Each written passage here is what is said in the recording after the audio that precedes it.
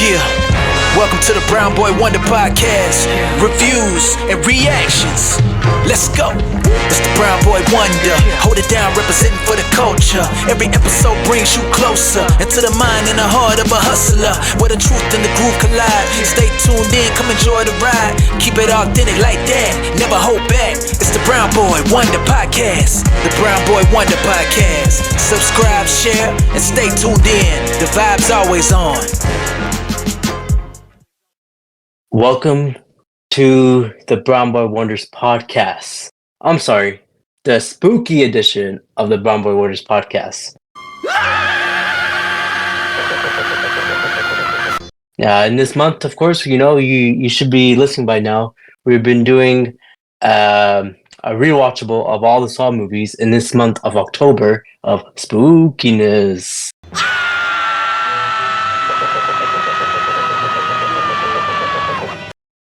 Right now, he's been there with me since Saw 1.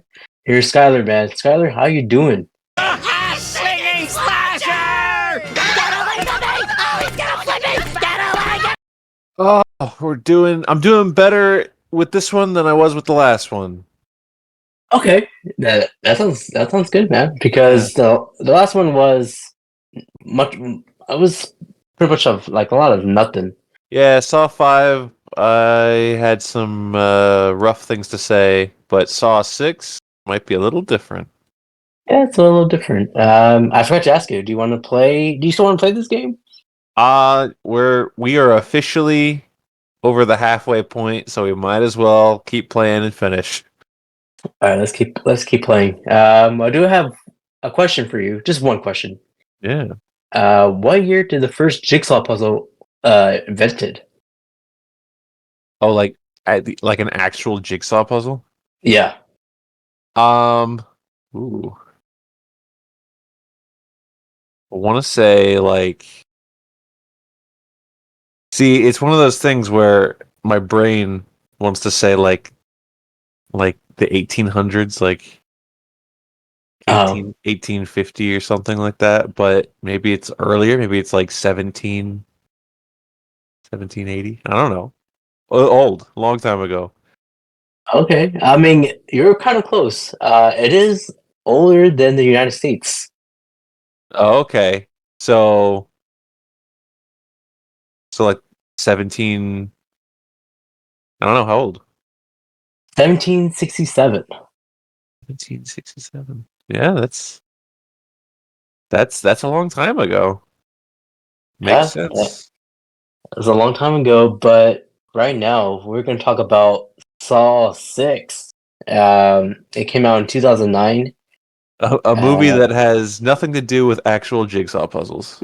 No, sir, not at all. But it's fun to watch.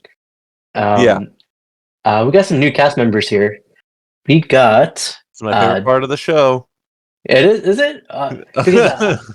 Because people are not or nobody has mentioned about it, so I don't know if it's good or bad. But I'm glad you're doing it. Yeah, listening to you try to say people's names, it's great. Yeah. Here's we got our first new cast member is Devin Bostick as Brad Abbott. Yeah, no notes. Well, one note. Roderick rules. Roderick rules, yes. I'd never seen Diary of the Wimpy Kid. No, I've never seen or read any of the Diary of the Wimpy Kids, but this kid is a meme, and I know that. Yeah. Hey, if Christopher Nolan likes him, he's good with me, I guess. He's good with me too. And another cast member is William Easton as Peter Outerbridge, who is the main character of this film. Yeah. And we also got Darius McCray as Dave, also aka Eddie from Family Matters. Yeah, that blew my mind. I didn't realize he was in this until recently. Yeah, I always thought he was like old when he was in Family Matters, but I think I looked it up. He is like 47 right now, so he's still a young guy. 47, and this was like 14 2009. years ago. Yeah, he was like in his 30s. Yeah. Pretty crazy. So he started Family Matters when he was like 14, 15-ish. Yeah, he must At have, I least. guess. Yeah, well, he looked like an adult from there. Right now, he's in this Saw franchise. Yeah, I mean, sure. That's cool. I like Family Yeah, Matters. yeah. So we got the girl from Seven Heaven. Uh-huh. We got the guy from Gilmore Girls, and now we got Eddie from Family Matters. So we got 3 TV stars in this franchise. There's oh, well, not to mention all the people from Lost in Oh Saw yes, 1. so yeah, a lot of lost people there. And there's Uh, one TV guy that I know that's in the next movie, but we'll talk about that next time. okay, we'll talk about that next time. Well, the budget. What do you think what the budget was for this film? I think at this point in the series, everything's going to be roughly about the same, all around 10 million. 10 million. Okay, I see your point of view there. It is 11 million. Okay. The last budget was 10 million for Saw 5. What do you think about the budget? Not budget. What do you think about the box office for Saw 6? Well, it was dipping, and although I think this movie is a lot better than Saw 5, Mm-hmm. I mean, I just the way it works is everyone's going to be like, "Oh yeah, Saw 5 wasn't very good, so we're not going to go see the new Saw this year." So I think it's going to dip even further. You, But I don't think uh, it'll be worse than 100 million. I don't think it'll go into the 90s yet. well, the Saw 5 was the box office for that was 118 million. So it dipped a little bit from Saw 4. Yeah. So you're saying it won't dip below 100? Yeah, it'll dip, but it won't go that far. Damn, son, you are incorrect. The box office was 69 million. Holy shit. It's a big dip. That's massive. People put their foot down on this one. They did. They literally did. But I think for the Saw 5, they maybe was like, this is kind of dumb now, so they're not gonna watch the rest. Oh, wow. Yeah. Huge, yeah. Budget 11, box office 69, not good at all. No. Which is sad.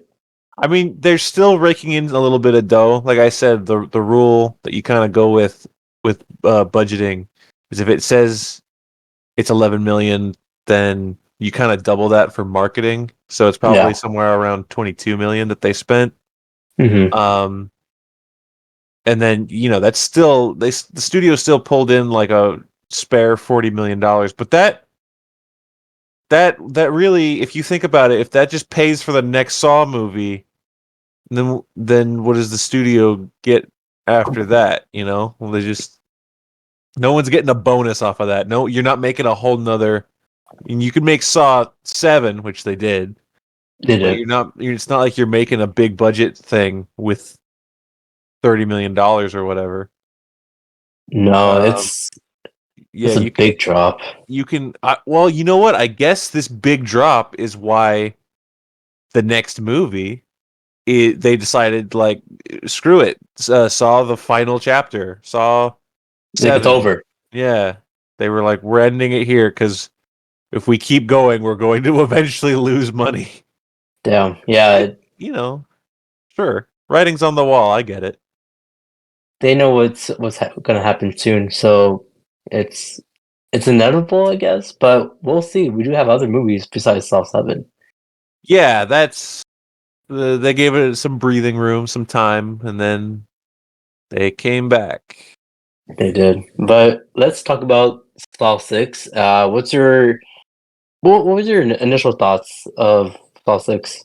I like this one. I Mhm. always in my head I've always been like, "Oh, this is one of the good ones." It kind of comes out of nowhere if you're like, "Oh yeah, Saw 1's good, Saw 2's pretty all right, Saw 3's okay."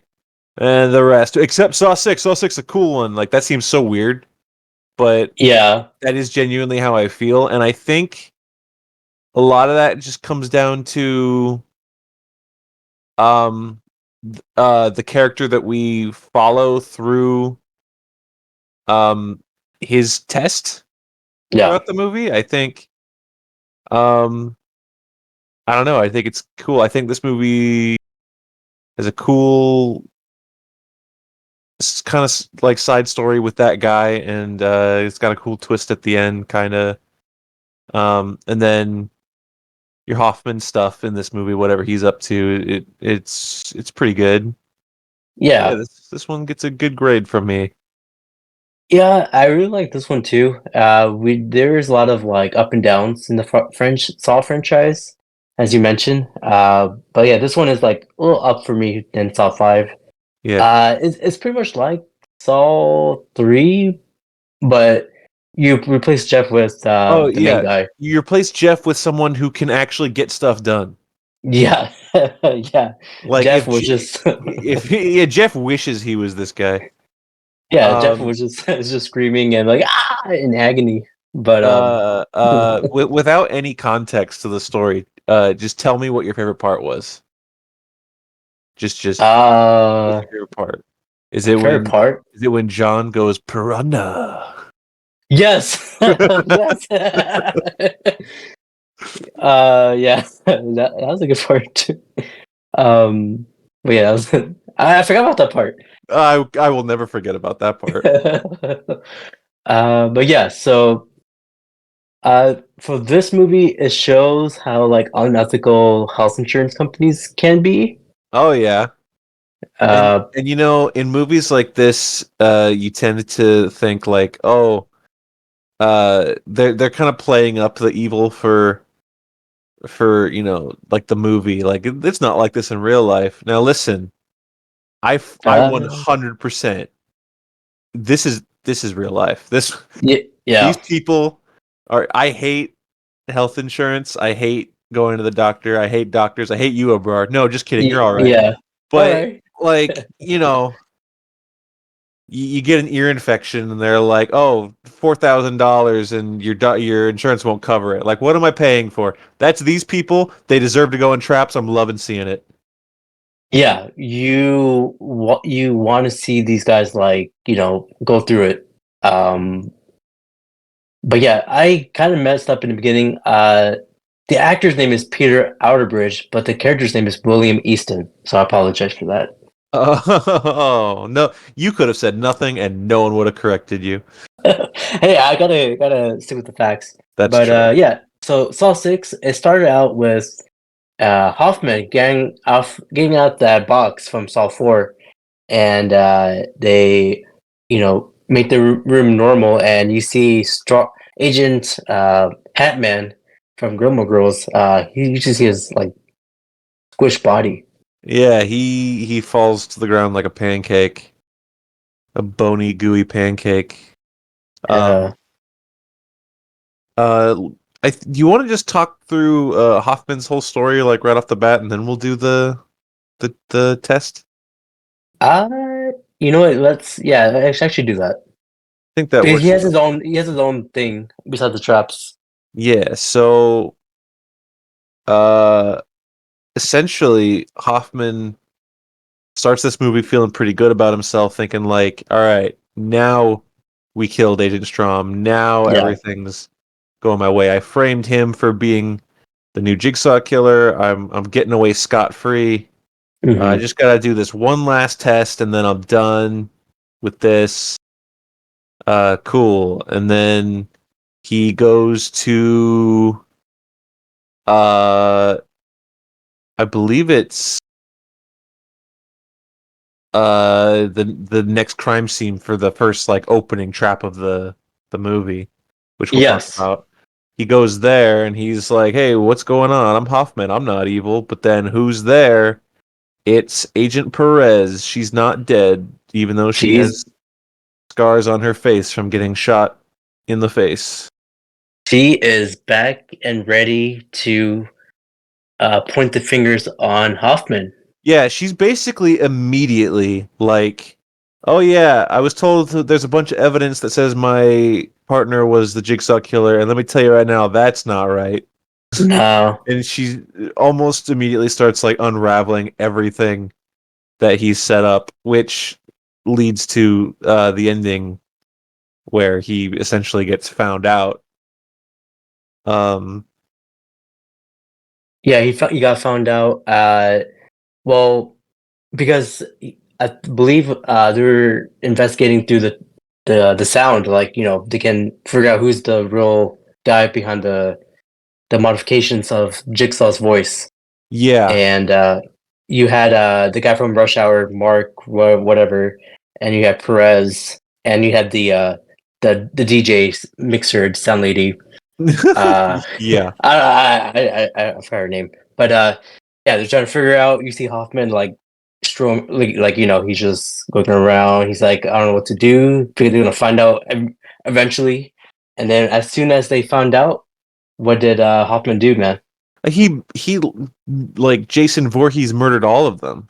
Yeah, He went literally stabbed. like John could not have done this.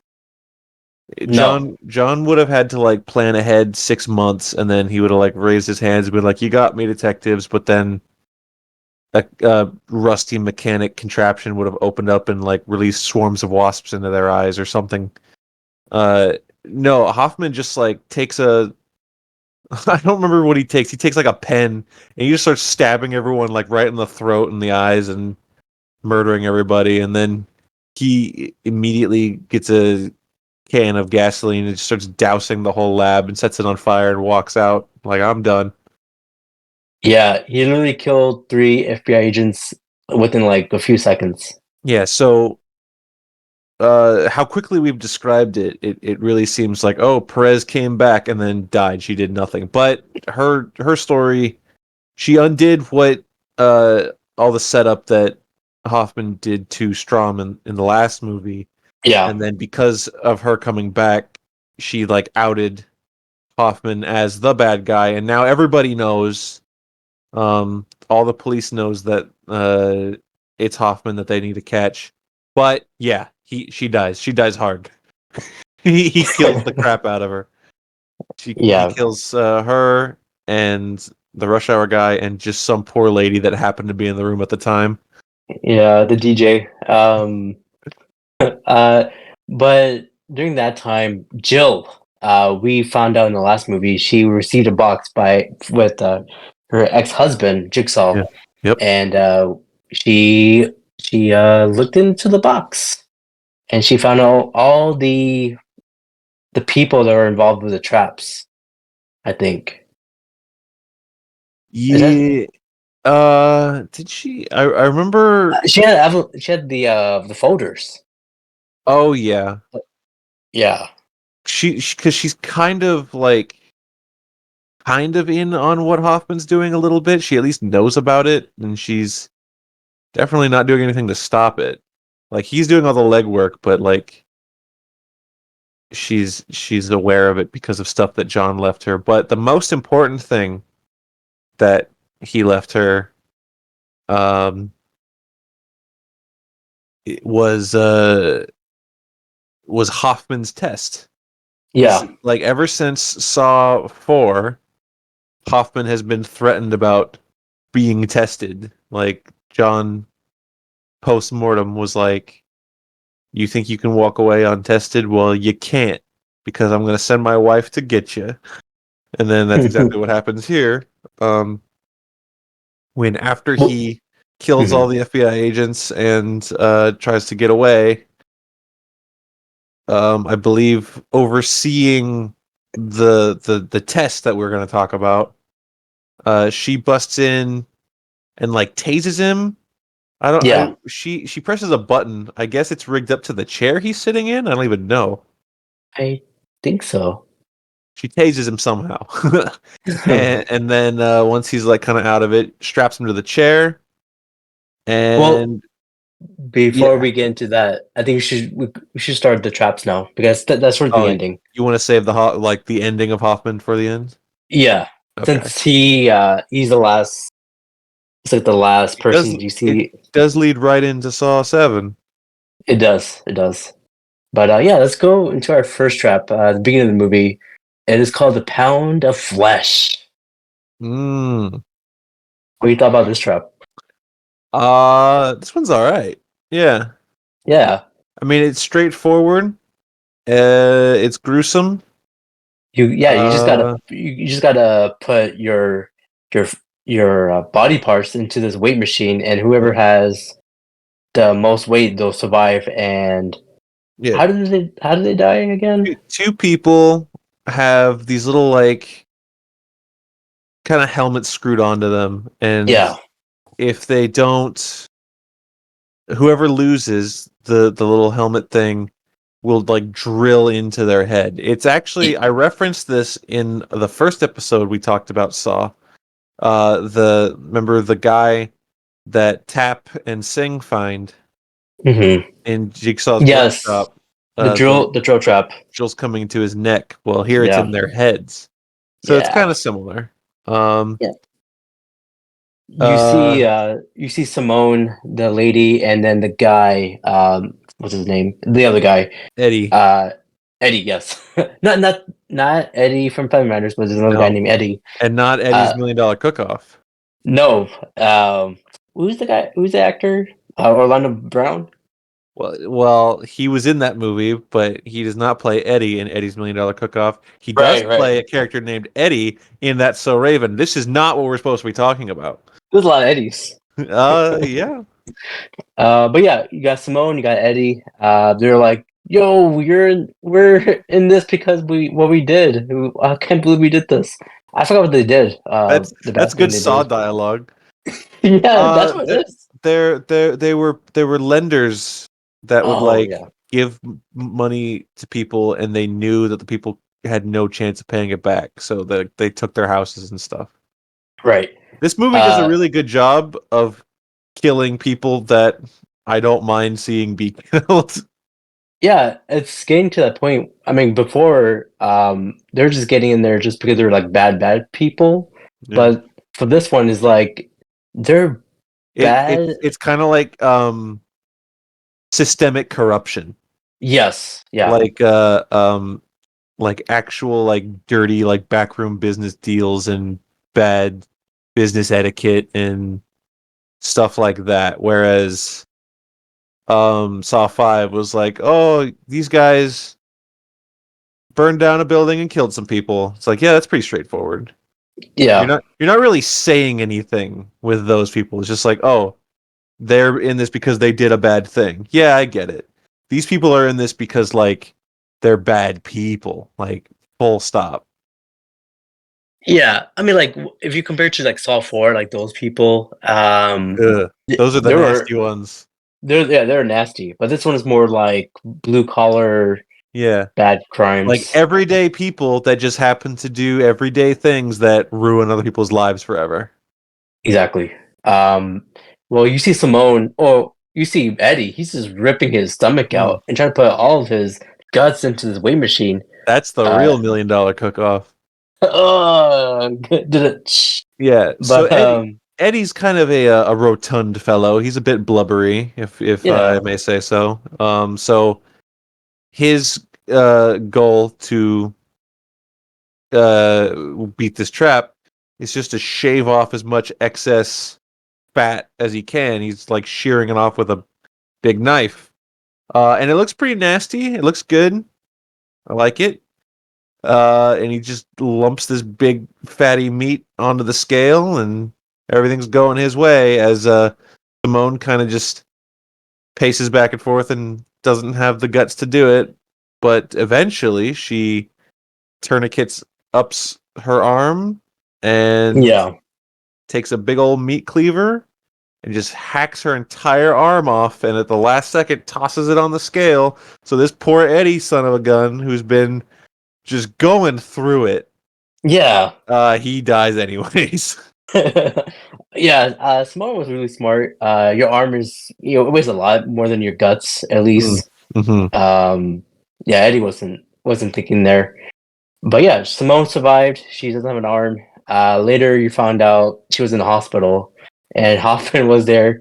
And there was like this weird. This is this dialogue where like Simone was like, "Man, what did I learn from this? I didn't learn anything." Yeah, When she's like the one red-pilled person in the whole movie. She's like, this is bullshit. Yeah. And the Hoffman's like, "Oh yeah, you didn't learn anything?" And Swan's like, "What the hell are you talking about?"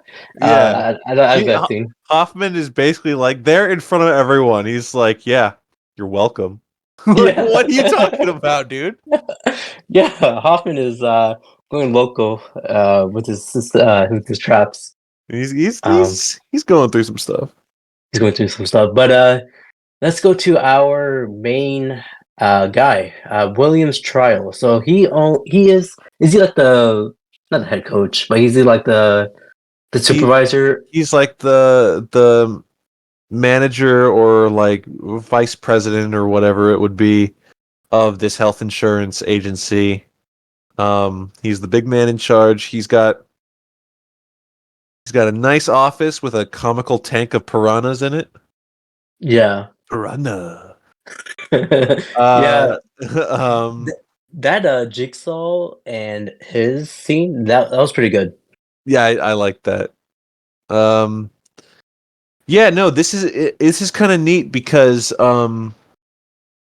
this is one of the only times, maybe not the only time, but if you compare this to the last movie, everyone we were supposed to follow throughout their tests or whatever, they just woke up and they were in it.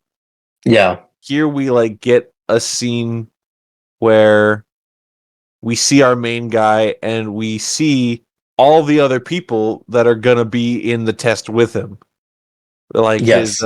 his number two lady, whatever her job is, all the people in like the bullpen working together, the janitor, his assistant, his file clerk, they're all in the thing, and we kind of see them all for a second. Yeah. And they're kind of not so subtly being bad people, like with smiles on their faces. Like he's like I don't remember. He said something scummy. Him and his number two lady were like talking like, ha ha ha, yeah, we'll just do this kind of weird thing.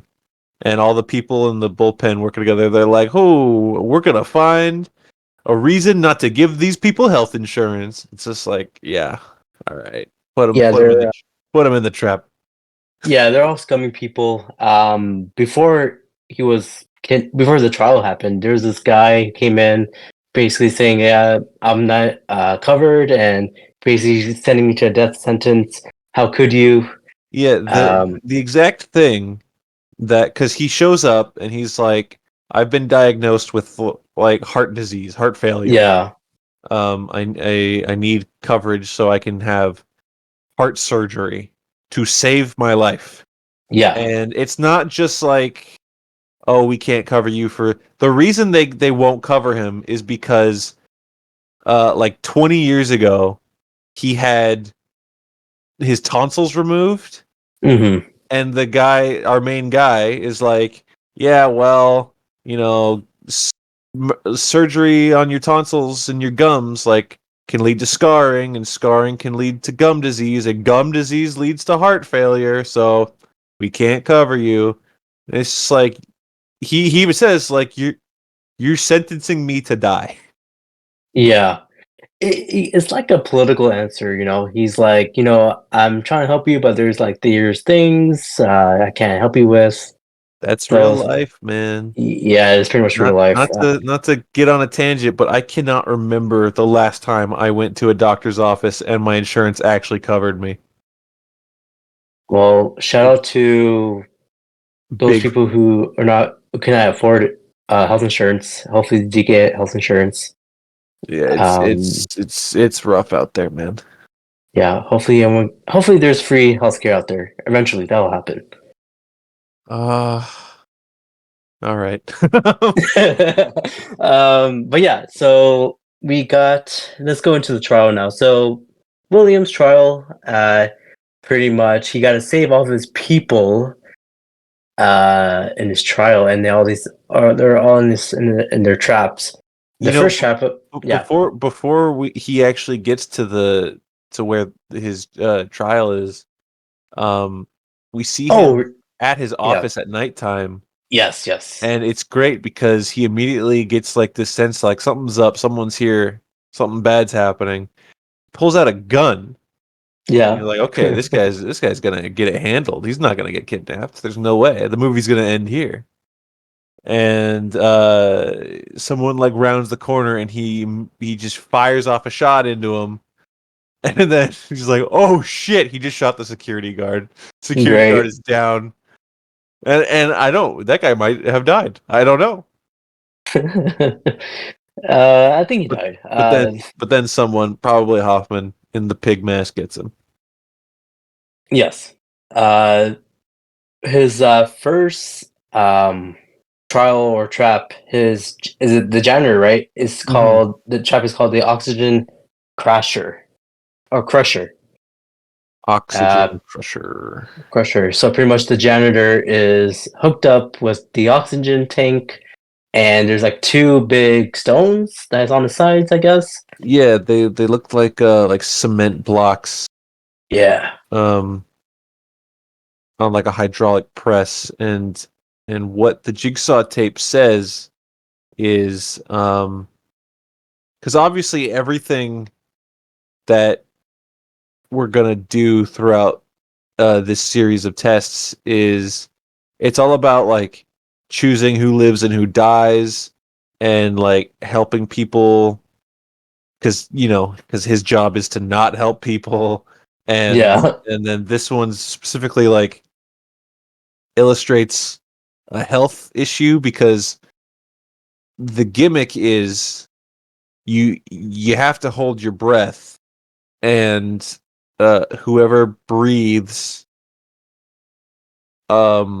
More. like every time you breathe the hydraulic press like crushes you more and only one of you can survive out of the two and it's our main guy who's just a guy and then the other guy is this old man who like smokes He's a smoker. like what the jigsaw tape says is he's like, oh, this guy's I put him here because he was diagnosed with like a lung illness but he decides to smoke anyways, so he clearly doesn't care about his own life, so I'm putting him in the test. Yeah. And it's kind of cheating if you think about it because it's that thing like Hoffman, or I guess when Jigsaw drew up the plans for this, right? Mhm. Uh, this whole thing only works if our guy, what's his name? William? William. Yeah. It Yeah. only works if William makes it out of this first room. So he's like, well, who can I put him up against? Who's not gonna win? This old guy that smokes. He can't hold his breath. No. Because imagine if this janitor won and then he had to go through and make all these decisions for all these tapes that have William's name on them. That'd be embarrassing. But luckily, Very. the game was kind of rigged against him. So this kind of tense bit where I do like how William immediately he yells to the other guy. He's like, "Hold your breath, don't breathe." Like it's naive to think they can both get out of there, but he's not actually evil. He's not like, "Oh, I'm gonna survive this. You have to die No. so I can get out." You mf'er. Like he's not that. He's like, "Oh, we're in a bad situation. Yeah, my job is I'm kind of a dick, but I don't want people to die. So I like that." Yeah, he's not like an evil person. But I think he's trying to do the most of it. Like he's trying to help. Yeah, Uh, he spends his time in these tests like actively trying to save as many people as he can. He is no Jeff. no, Jeff, no. Yeah, we're all kind of like William in the sense where like we're trying to help who's suffering. But yeah, he does have a job where he doesn't allow like coverage for insurance, but I think at the end he's still a good person. You think or no? He's something at the end. We'll talk about it. Yeah, it's more like in a gray area.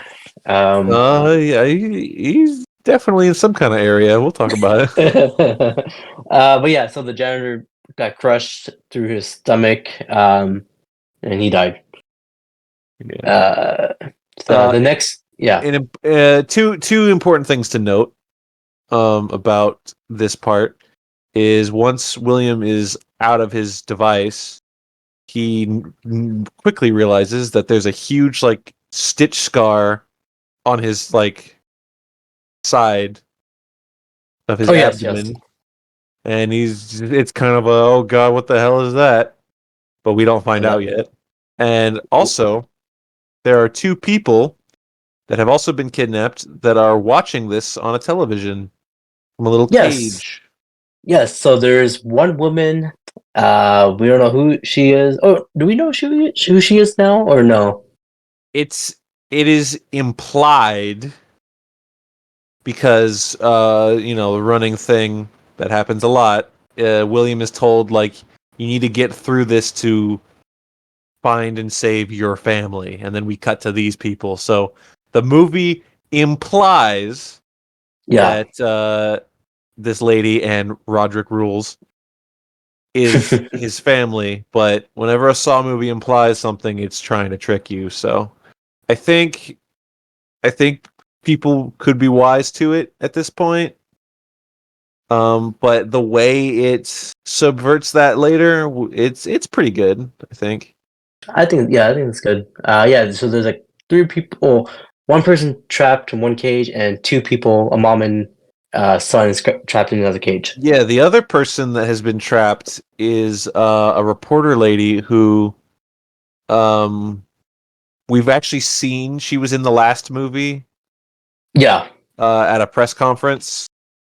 Um, so she carries over to this one, so that's kind of neat. And yeah, at first, she's not there. She shows up like halfway through because we see her get kidnapped while this is all happening. to the elevator, right? Yeah, she gets in the elevator, then the elevator doesn't work. She gets out and is immediately kidnapped. Yeah, yeah, we gotta be careful when we go outside because people always can get kidnapped. Especially in this city.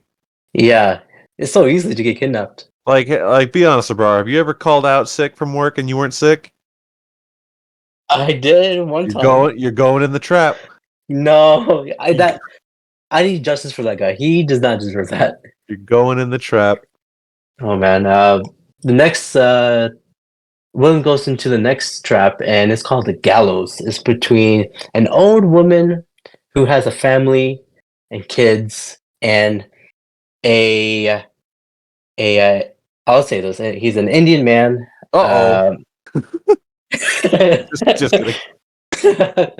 no, he's pretty much like me, Indian descent, young guy in his 20s, and they're being, I guess, hanged right now, right?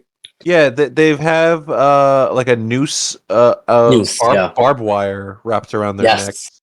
and they're on these Ouch. tiny little platforms. Something that's cool to note, and part of I think what gives this movie a little bit extra charm in my eyes Mhm. is so many of these movies, like Saw 3, Jeff, he's going through just like a warehouse, like a metalworks like factory, Yeah. or whatever it was supposed to be because they also had a freezer in it. I don't know. And this movie isn't just a warehouse or like a dank whatever. It is pretty dank, but it's specifically an abandoned zoo. Yeah. There's so many places like this part that he comes to where these two people are like have barbed wire around their necks. It's like an aquarium or a terrarium that they're behind glass, and there's cages all over, like different things. Like he's walking through a reptile house, and it's all there's no animals. It's completely abandoned, but you can tell what everything is supposed to be, and I think it's really neat, kind of like a little change of pace, kind of, and it really adds to a fun running joke that I feel about this series. How many goddamn places are abandoned in this city? Man, There's so this many. there's houses and zoos and factories Yeah. and farms, and they're all the old abandoned, shut down. No one's been there in 20 years, and it's just like, dude, this is no wonder Jigsaw loves it here. This is like a playground. He can just set up wherever he wants. Imagine if Gotham City was. I mean, Gotham City is kind of like this. Kinda, Like yeah. all these bad guys are always setting up in some abandoned whatever, but at least that city has the excuse of being like torn apart by crime for 50 years. This is just everything was fine until John just started jigsawing people. Yeah. I don't think they never mentioned a city or a state in the Um, franchise. no, I think in Or at like least like from now. I think in Spiral they refer to it as like some sort of Like metropolitan Louisiana. area. They say something. I don't remember, but it's safe to assume that this is not a real unless it's Chicago. Oh.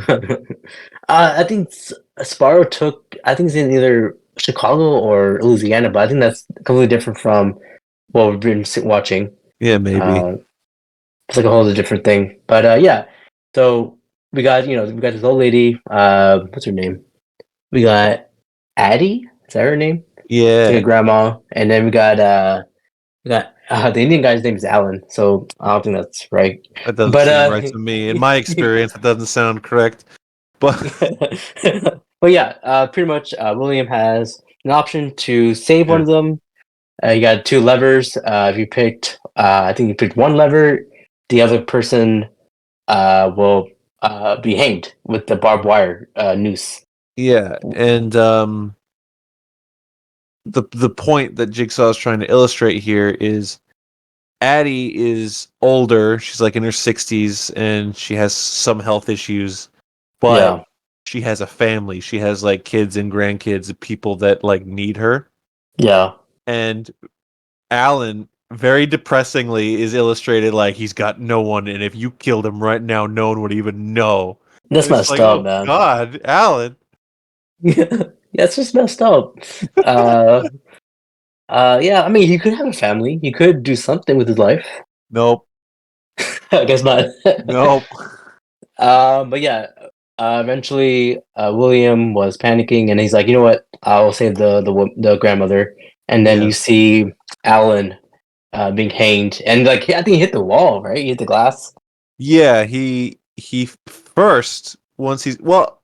First, I'll describe. I really like the way that it was set up from William's point of view because he walks up the glass and there's like a little sign that says like take these like handles. And Yeah, at first he's like, "Oh fuck that, I'm not doing that." But then there's like a reason he's like, "Okay, I have to." So he takes the handles and then it becomes clear that like he's holding the weight of something and if he lets go of one or both of the handles something will happen. Um And then that's when the lights come on and he sees the two people and the trap is explained to him. And and uh and we're reminded not only because we've seen these people before, but because, Jigsaw says so that these are people that he knows. These are people that he works with. These are yeah, people that work for him. So and he's holding the weight in his actual hands. yeah, It's to the point where when he does decide to save Addie, it's not so much that he like flips a lever and just like chooses Alan to die. He has to let go of Alan, yeah. which adds a bit of tragedy to it. I think. Like I'm not gonna try to read too much into it. It's just Saw 6, but I think visually, I like the way it kind of works. Yeah, it's a tough decision for him. And once he lets go too, because they're gagged, they have Yeah, like gags in their mouth. Once he lets go and it's clear that he saved the old lady, Alan is just like, "Oh, you mother, you son of a!"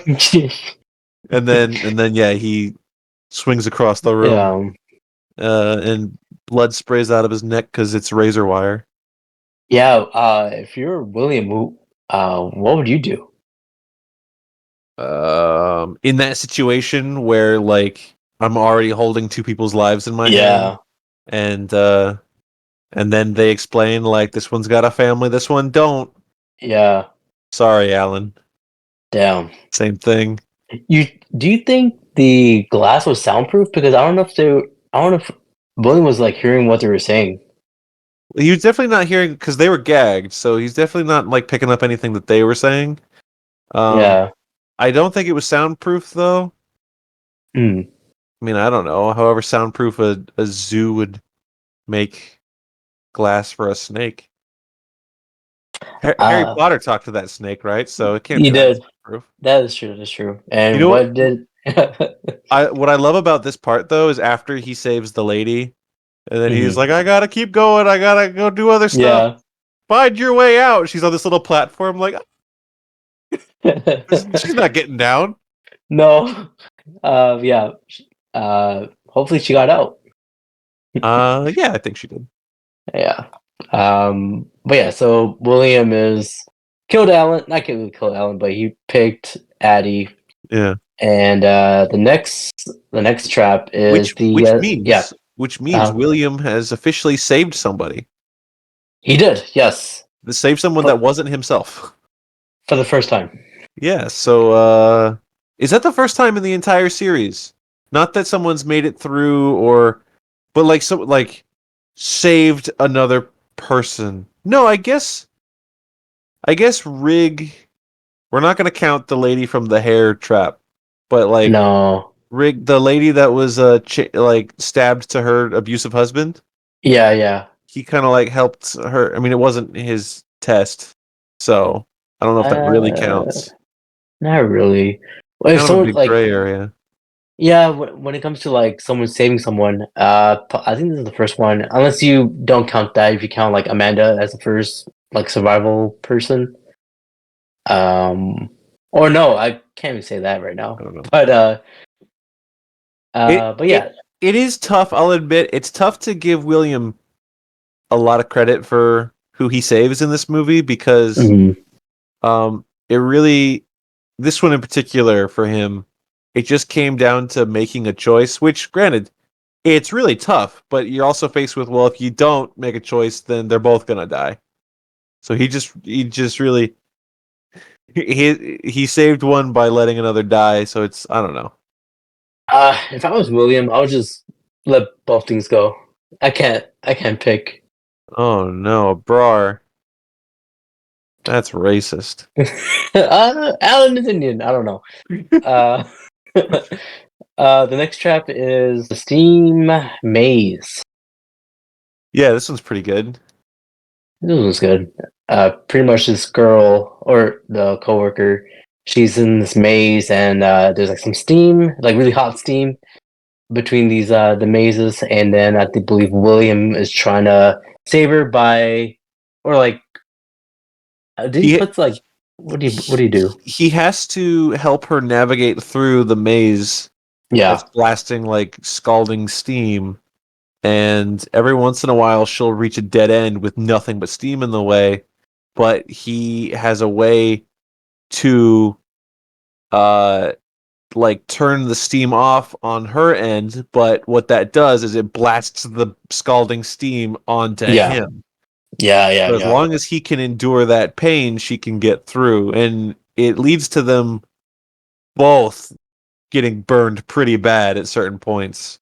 Like there's a part that kind of like he's holding it as long as he can, and she's like crawling through, and it's not even that thing where like I feel like in other Saw movies where you'd be in a situation where he's getting scalded by the steam and like she's going really slow.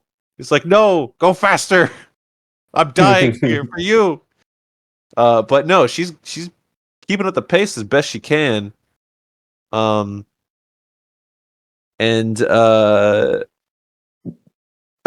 She made it at the end of the maze. she But there's like a little.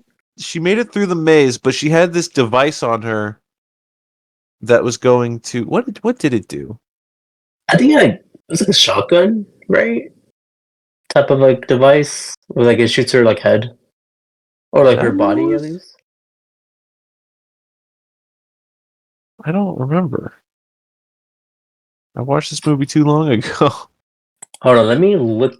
Yeah, it's been a while. Sorry, guys, if you guys are listening. It's been a while, but let me look at it again, and I'll tell you. But go ahead, Skyler. You just go and give me some filler time here. All right. Well, what I'll say while Abrar's looking up this part is, I was going to describe the part where he's holding off the steam. It's blasting him like on the shoulder, and it's like burning the crap out of him. And she's like crawling through, but then he like lets go, like has to give up. He's burned so bad, but then she's like stuck right where all the steam is getting her. Oh man, Yeah. it's kind of scary, man. It is. Um. Yeah. Eventually. Oh yeah, go for it. Yeah. Pretty much, she has. Oh God, I'm looking at it right now. So she has like a timer. If she doesn't make it to the timer, pretty much, the device. She. I'm looking at it right now. She's pretty much. It's like it's like a shotgun. It's like bullets to her face, pretty much. I found it here on the. It's a spear gun. Beer gun. Yes, that's what it looks like. Aha. We found. Ouch. Yeah, it's been a while, but yeah, she got speared to her neck, to her head, since the timer went out. And the reason why that happened is because the key to find the key to unlock her trap is in William's stomach, where you mentioned before it was sewed in. So So he gets her through the entire maze, and at the end of the maze, she finds like pictures that basically say the key is in William. Her reaction right out of the gate is to pick up like a saw and be like, "I gotta kill you to get the key," and he's just like, "I just helped you through all of that. Hang on." yeah, But no, she's coming at him with that saw, and man, to his credit, so right off the bat, he gets credit for me, just for getting her through the maze. But then, even at the point where she's swinging a saw around trying to kill him, he's yelling like, "Wait, I can still get the key!" He's willing to like dig his grubby little fingers into that like stitched up area on his side. yeah, He would have done it if there was more time, but there wasn't more time.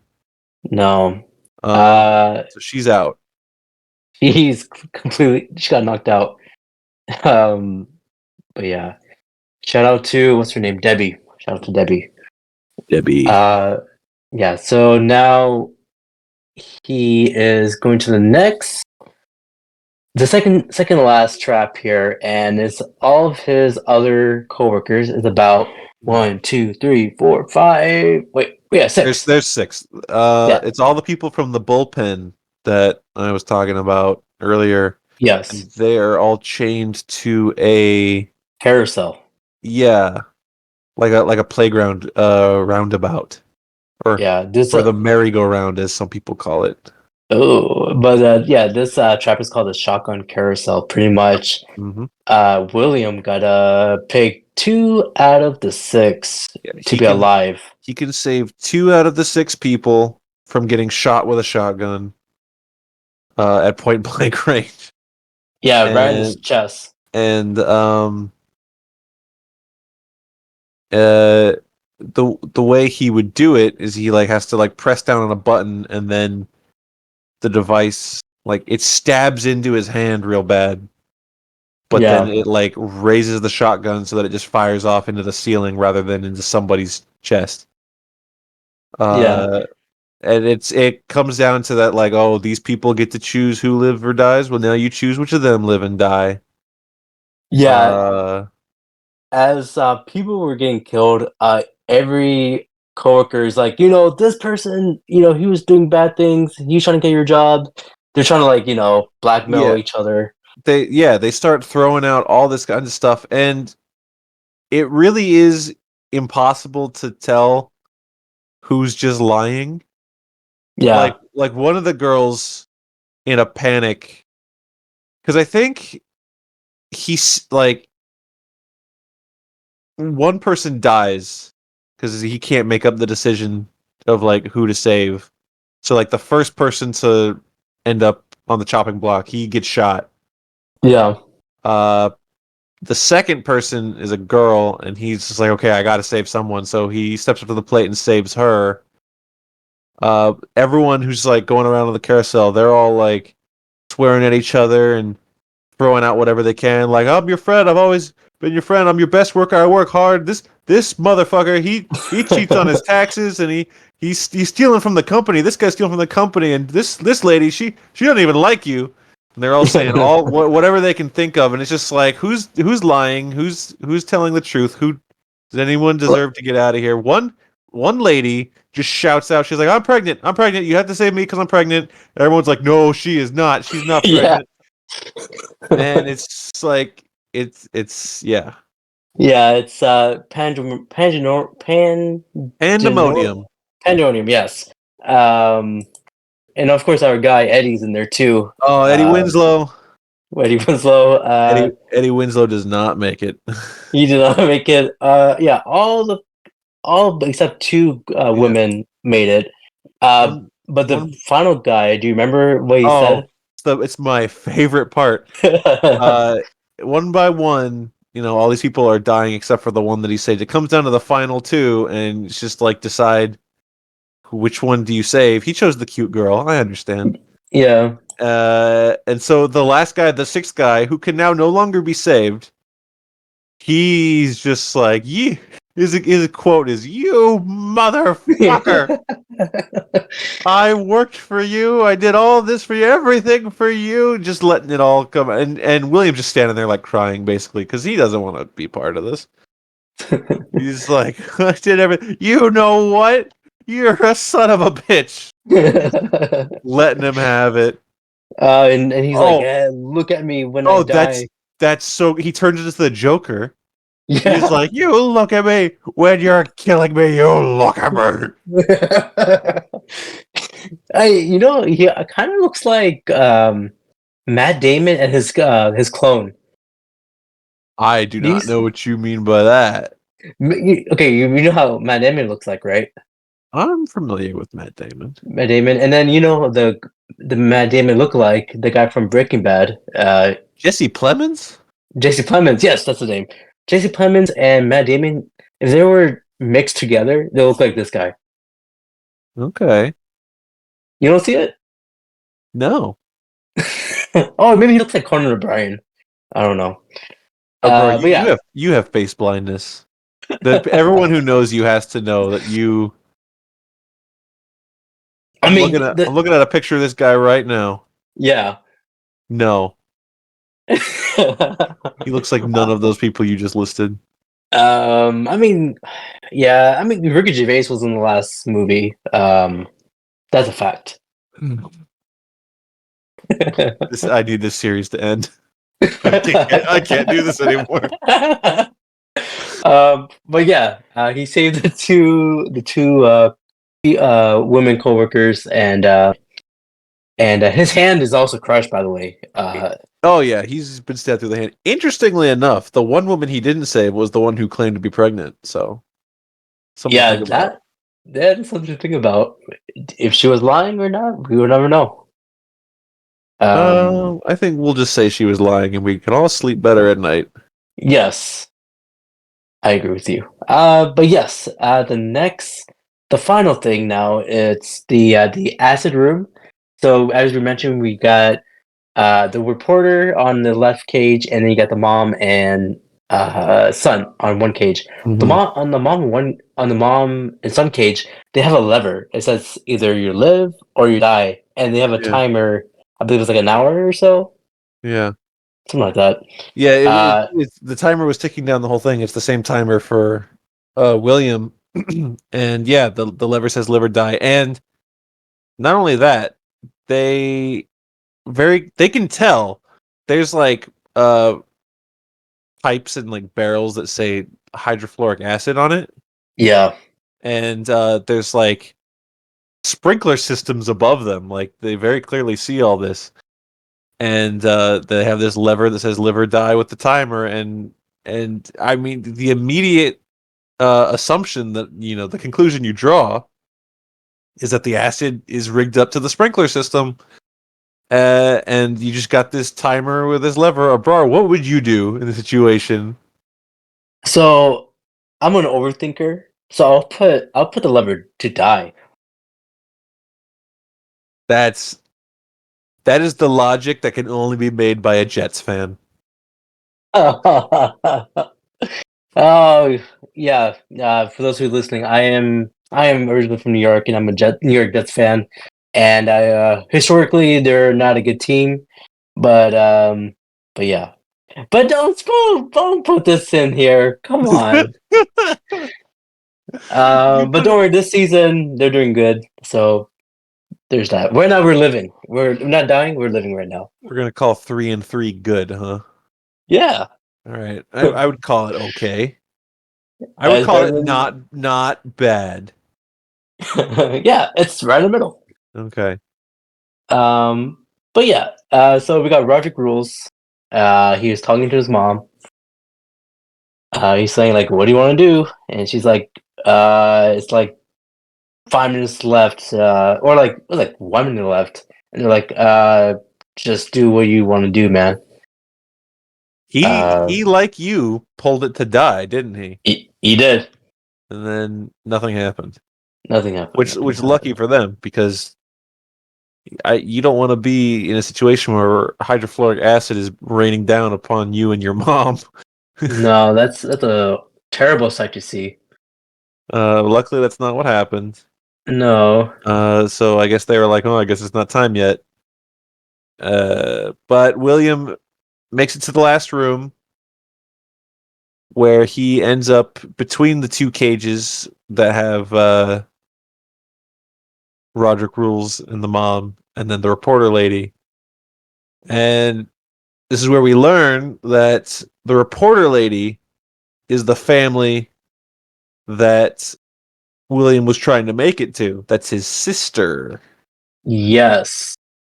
And well, then what are Roderick Rules and the mom doing here? Well, they are the family of the man we mentioned earlier with heart disease that was denied coverage, who, at the time, I did not mention, was played by the guy who voices Superman in the Justice League cartoon.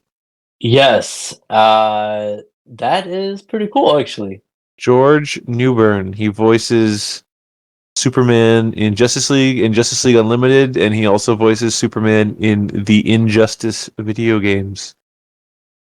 That is pretty cool. I did not know that, but well, he died. So Yeah. yeah. But yeah, the Roger Rules and the mom, they realized that like, hey, that's the guy who denied us. Oh yeah, they're really mad about it.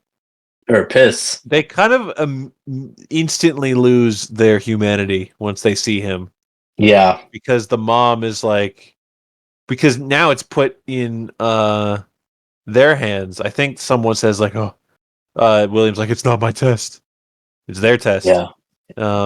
Jigsaw tape starts playing for them. It's like, "Hello, whatever your name. Hello, Roderick." Oh, his name was. I mentioned before. His name was. What is his name? Brett. Brent, yeah, Brent and the mom. Whatever. They they're told like, this is the guy. Your father's life was in his hands, and he chose not to help. Now his life is in your hands. What do you choose to do? And now we know what the lever does. And the mom is ready to kill him. She's like, "Oh, I'm gonna kill you. You killed my husband. I'm gonna kill you." But then she can't do it emotionally. She's like, "Oh, I can't kill somebody. I can't." No. But Roderick can. He He steps did. up, and the quote he says is, "You killed my father, motherfucker." That's how he says it. Yeah, and then the spikes came down and stabbed him. Man, yeah. So the sprinkler thing was just not even a red herring. It was just a lie.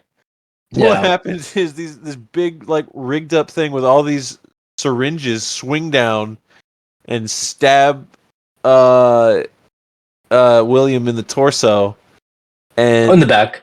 yeah, and he just it's like, I don't know.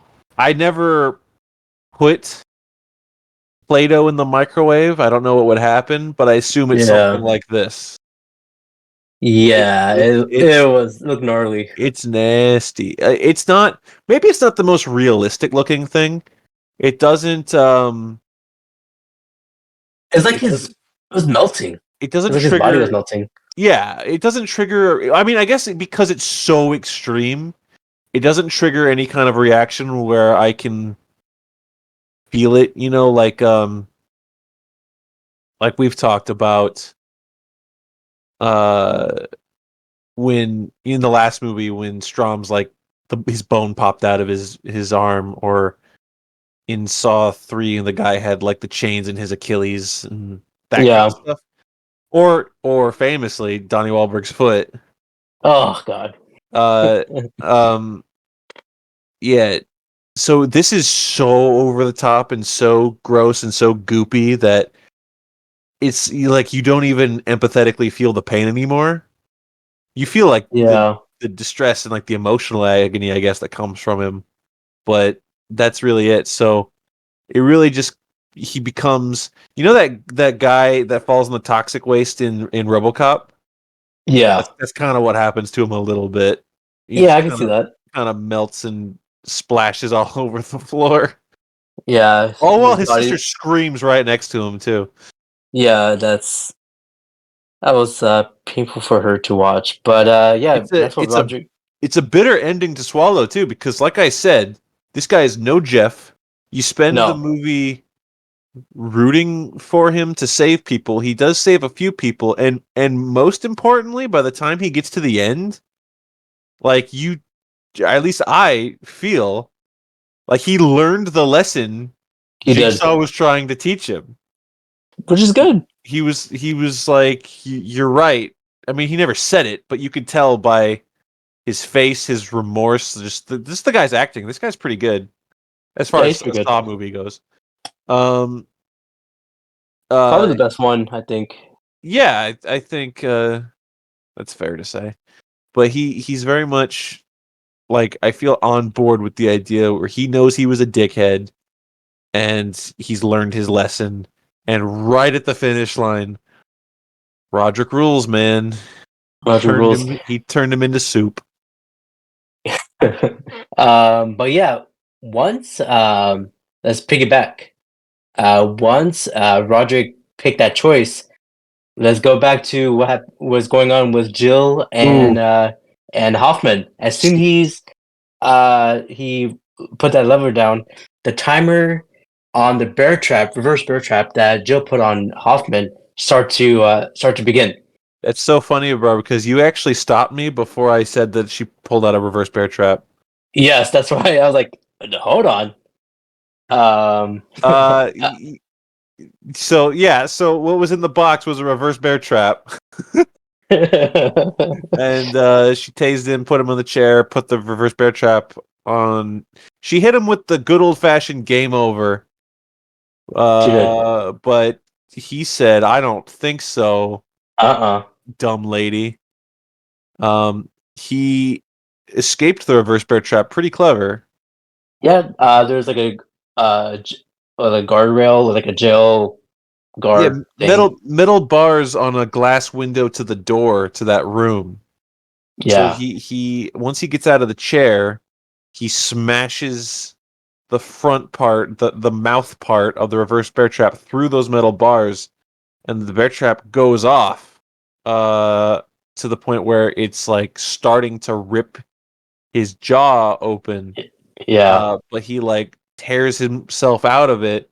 The final shot of the movie is like Hoffman with half of his like cheek falling off of his face because he's just pulled his way out of this reverse bear trap. Which this is the part where I realized in rewatching the series that potentially the most iconic device in the entire series, to yeah, this point we've never seen work.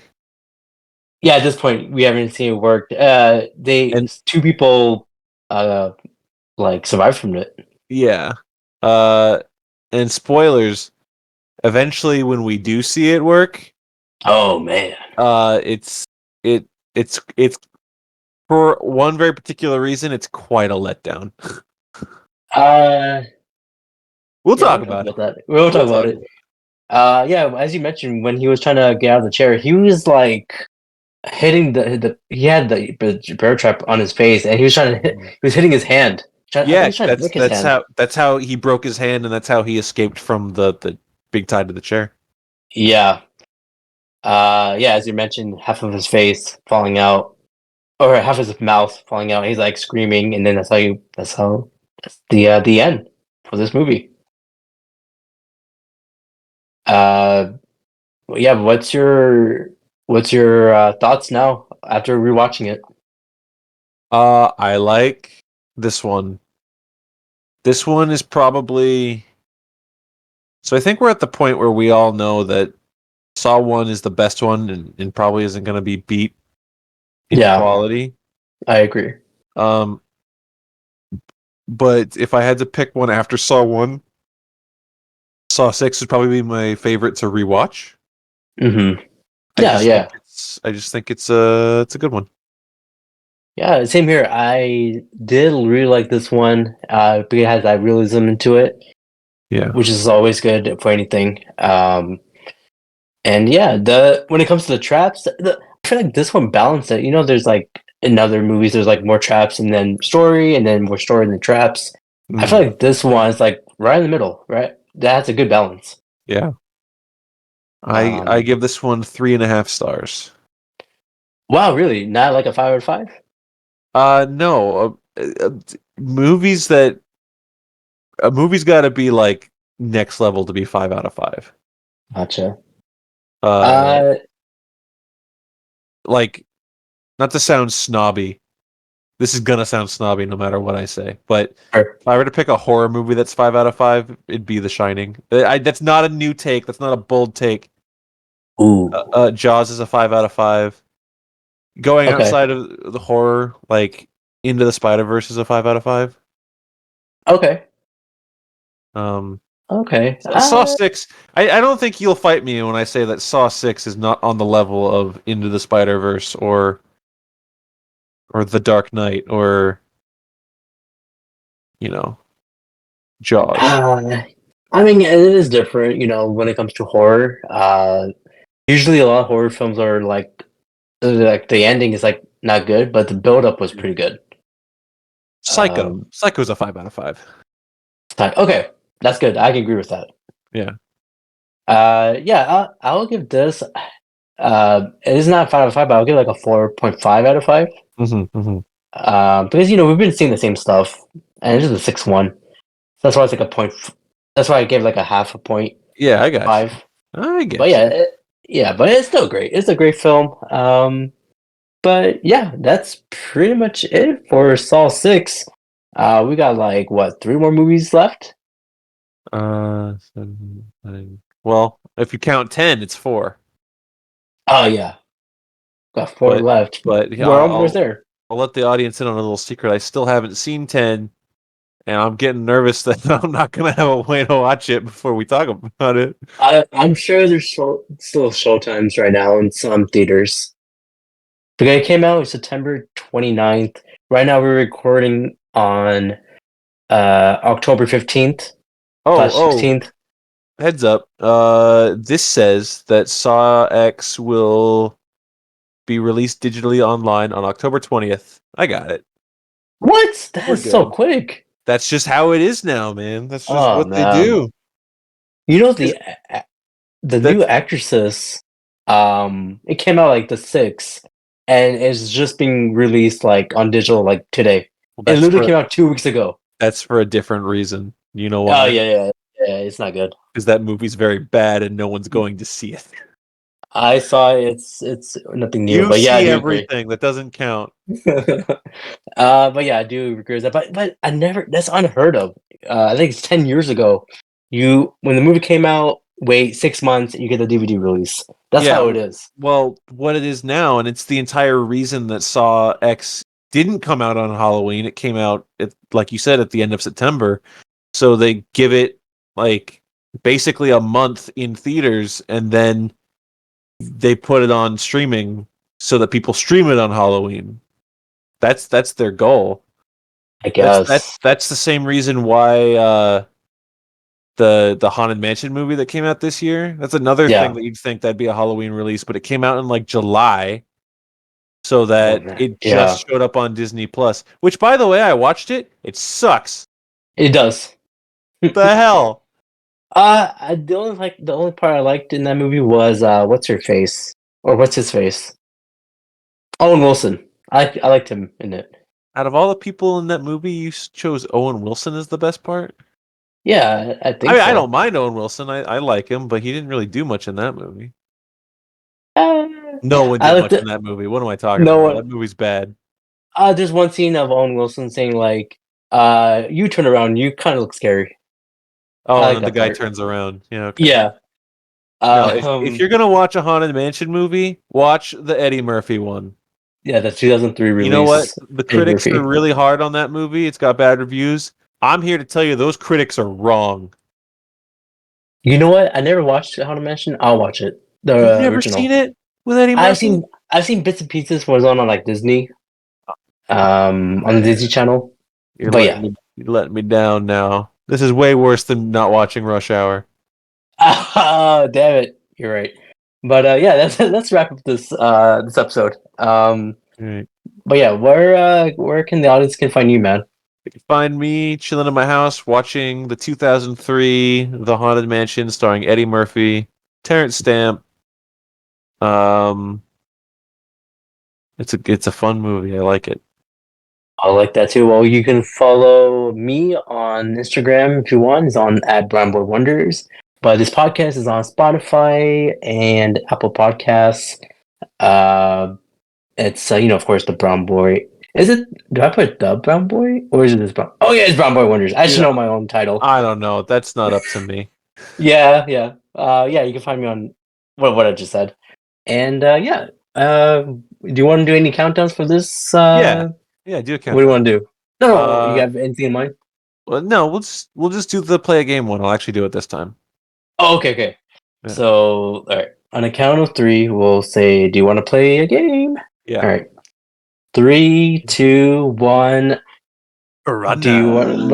Oh. Bing bong. Welcome to the spooky edition of the Brown Boy Wonders podcast. In this month of October, you guys should know by now, Skyler and I have been rewatching the Saw movies, and right now we are going to talk about Saw 7, the final chapter, or called Saw 3D.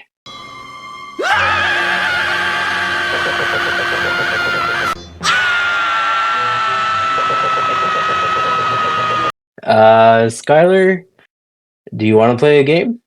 We're finally done. This is the final chapter. This is the last one. That's what they said. It says at final that time. chapter right on the poster. I'm looking at it right now. We're done. You say that, but we do have 3 more movies left. What do you mean? Wait a minute. What? We do have Jigsaw. We do have. This is the final Spiral. chapter. I know this is final chapter, but we do have Jigsaw. We do have Spiral, and we just have Saw 10. But this is what they said is the final chapter. This isn't the last one. Why did I sit through this crap ass movie for? Because the studio thought, we're losing money and let's end this. But they didn't end it. Because they were like, you know what? We could still make money off of it. And then they did. They won, everybody. They won. The joke truly is on us. Yeah. But yeah, I have like this one question. So for this movie, Saw 7, the final chapter, or Saw 3D, because it was filmed in 3D. Yeah. How many kills or how many deaths were in this film? Ooh. Okay, I can do this. Like total Uh, deaths. Does it includes what that's non-trap or a trap? are you counting an implied death? Like if somebody is left to die at say the end of the movie, does that count? Um, that's a good question. Also, Let's just say, here's an yeah, important question. Do you have the answer to this? I do. I do. Oh, okay. Because if I did all the mental work and was like figuring it out, and then you're like, yeah, probably, I would have been a little upset. No, okay, let me give this a shot. Okay, there's her, and then 1, 2, 3, 4. All Oh no, seven. that's tough because like there's people that just All seven. The final chapter. Or Saw 3D. um oh my god. Spy Kids. 3D. Jaws. God. 3D. Uh Uh, bang bang. Avatar. The Last Airbender. No, Avatar. The Way of Water. All right, 3D. I'm gonna say Yeah. 15. 15. Okay, final answer. I guess so. You were kind of close-ish, not really. Maybe halfway. For this film, Saw 7, it had 27 deaths. 27. Yeah. I couldn't remember. I couldn't remember how many people like Hoffman killed in the. And it's like a trick part where like once I realized I was really in trouble because I was started like doing the people in the Travis, but then I was like, wait, there's people that just get like mowed down by a machine gun at one point. Yeah. Yeah, there was no way I was gonna get that. That's okay, man. Well, right now we're going to talk about Saw 7, which acclaimed to be the final chapter, and it was also filmed in 3D. So Saw 7, it came out in 2010. We got some new cast members, a lot, but I'm just going to name the most important ones. We got Sean Patrick Flannery as Bobby. I think I said that correctly, right? This is the first time. Yeah, you did. And this guy is an actual actor that like is recognizable from things. Yes. What's he been? Well, he's probably I don't want to say most famous for the Boondock Saints. Oh, okay, yeah. It was him and Norman Reedus are the main two guys. He was he was young Indiana Jones in the television show. Young Indiana Jones Oh, Adventures. I didn't know that. Yeah, he's in a lot of stuff. All right. We also got Chad Donala as Gibson, who's the main FBI or not FBI. Or so like I think he's not an FBI. He's like a cop. He's the main cop in this movie, and I think he kind of I don't know if you see this. I think he kind of looks like Christian Bale. He acts like Christian Bale, and he kind of looks like him. Okay, this is insane because this is the first time I actually agree with you. Yes, finally after 7 movies. This guy actually does have a bit of a Christian Bale look to him. Yeah. But in our last episode, I mentioned, oh, there's someone in this movie that was also in a TV show. It's this guy, Oh. and you'll never guess what TV show he was in. What? He was in one episode of Smallville. Oh. He was in, I think it was the second episode of Smallville. He was the kid that he gets bug powers. He's a bug kid. Nice. Did he survive? No. Oh. I think a big thing falls on him and then he becomes a bunch of little bugs. No, Did you ever watch Smallville? I didn't. Come on, man. What are you doing?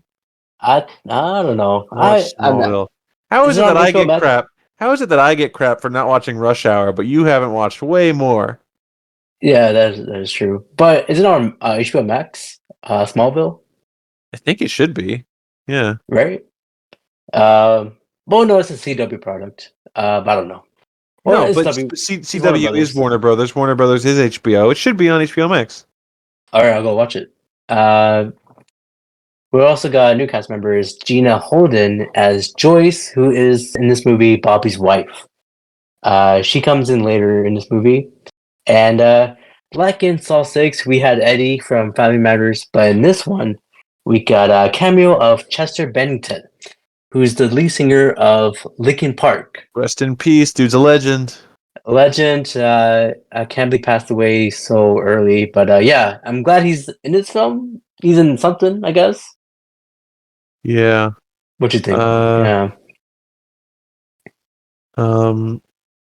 Yeah, I think, I mean, I don't know all the story behind him being in this movie. I think he just wanted to be I in think it like Saul. because he liked it. Yeah. Yeah. So we'll talk more Um, about that scene when we get to it. It's an interesting scene.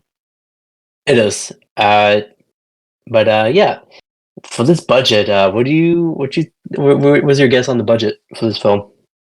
So all the other movies, well, Saw 1, we started at like 1 million, and then we eventually worked our way to the average being about 10 million. Yeah. This one's got to be more expensive because they have to film the 3D gimmick and convert everything to 3D. Yeah. Yeah. So double it, 20 million. Very close. So Saw 6 was, as you mentioned, like 10 or 11 million. Saw 7, the final chapter, or Saw 3D, is 17 million. Okay. Yeah. So it's a little high in budget. But I feel like this, for me, I feel like this movie doesn't show a lot of budget. But yeah, you said the 3D was a big part. Yes. We'll get there. Yeah. But the box office for this one, what do you think it is? The last one was a big dip, huge dip, was 69 million for Saw 6. That's crazy. Yeah, Saw 7. What do you think for this one?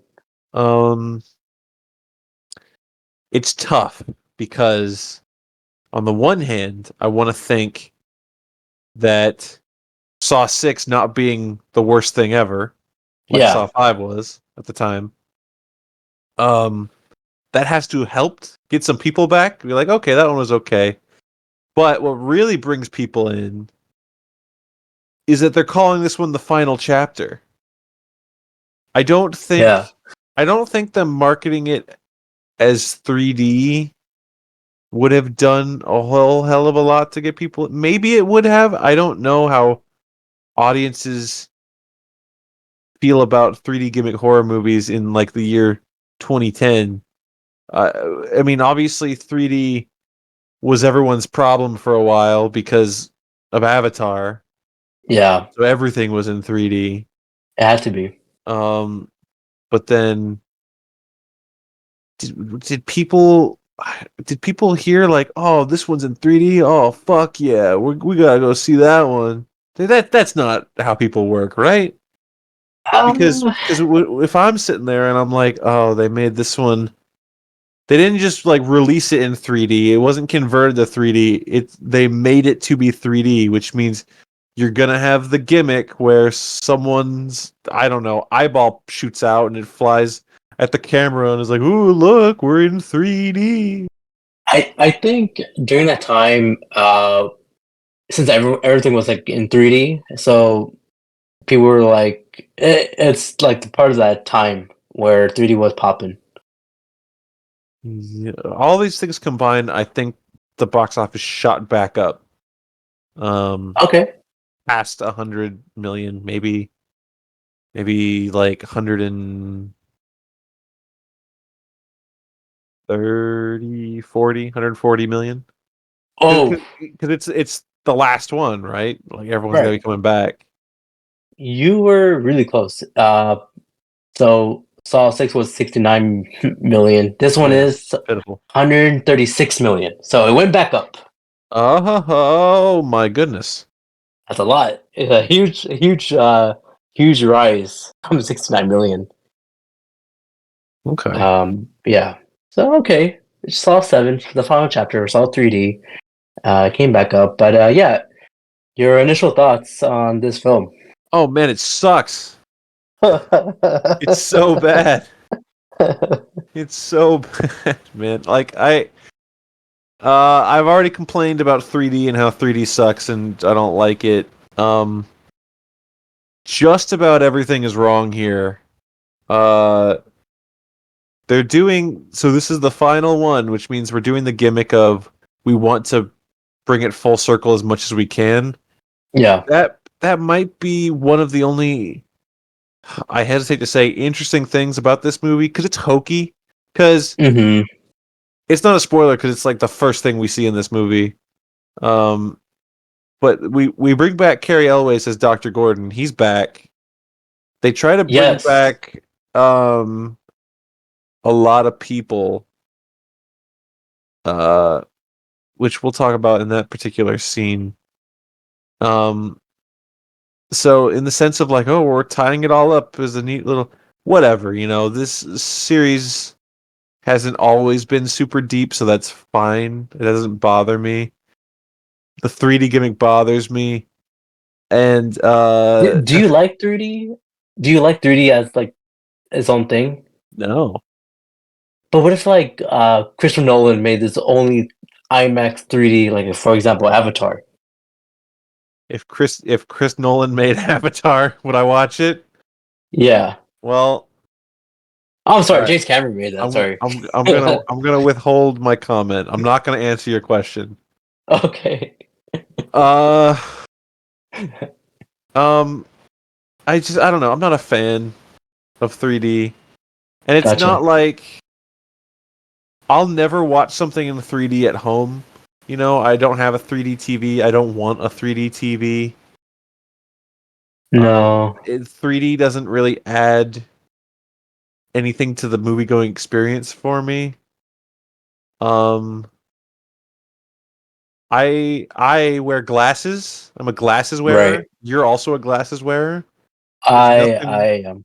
There's nothing worse than shoving on 3D glasses on top of the glasses I'm already wearing. Yeah. Oh, just wear contacts. No, you shut up. You wear contacts. I'm not putting my fingers in my eyes. That could be a jigsaw trap for you. It was a jigsaw trap in Saw 2. Exactly. Yeah, I just no 3D, don't like it, and and most importantly, what a thing to not like about 3D. Let's say I didn't care. Let's say the gimmick didn't bother me. Let's say I didn't mind putting on the glasses on top of my glasses. You know what I do mind? I mind the ticket prices being like $4 extra. Yeah. I just want to see Saw. I don't want to see Saw for $15 in 2010. But it's all 3D. But yeah, I Anyway. understand. Let's talk about the worst thing that the 3D did to this movie. What?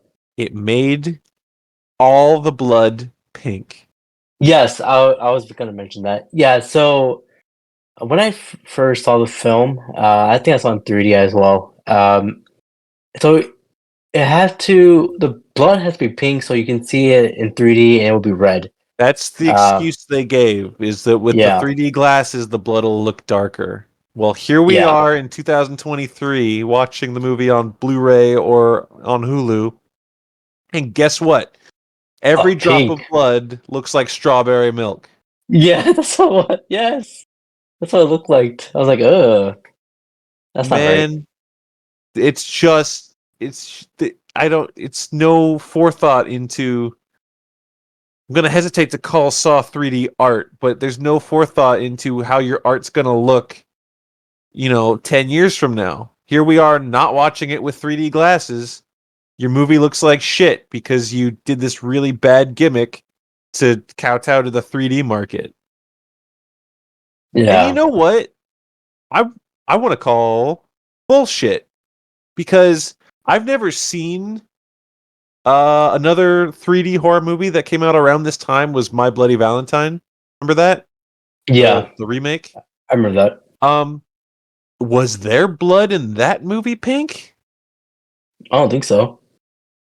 Again, I've never seen it, but I venture to guess if I looked it up right now, if I watched that movie, that blood would look like movie blood at the very least, and not strawberry milk. I don't know what bullshit excuse they were giving. And it's not even like they had more, because kind of a thought that I had was like, it's in 3D. There's a lot of blood in these movies. Did they do it to like avoid an NC-17 rating somehow? Is there that much blood? But there's not even more blood in this movie than there was in the past ones. This one had. There's some things that were really explicit. Well, they would have been if it looked like blood, Yeah. but nothing looks like blood, so it's hard. There's like maybe one thing in this entire movie that elicits a proper like grossed out reaction from me because it doesn't really have anything to do with blood. Everything else that has something to do with blood gets nothing because it doesn't look like blood. It's the same thing as like if you see Bishop from Aliens get torn apart, you're like, well, he's a robot and his blood is white, so therefore I feel nothing other than Yeah. emotional because I like Lance Henriksen. But other than that, Yeah. it's just a baffling choice. This movie's whole gimmick is the blood and gore. And they just like, well, no one will even notice.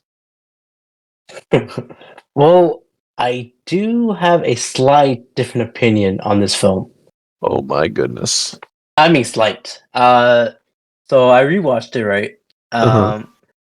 I remember. Okay, when I first saw it in the theater, I was like, ah, it's not good.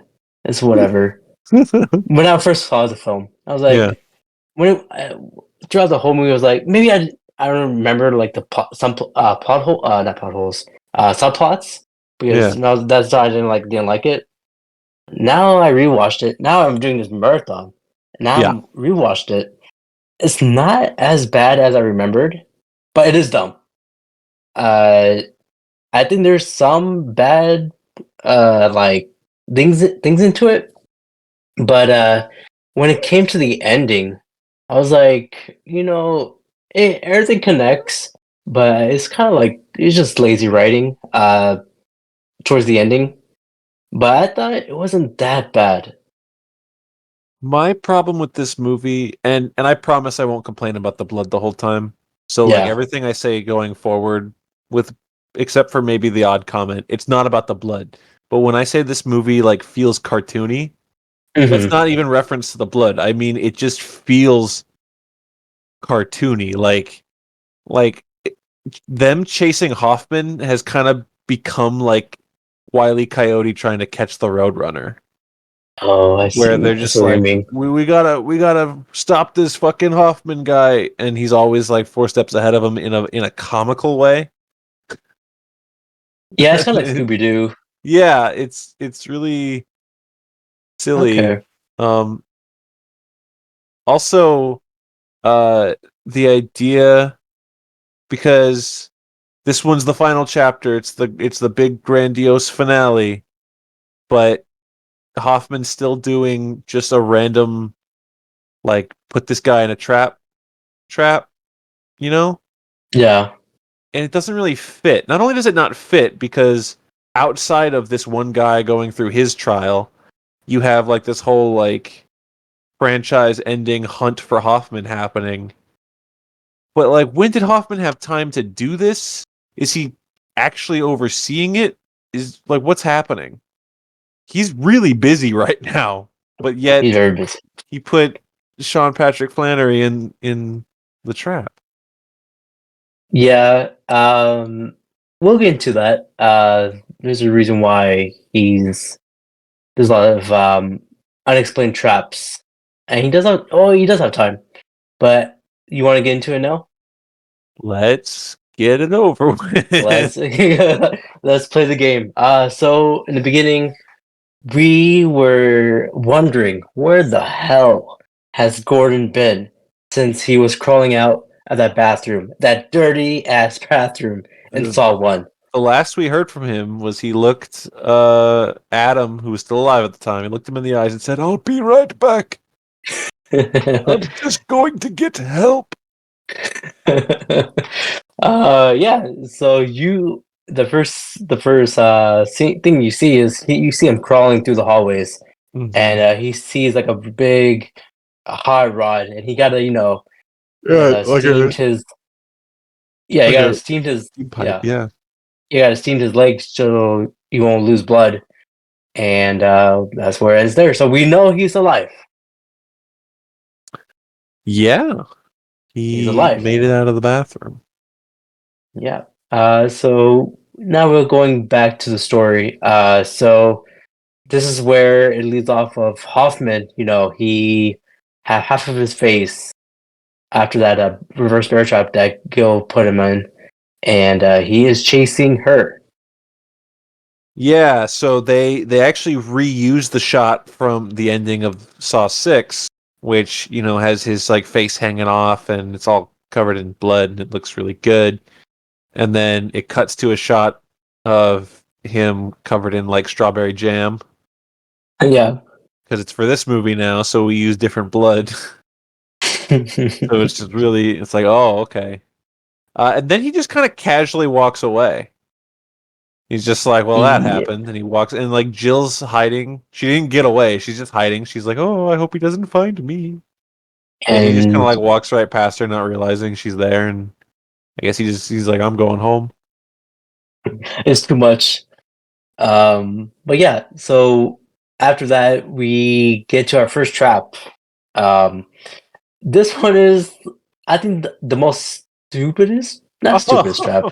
I want to say stupid, but no, it is stupid. It's confusing too, because when I was watching it with my brother, I was like, do you notice something wrong? And I didn't mean the blood or the bad acting or the whatever. It was like, we're out in the middle of a town with real people in it right now. Yeah, broad Like, daylight. the city is no longer abandoned everywhere. There's just people walking around. And it was just like, this isn't what Saw is. This is weird. Yeah, it's And really, yeah. and once you take the trap out of the abandoned warehouse motif, a whole new crop of questions start coming up. Like, how did Hoffman set this up without getting caught? How did he have the time to put this here? How did nobody notice him building this here? How did he replace the glass to get them inside this little display? Like, what's going on? So we're talking about the public execution trap, and I believe this particular trap was a marketing advertisement for the movie. I believe they did like something out in public, not like with real people, but there's like an ad just for this type of trap, just to promote this film. Oh, like everyone there were all actors, but like everyone around them were like, "Oh, what's going on? Oh, they're filming the new Saw movie." Yeah, it was like that. That's strange. This movie did have a lot of marketing, though, didn't it? It did a lot of. Which might explain the bigger box office. That makes sense. Yes, that makes sense. But yeah, let's get into this trap. So we got three people, one girl hanging on top, two guys on the side, and there's like a big saw between them. They've each got their own saw blades, basically. Yeah. So this trap is called the public execution trap, but I call it bros before hoes trap. You're goddamn right. Pretty much it's like a little triangle here, and it's very simple story wise. Is two guys, one girl.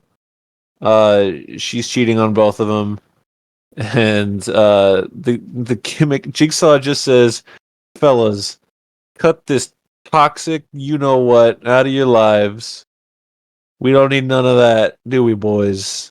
And as soon as the saw blades start up, she immediately is like, kill him, I love you. And then they start fighting, and then the guy starts losing, and she's like, no, I was kidding, I love you instead. And then this guy is like, you know what? I think we're done here. I think we're done with all this.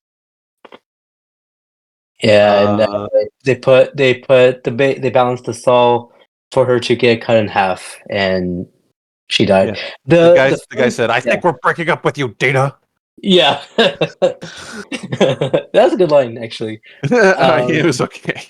Before this whole thing happened, they're all panicking, and everyone's looking at the trap, and one of the guys said like, "Hey, women," or the woman carrying a briefcase, like, smash the glass, and you see the girl, she's like hitting the the glass with the briefcase, and she's like, he's like, it's not working. Yeah, just give up. He just gives up. Just go home. Yeah, that's what I would Uh, do. yeah, I'll do that too. Well, But yeah, that you know what's messed up. So put yourself in that guy's situation, right? Where right. you see the trap happening, and you're like, "Oh, I can't. I try to help, but I can't." You just go home, and then a year later, you wake up in your own trap, and Jigsaw's like, "You didn't help. You just went home." What was I supposed to do? Oh my god, yeah. That actually that'd be messed up. Hopefully, yeah. Hopefully that woman's not in a trap right now. She But might yeah, be. this trap was, I guess pointless. It doesn't really add to the story. Yeah. Not really. Just about everything in this movie is pointless. But yeah, after that, pretty much, uh, what's next? I think Jill. So Jill escaped, of course, but she's at home and she had this bad dream. Oh my god, this part pissed me off. It Uh-huh. was like a Family Guy cutaway gag, and it was just an excuse to throw a big 3D thing at the audience. Yeah. They put her in this little skimpy pink dress, and he like he sets her up in like a big like rocket powered like train trap. I don't even know. It's It's like a like spike. like a bulldozer thing. Yeah. And he's just like, "Oh, I'm gonna get you," and he launched it at her and just flew at the screen. And then she wakes up from a dream, and she was like, "Oh, that would have been really scary if it was in 3D." And I'm like, "Yeah, uh huh." Yeah, that one's called the pain train trap. It And should have been yeah. called nothing because it didn't happen. It was fake. Yeah, yeah. Uh well they named Pain it that. train my ass. But yeah, she got cut in half in that dream. Pretty it was gruesome for sure. No, But it wasn't. I thought it no, was. no. It was pink. Yeah, it was pink, yeah, It was but it was pink and gruesome. 3D, and it flung around like a bunch of fake body parts. It was not. No, I'm putting my foot down on this one, Abrar. All right, all right. So out of the traps so far, do you like the No, hose trap or this pain train trap? uh, the what? Say your question again. Pain train or Do you what? like do you like the pain train trap or the bros prefer hose trap? Oh, bros before hoes. Yeah. Because first of all, at least in the context of the film, it really happened. But second of all, that guy said, "We're breaking up with you, Data," and that's fun. That's it. Everything else about it is all terrible. Yeah. So we get like a trap right after this, I believe. It is the yeah. I feel like this movie had the most traps as well. It's just Well, like back to back, pretty trying to much. trying to cash in on the gimmick. They had all these ideas, and they're like, "Well, this is the final one." Yeah, they gotta put everything in there. All the eggs in the basket. Yeah, in the basket. So this one is the one I mentioned before, Chester Bennington. He's Mm-hmm. in this trap. This one's called the junkyard trap. Yeah, Pretty much. We got four people, right? So we got Chester in the car. Who, I would say, I know it's pink. We got to stop with the pink. But yeah, his thing is he's kind of glued. I don't know if it was glued or yeah. taped or He was super glued. super glued on his back to the seat. And if he extends a little bit further, it will rip out his back. Pretty crazy. Yeah, Um, this one I'm all right with. yeah, We won't. Yeah, I won't complain about the pink blood here. It does kind of take away a little bit, but there's enough flesh tearing stuff on yeah, him that I'm all right with.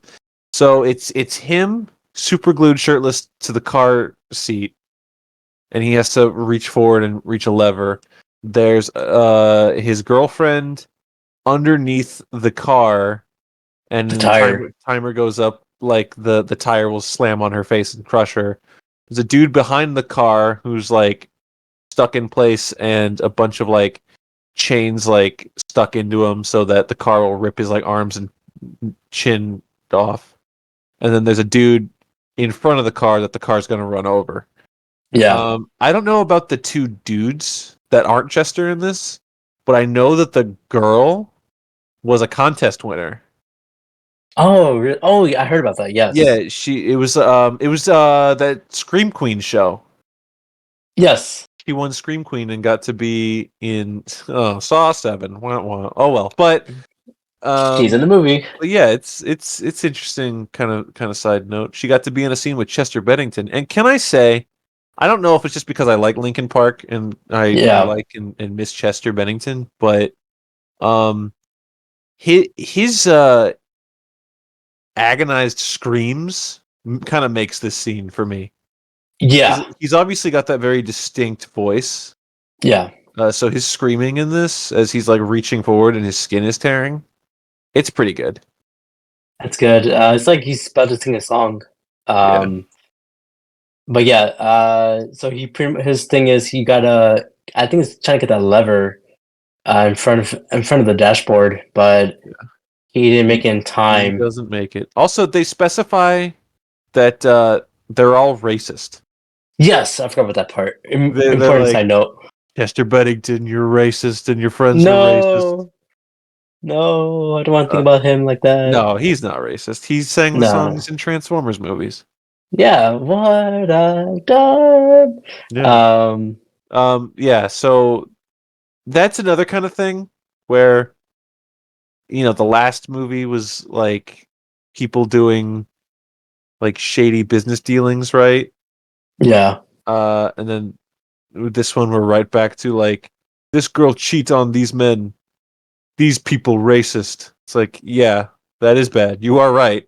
It's a little simple. Very simple and is lazy. Yeah, whatever. Yeah, it's fine. I guess we're not going to complain to see racist people get torn apart, right? I guess not. But yeah, so Chester didn't get the lever. Timer ran out, and then everyone dies in different ways. Yeah, very different ways. So basically, the car slammed down, and the girl got smushed. Yeah, it like turned her face into birthday cake. Yeah, it did. And the car is running, and the car is moving, and then of course the guy behind him, his arms and mouth got ripped off, right? Yeah, he ended up looking like, remember in The Walking Dead, when Michonne had her two zombies? Yeah. They had no arms, so they couldn't grab her, and they had no jaw, so they couldn't bite her. And that's what this guy ended up being. Yeah, but this time for this thing, he's dead, not a zombie. And the car, cool, that would have been a cool twist. Like there's zombies in the Saw. Yeah, the Saw music starts playing like at the end, and then this guy with no arms and no mouth gets up. He just starts walking around. That'd be a little different. Yeah, the car accelerated and then ran over that guy, and then it crashed to a car, and then Chester,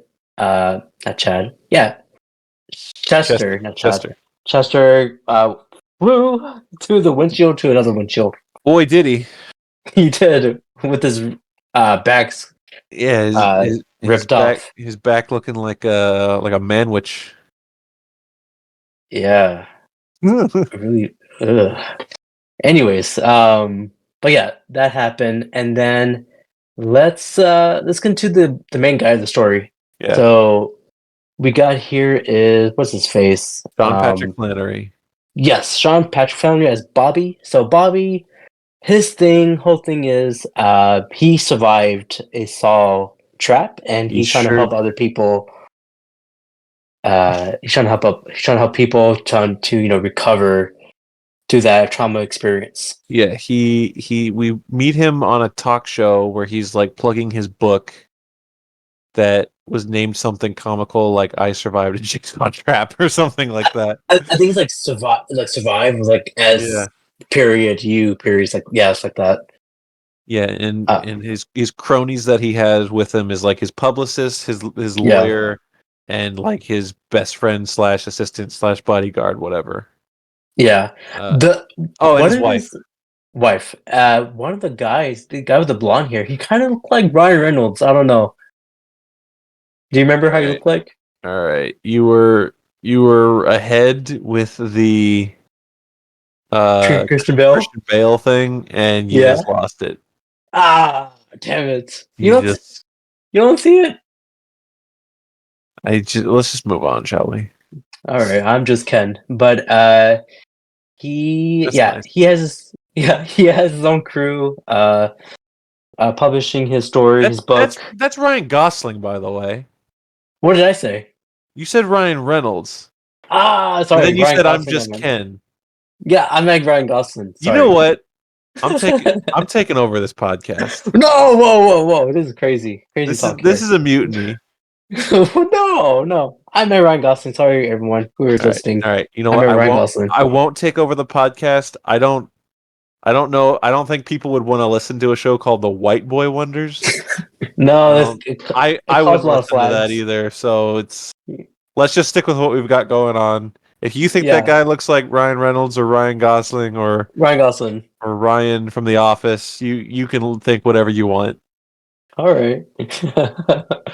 But yeah, they're expressing his story, and he was in a was it like a not news, but like a talk show, and Yeah, he's it telling was like experience. it was like Good Morning America.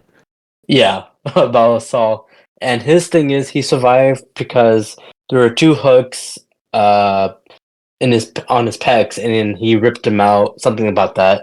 He says what he did was he had to like pierce one hook through each of his pectoral muscles and then Yeah, pull chains to hoist him up by his pectoral muscles up to like connect a thing to escape. He describes it in such detail that you're watching it and you're like, yeah, that's gonna happen for real later. It's gonna happen to you. They're gonna make you do that. well, at this point, we're I think we're believing him, like, oh, he survived a saw trap. Yeah. So it is revealed very well. Once he's in the trap, the first thing Jigsaw says is, "Never put you in a trap. I don't even know who you are."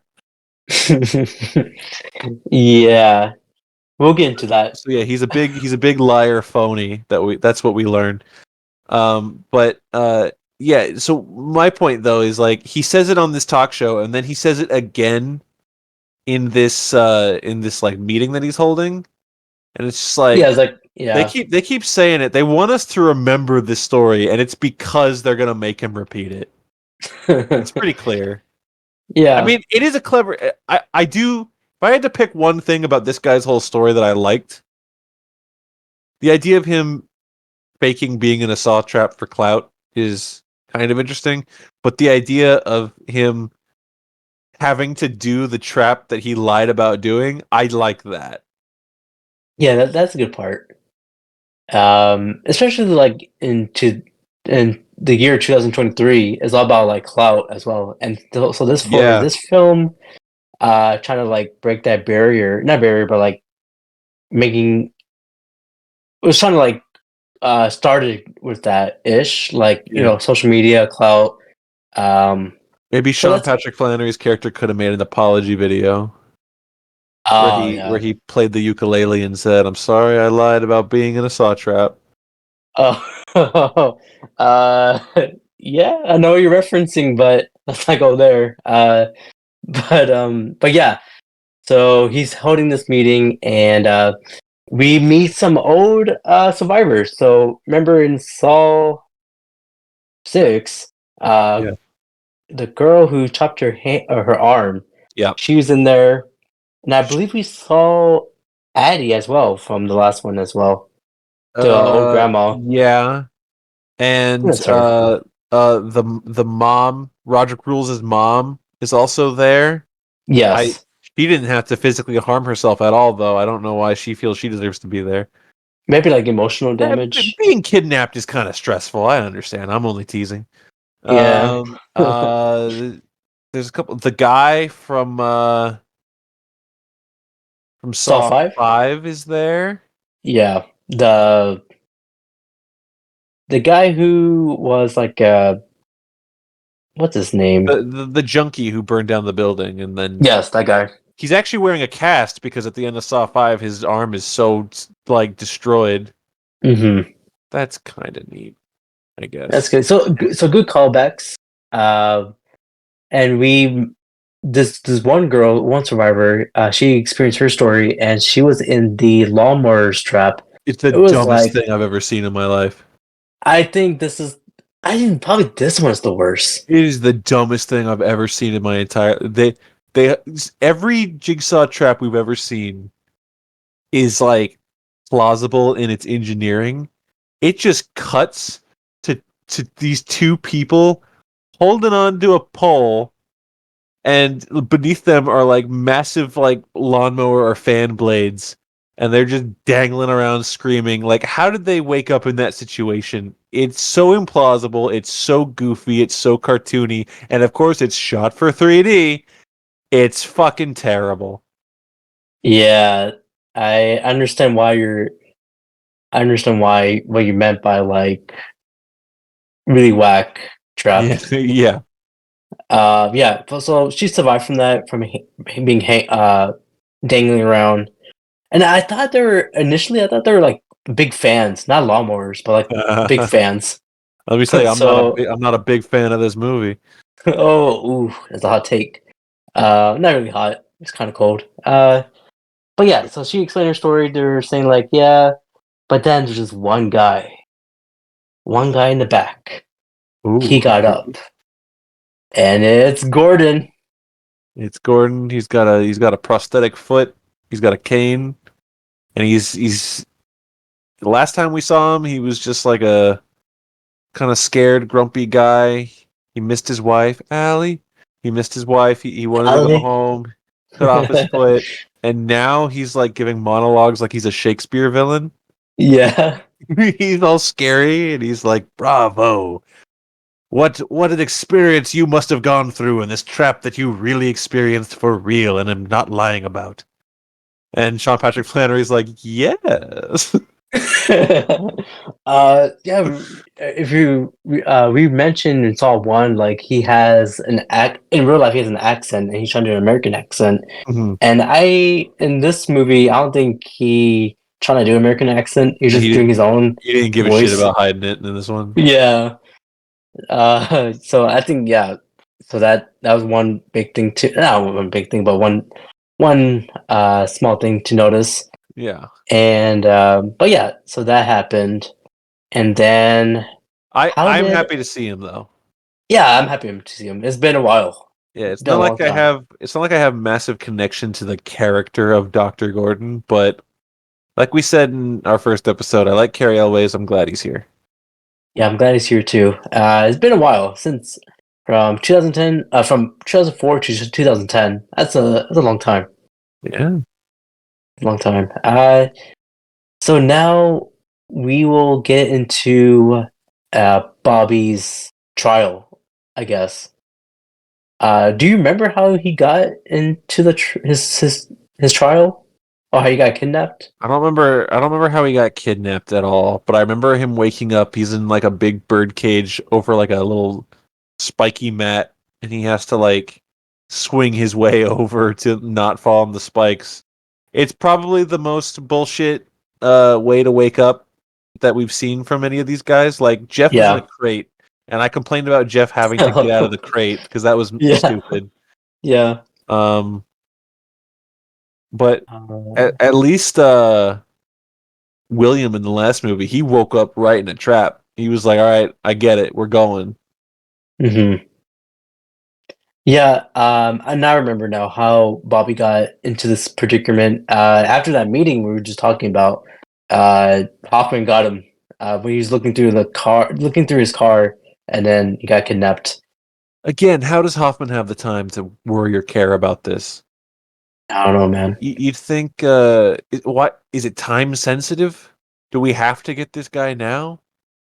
I guess so. But the trapper you were just mentioning was called the Metal Casket, and he escaped from that. That's not a trap. That's not a trap. It was a situation. Like they named that on the wiki. Yeah, on YouTube, under Dark Plasma Lord playlist, all traps in order. That's what he named it, Metal Casket. How many subscribers does this guy have? No, don't say it. I don't want to. Everyone go subscribe to Dark Plasma Lord. Yeah, I won't tell how many subscribers he has. No, He has. let's give him some. The, Oh, the it's grand, private. the grand. Oh, you can't even subscribe to him. No, he's private. All right, you know. Thanks for nothing, Dark Plasma Lord. He has 65 videos just for all the traps. 65 views. But yeah, so he escaped from the Metal Casket. Abrar just discovered And my secret YouTube channel. oh, Then that's the big twist. The Saw music plays, and I'm like, it's me, Abrar. dun-dun-dun, The dun-dun. last video is me being like Abrar. It's been my channel the whole time. No, and you see me head banging, camera cuts. Back to the Saw 1 editing. Yeah, yeah. That's what I miss. I miss Oh that. yeah. Also, like the transitions, nothing here. Nope. The actual filmmaking has become really boring at this point. Yeah, which is sad. So Bobby, he is going to his first trial, and it's one of his publicists, and this trap is called the Silence Circle. Yeah, this is the one that actually kind of messes me up a little bit. I think this one is kind of tough to watch just in a concept. Sure. Uh, Go ahead. well, first I'll complain. Because I complained that like the first trap we saw in this movie is like, oh, she's cheating on you guys. Cheaters are bad. Yeah, that's true. It's obvious, but it's true. And then the next one is like, you're racist and racists are bad. Like, yeah, once again, that's true. And so now we've come to the point where we need our main traps to follow through, and instead of them having a theme like the last one of like, you know, holding other people's lives in your hands, sometimes Yeah. literally. This one, they were just like, what if it was see no evil, hear no evil, speak no evil? And I'm like, wow, did that take you a full 5.5 minutes to come up and write down in the script? I don't Yeah, know. Maybe I'm being snobby, but I just think it's a little, you know, could have cliche. worked a little harder on that one. Yeah, But so the speak no evil, no, hear no evil. Some of these are kind of interchangeable because this has to do with her mouth, but it's it also has to do with sound. I don't know. Yeah. The first test is she has this key tied to a string, and the string her goes throat. down her throat into her like stomach. Yeah. But also on the string is a fish hook, and he has like 60 seconds to pull the string out through her mouth to get her out of this machine, or else these like pipes are going to stab into her throat. Yeah, these 4 rods. Yeah, they really liked these rods because they use them again for the next trap. They did, yeah. It's so weird. But so Bobby's trying to help her out, but she's kept screaming, and he's kept saying like, "Dude, shut the hell up! I'm trying to help you." Yeah, any noise that like elevates past a certain decibel makes the trap kind of progress a little faster or what have you. Yeah. So there are certain bits. The idea of a fish hook getting caught in your stomach or your like your throat, your esophagus, that's kind of a rough feeling to think about. And especially I will give props to some of the sound design when he's pulling on that string and you can hear it like tightening. That's kind of rough. Kind of rustles my jimmies, if you will. It's not comfortable. No. There's really not much else to say other than he pulls it out, she screams, the trap goes a little further, he shushes her. He pulls it out, she screams. and then eventually he gets it all the way out. She coughs up a bunch of like pink foamy blood. Yeah. And then once he gets it out, she just screams and then won't stop screaming. And then the timer Yeah. ends, and then it kills her, and then he just full on loses his patience with her, like I would have too. After she's dead, they've stabbed through her throat and killed her. He's just like, "Why would you just shut the fuck up?" That's all she got to do, but she didn't. There's 4 rods stuck in her throat, and she died. Oh well. Great, but let's get out of here of these traps and focus on what's going on right now. So, pretty much, the guy who I said, Christian Bale, Gibson, the cop in charge. Yeah, the He- Smallville bug guy. Yeah, he he got Jill because she escaped, but we now know that Hoffman is trying to find Jill and trying to kill her. And they kept Jill in the safe house. Christian Bale, he's kept saying like, "Hey man, what's going on?" And there's one scene that I kind of laughed is he said "crazy" to her like 5 times. He said like, "Man, are you crazy? You crazy, crazy? Are you crazy, crazy?"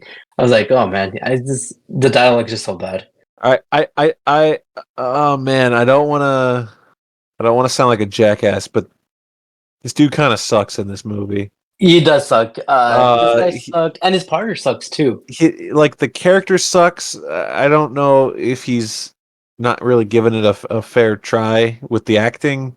Yeah. He's just kind of. He seems like he doesn't care. Both as a character and as an actor, he seems like. It really comes across where all the other cops are dead. You're the last guy. Roll him out of bed to have him try to give it a crack, right? See if he can Yeah. take a whack at this. And that's how it feels, which makes it so weird when like Hoffman's leaving him tapes. He's like, "Hello, detective Christian Bale bug guy from Smallville. You're the only one who's left and you that time that we know each other." And it's just like, don't tell me it comes down to this guy. We've never met this guy before. He doesn't want to be here. No. It's weird. Nah. When Hoffman's giving them tapes, like, what's going on? There's some clues of where he's at, but we'll find out about that later. This movie is the biggest example. It's never been more clear of the Saw franchise protagonist problem. They've killed every protagonist they've ever had, and we're here at the quote-unquote final chapter, and there's no one to stop Hoffman. To the point where they bring in this cop that nobody cares about, and he doesn't even stop Hoffman. It's pretty much like Hoffman's like a Michael Myers-esque character at this point. Well, he's kind of more like Jason Bourne. Just going hallway to hallway, killing people with pens.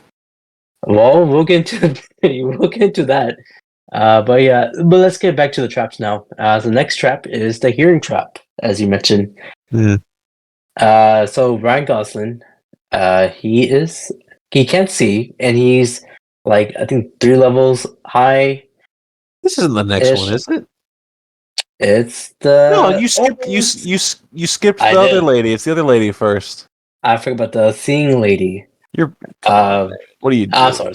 I'm so sorry. I got ahead of myself. But yeah, the seeing trap. So pretty much, this was kind of hard to watch, ish.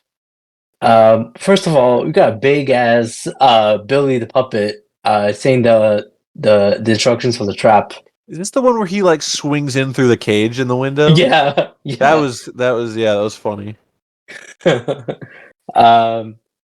Again, we've got another, the person's working for Bobby, and she is on this little thing where if she keeps moving towards up, there's like 3 rods sticking out for her eyes and mouth, and Bobby has to like suffer some pain as well, while there's like some rods again, poking through. Oh, Yeah, yeah. I was struggling to even remember what his part of this trap was. I remembered the three like spikes he has that are to. gonna get her in the face, but Yeah, he has to like lift these weights until the timer runs out he has to for her lift not it. to get for her not to get poked through these three rods.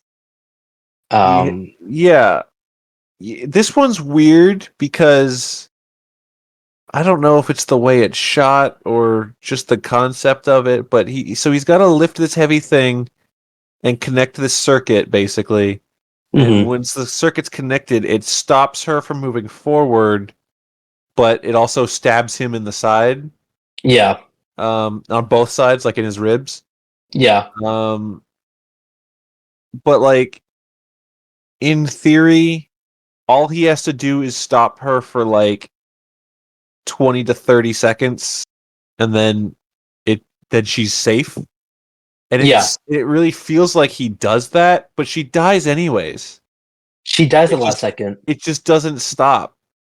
I don't, Wow. it's weird where it just felt like not like not like the fuck was I supposed to do, that doesn't seem fair. It just feels more like I don't think this thing is working. um, but yeah, it doesn't look like it's working. Timer runs out. She's still going through it. Her eyes bulged into the rod, and her mouth went through. I'll say this one is pretty gruesome. Well, again, it would be if it wasn't for the constant 3D gimmick and then the pink blood. Yeah, If they had done this trap in any of the previous Saw movies, I probably would have felt more for it. I Um, agree. Also, like when she dies, it kind of it's really obvious that that's like a dummy now. yeah, So they didn't really like did a lot of detail on the dummy. So movie dummies have come a long way since 2010.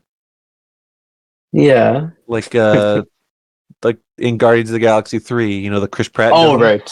Yeah, that's That's a crazy actually. Yeah, they like built it to weigh like 20 pounds, and it's just perfectly looks just like an unconscious Chris Pratt.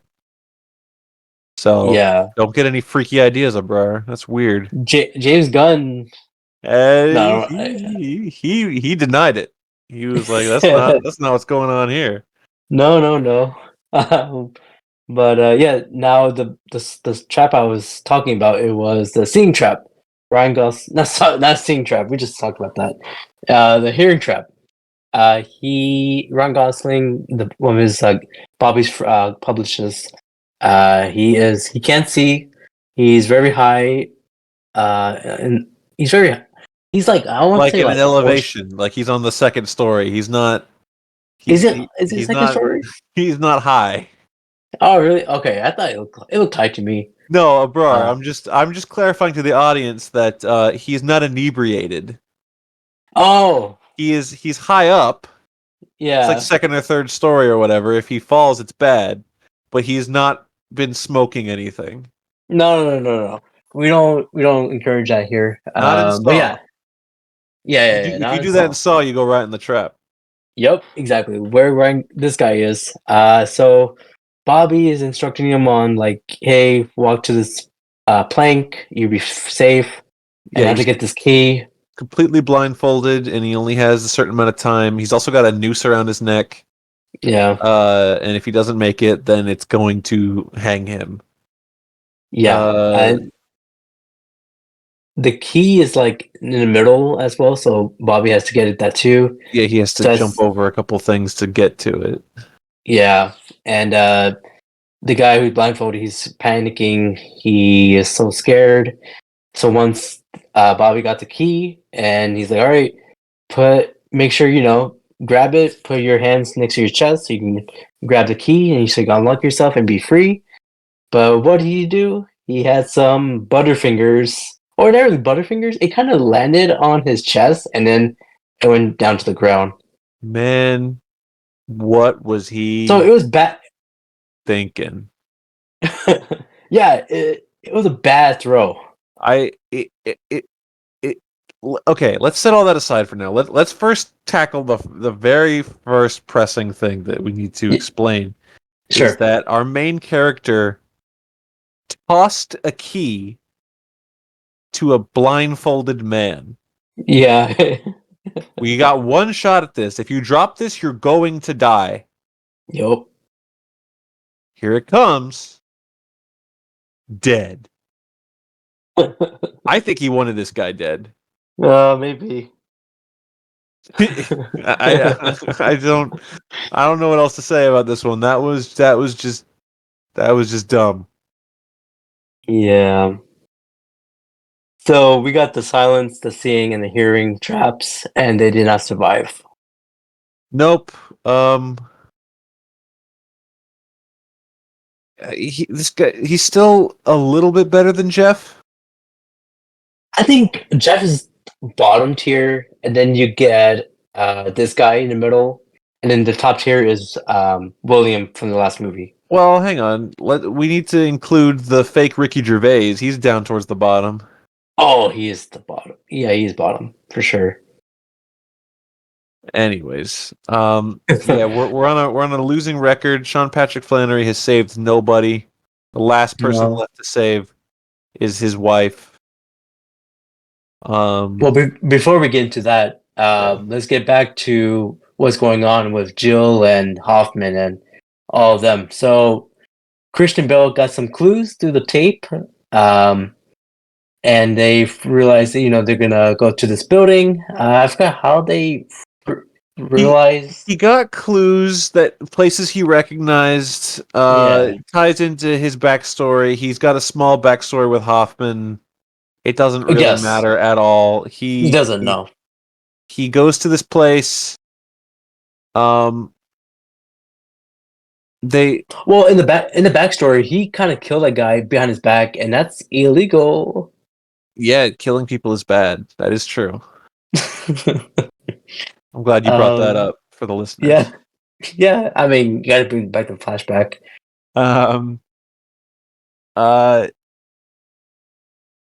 So okay, obviously they're looking for Hoffman, and what we learn when they kind of follow the clues to the specific spot is that because they're kind of one of their base of operations has become the junkyard trap crime scene. Mm-hmm. Yes, yeah. That's where all the cops have been this whole time, like kind of cleaning up after that, taking the bodies of the junkyard trap people to the morgue or the police station morgue. But we learn that Hoffman never left the junkyard and has replaced one of the corpses with himself. He jumped in the body bag, zipped it up, and they took him to the police station where Jill is, because he's trying to kill Jill. Yes. Kill Jill.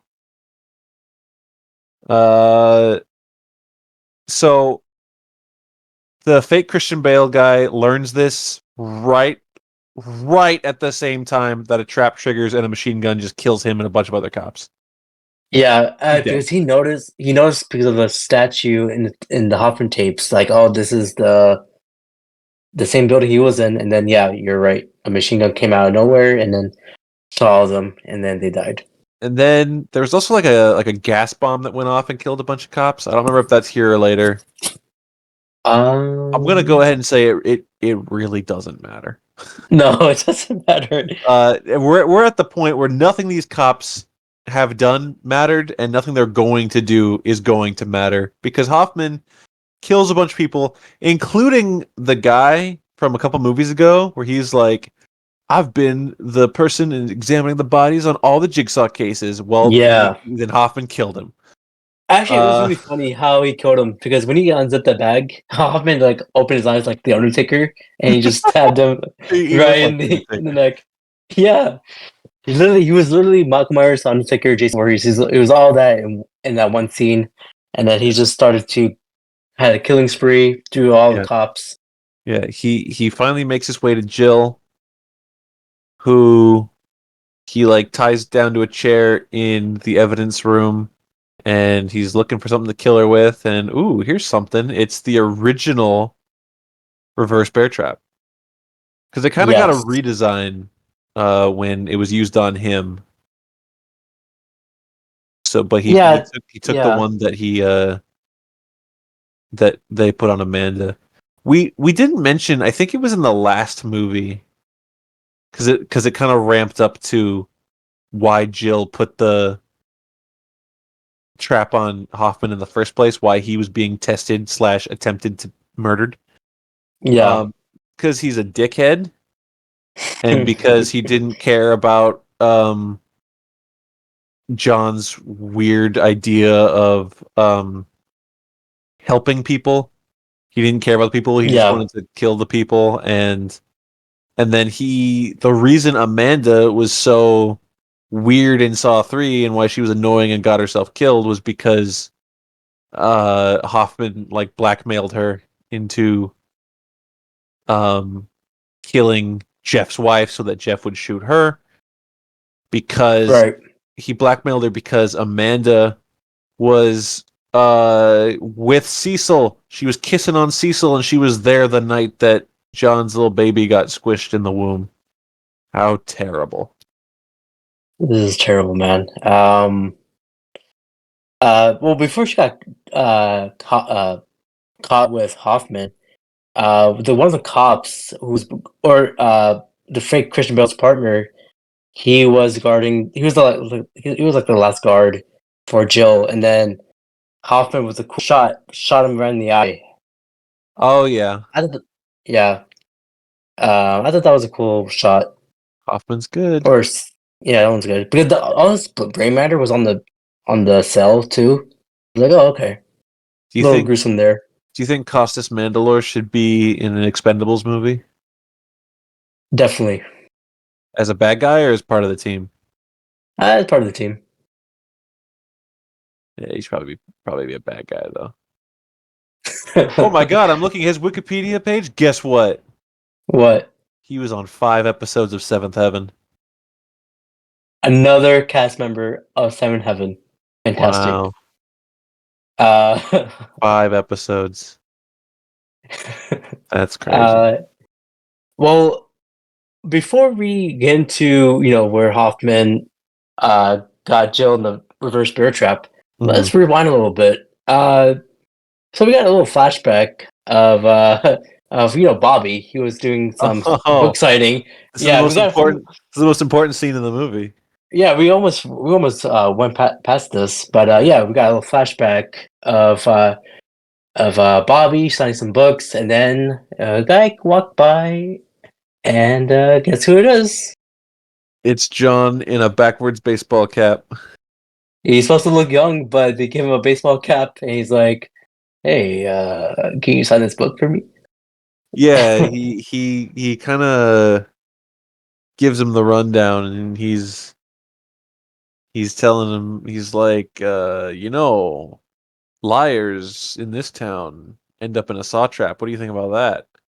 And the guy's like, I don't know what you're talking about. He's like, okay. And then he does this really smooth thing where he takes like the book jacket off the book, and Yeah. he like throws it on the table, and he's like, you keep that. I don't need it. I know what you look like. Like I'm Dang. gonna get you. Dang. You're going in a trap. You're very smooth with it too. Yeah. But yeah, that Had was to a get little Tobin flash. Bell in the movie. You Yeah, had it's to. fine. But yeah, everyone was kind of complaining about that. It was like, it's the weirdest thing you just see is Jigsaw with a baseball cap. That's not normal. Well, what's really great is in an upcoming movie, it's not with John, but a different character. They do a flashback. They do the same exact thing. Did they? They do a backwards baseball cap. I'll tell you right now, it's on Chris Rock. They put a backwards baseball cap on Chris Rock, and he's supposed to look like young, like 20 years Okay. old or something. And it's just like, that is Okay. not working. Well, I haven't rewatched Spiral or Jigsaw, but yeah, I'll watch that soon. But yeah, so that happened, and then let's get into the final trap for Bobby. Well, first we'll say the reverse bear trap finally works. Yes, It killed Jill. he did. It There was no trap. He's just basically Yeah. set the timer. it was an execution, and it really. I won't complain about the pink. The pink is an understood thing at this point. What I will Yeah. say is that the reason I think we've never seen a reverse bear trap work before, because its very idea is to rip your lower jaw down and your upper jaw up, and the end result is she kind of looked like Kermit the Frog.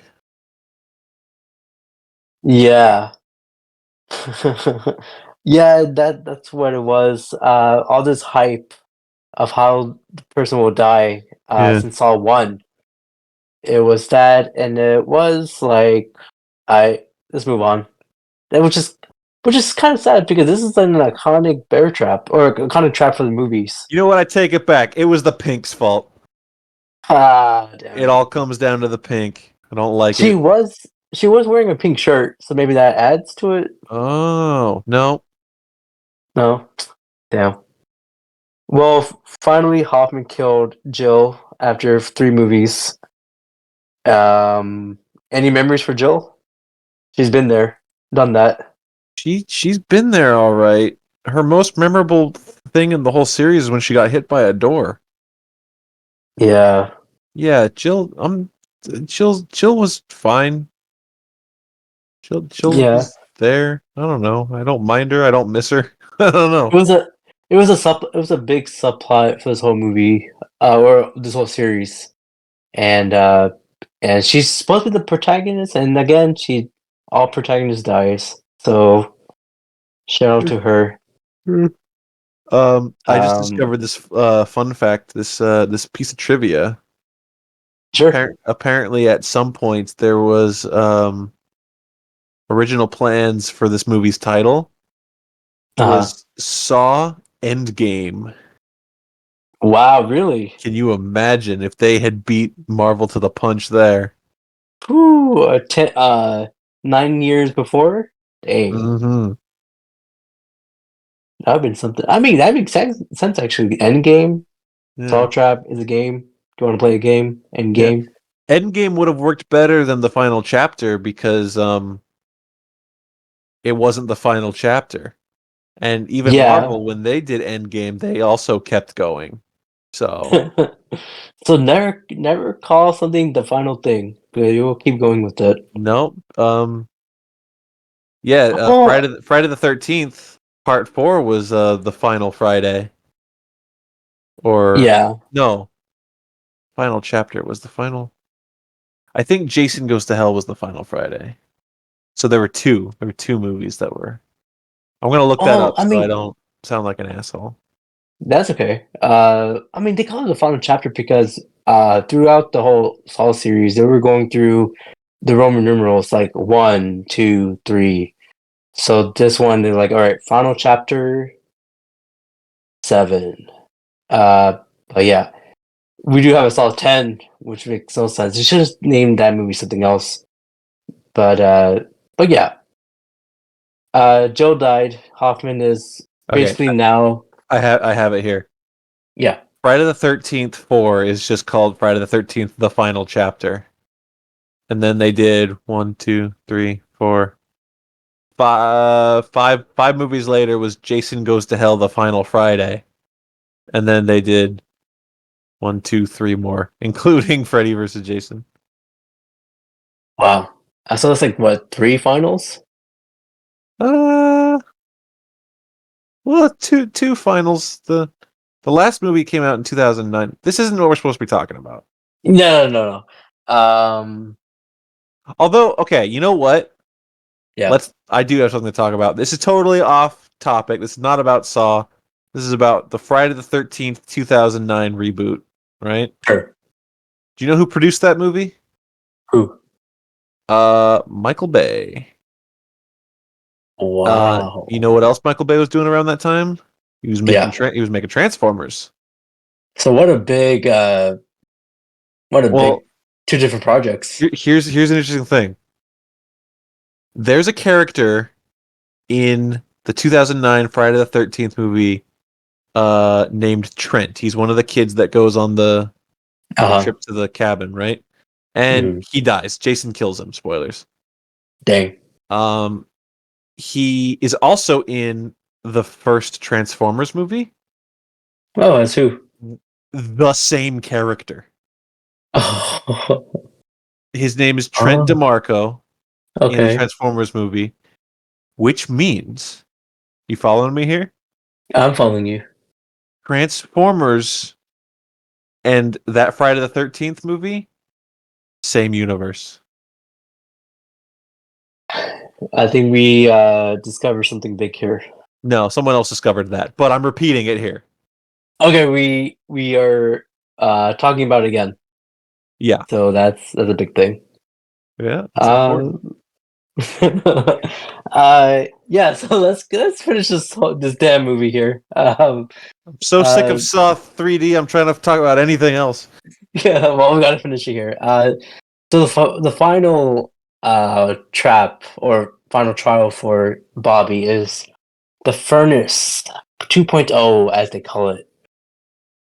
So pretty much, Joy throughout all these traps, she was stuck on this platform, and she was getting like lower each time. Yeah, the Bobby chain kills pulls someone.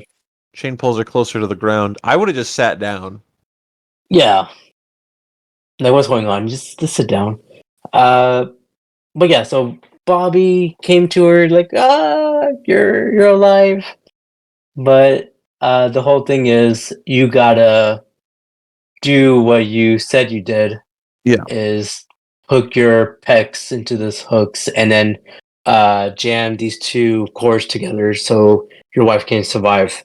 If he can repeat the same exact feat that he said he did in the book, then his wife and him can go free. Yeah. This one's a little emotional. Because we've been rooting for Bobby for like at least 30 minutes in this film. I at no point was I rooting for Bobby. I liked him. I wasn't rooting against him. I'll say I was neutral on the subject. I'm sorry, we're missing a big thing here. The way he found out where his wife is, he had to like take out he has to take out his teeth, right?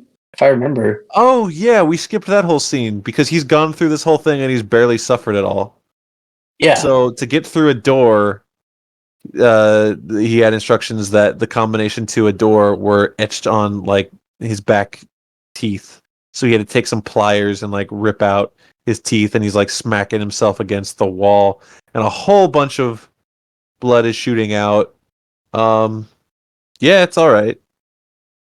I'll tell you this. I got my wisdom teeth pulled out, but the thing is, I was not under like anesthesia. Oh, you And weren't? so I can no, but I was the dentist. They numbed my teeth only, so I was awake. And on my left side, there was this one tooth that was really hard to pull out. So my dentist was like ganking it out, and I feel the pressure. I didn't feel the pain, but I feel the pressure, Yeah. and I'm feeling what Bobby's feeling. They didn't have to put you under for that? That's interesting. It is very interesting. I thought they were, but they didn't. Mine was a full surgery. Like they when I had my wisdom teeth taken out. Mine were also super impacted though. Like Yeah. they were coming in completely sideways. Did you got So- all your fours out, or is Yeah, like all two at a four. time? Yeah, same here. Yeah, it was. I felt a lot of pressure. He was like basically digging into my mouth. He was like over my. He was doing what Bobby was doing. Yeah, exactly. So I feel for Bobby. Yeah.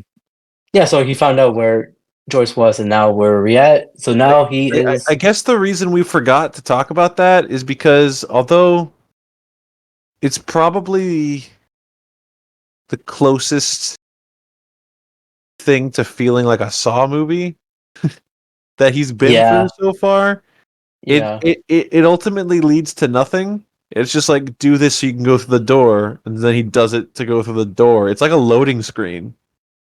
It's just like we have to keep him busy before we get to the end. We're buying time. It just kind of feels pointless, but Yeah. I don't know. I see that. Yeah, something for him to do while we are discovering Something to entertain him. Jill. Make him have a Yeah, little fun in there. yeah. But it's not fun at all, man. What the hell? Could have been a little fun. Uh, for some people. So Hoffman's having fun. Hoffman is having a great time. He's just killing these cops left and right. And he just killed Jill. Now he's escaping. He has all the money. He's burning. At this point, he's burning all the evidence. There's a big Jix, Billy the puppet, like sitting on the desk.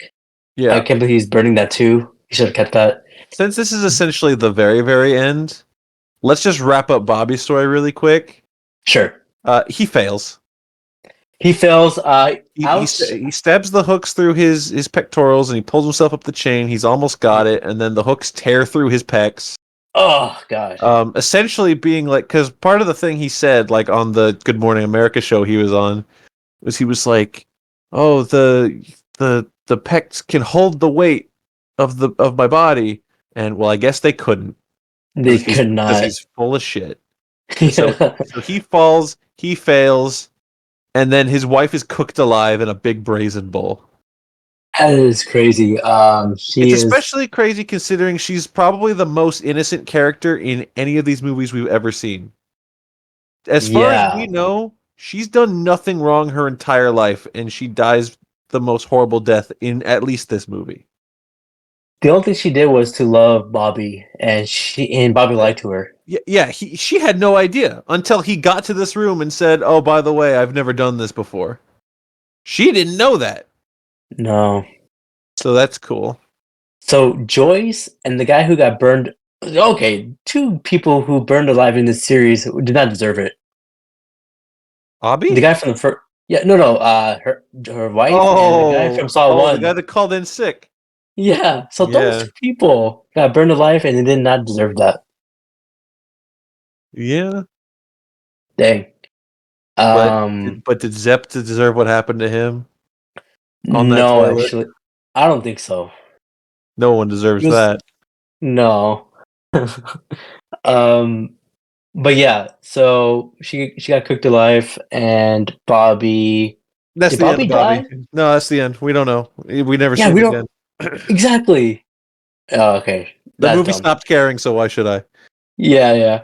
Also, when the hooks went through his pecs, I just was holding my chest. Because remember that one Game of Thrones episode where that guy just chopped up that guy's nipple? Naturally, of course I do. Yeah. Yeah, that I can't do anything like that. Or in Mad Max where the guy pierces nipples, I cannot do anything like that. Oh man. Anyways, Abrar is scared of the human nipple. That's why he didn't watch the scene in Saw 3 with the naked lady. Exactly. Scared of nipples. Good callback. Yeah, so we're done with Bobby. He's dumb. Not dumb, but that's a wrap up for him. Now, like I mentioned before, Hoffman's trying to get away. He is getting away, and then he blew up the as I mentioned, all the evidence, and that the explosion for that, it scared me because it was kind of loud when I was wearing my headphones. I was like, oh, I was expecting, but I wasn't expecting at that time. I remember the explosion went off, and I was like, oh, it's a big digital explosion. It was, yeah. Yeah. But the sound was loud. The sound was loud, yeah, sure. Then what happened? You go ahead. He gets jumped. He gets jumped by people in pig masks, which is like a very surreal moment for Hoffman because he's like, wait a minute, that's me. No, 3 people in pig masks drug him, and they're like, you think you can get away, you son of a bitch? And who is it? Who's in the pig? The mask? We don't know 2 of them. They don't take their masks off, but we know the third one. It is Dr. Gordon. What do you think of this twist? Okay. When I watched it, like I said before, when I watched it initially watched it in theaters, I was like, what? Because I was really confused. Because I like I said, I didn't remember remembering anything of what's going on. And I was like, oh, okay, it's this guy. But now when I rewatch it after watching all these films, I'm like, it's it connects everything, but it's like it's dumb because It the reason why he's there because he was setting up all the he was also helping out all the traps, especially yeah, of like the medical stuff at yeah, least. we get a flashback kind of that well, first of all, when Gordon was crawling through that hallway and cauterized his leg stump, he passed out and John found him and took him and nursed him and saved him. And from then on, he's been a secret helper acolyte of Jigsaw. Anytime any Jigsaw trap required any kind of medical surgery, stitching, like he Yeah, put the key in that guy's eye in Saw 2. He yeah. sewed Art's mouth shut in Saw 4. All kinds of stuff. Um, So yeah, it connects to like that stuff. Like okay, I'm like okay, I'm okay with that, I it, guess. it's if you were to find a reason to be upset with Dr. Gordon becoming kind of a Jigsaw acolyte, it would be if you felt it went against the integrity of the Dr. Gordon character. But there Yeah, hasn't been Dr. Gordon character for like 6 years. yeah, He was in Saw 1, and then he left. And then what do we know about people who survive Jigsaw traps? Well, except for the one girl who was mad about losing her arm, except for her, everyone else is like, no, Jigsaw's chill, dude. He helped me through a tough patch by yeah. making me cut my foot off. And so Gordon drank the Kool-Aid. I don't know. I don't really have a problem with it as far as a character thing because it doesn't really matter. It doesn't ruin anything. It doesn't make anything better. It's just sure. And they needed to do it because, as I stated multiple times, they killed all their other protagonists. We had no one else to stop Hoffman. Yeah, So who stops this rogue guy who no one can stop? Well, it's the guy from the first movie who was actually Jigsaw's best friend. yeah. I mean, it's I'm gonna funny looking. I'm gonna call it Yeah, fine. yeah, It's a little funny because it's Cary Elwes, and like I said, he became a Shakespeare villain in this. yeah, yeah. I'm fine with it too. Um, so when he got Hoffman, he put it back to the bathroom trap from Saw One, and Yeah, you I see, just yeah, cause that's what we know. It's like the Millennium Falcon of this series. yeah, his iconic bathroom. You see Adam as a skeleton. You see Zep as a skeleton now. Yeah, so Zep's Um, a skeleton, Adam's a skeleton. The meathead guy from Saw 2 is a skeleton because he also died in there. yes, he's And there. there's a great shot where Gordon looks at his old chain Yes. with his little foot in it, and he's like, "Hello, old friend. I missed you." Yeah, Should have taken it home with him. you should have, but he just left it for the art piece. Yeah. And then of course it's 3D. Remember, the guy's 3D. Oh He my got the god. saw and he Yeah. he threw it to the to Yeah. us. So Hoffman's chained just like Adam and Gordon were, and the first thing he does is he tries to make a break for the bone saw to cut his foot off, but Gordon picks it up and he's like, "Oh, I don't think so," and he throws it down the hallway in slow motion in 3D right into the audience, and it's really cringe. And then game over, and then Hoffman screams, and it's just like the ending of Saw 1 and Saw 2. Yeah. And that's how it ends. The final chapter. Hoffman is Mm. in there. Mm. But yeah. Uh, your since we talked about it now, what's your thoughts now? I'm mostly wondering why the worst movie we talked about the longest. It's been 2 hours. Is it? Oh Lord.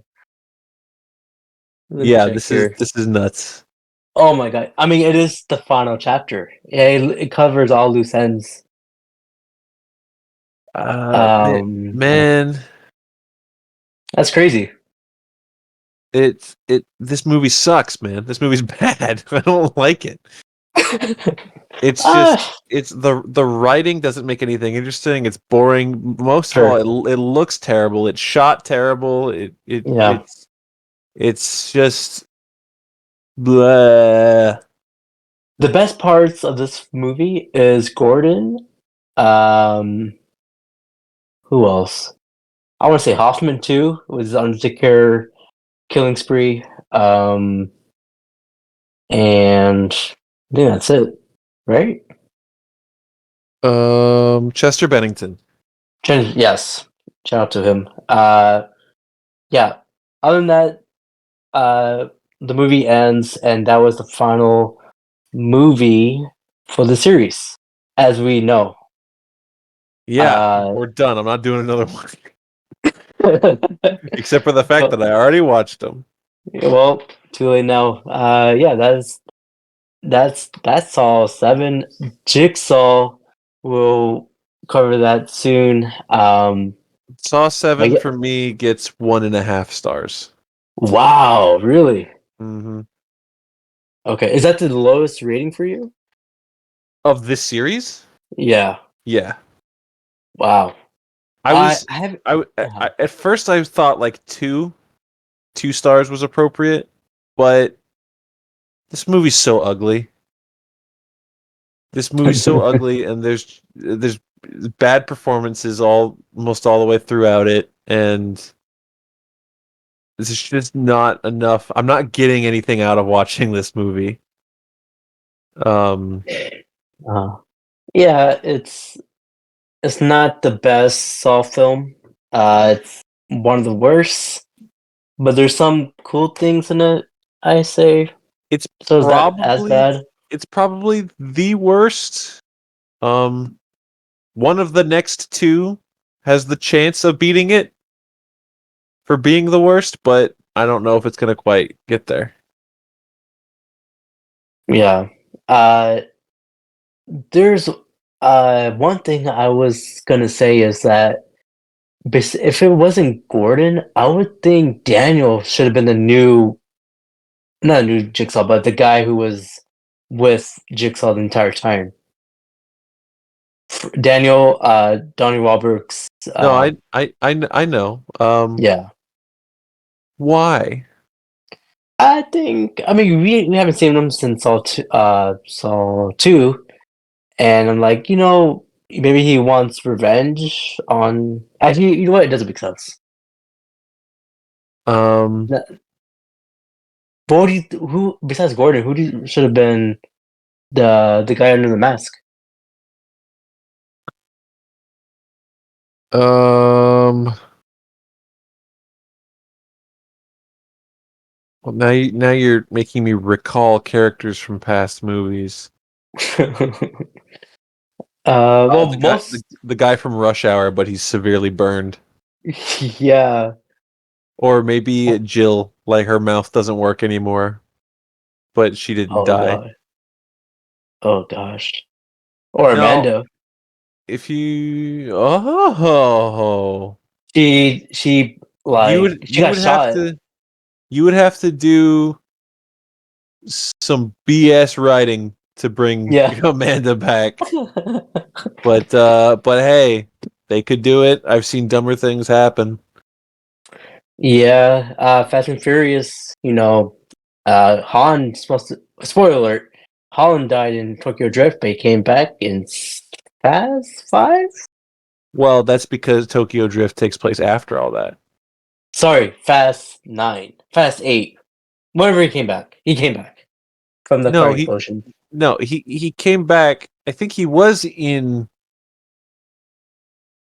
He wasn't in 5. He was definitely in 6 and 7 because the end of 7 is when Tokyo Drift happens. Right. Why do you keep tricking me into talking about other movies that aren't Saw? Sorry. But yeah, that's pretty much it for the final chapter as at the moment. Saw 7 final chapters, Saw 3D. But yeah.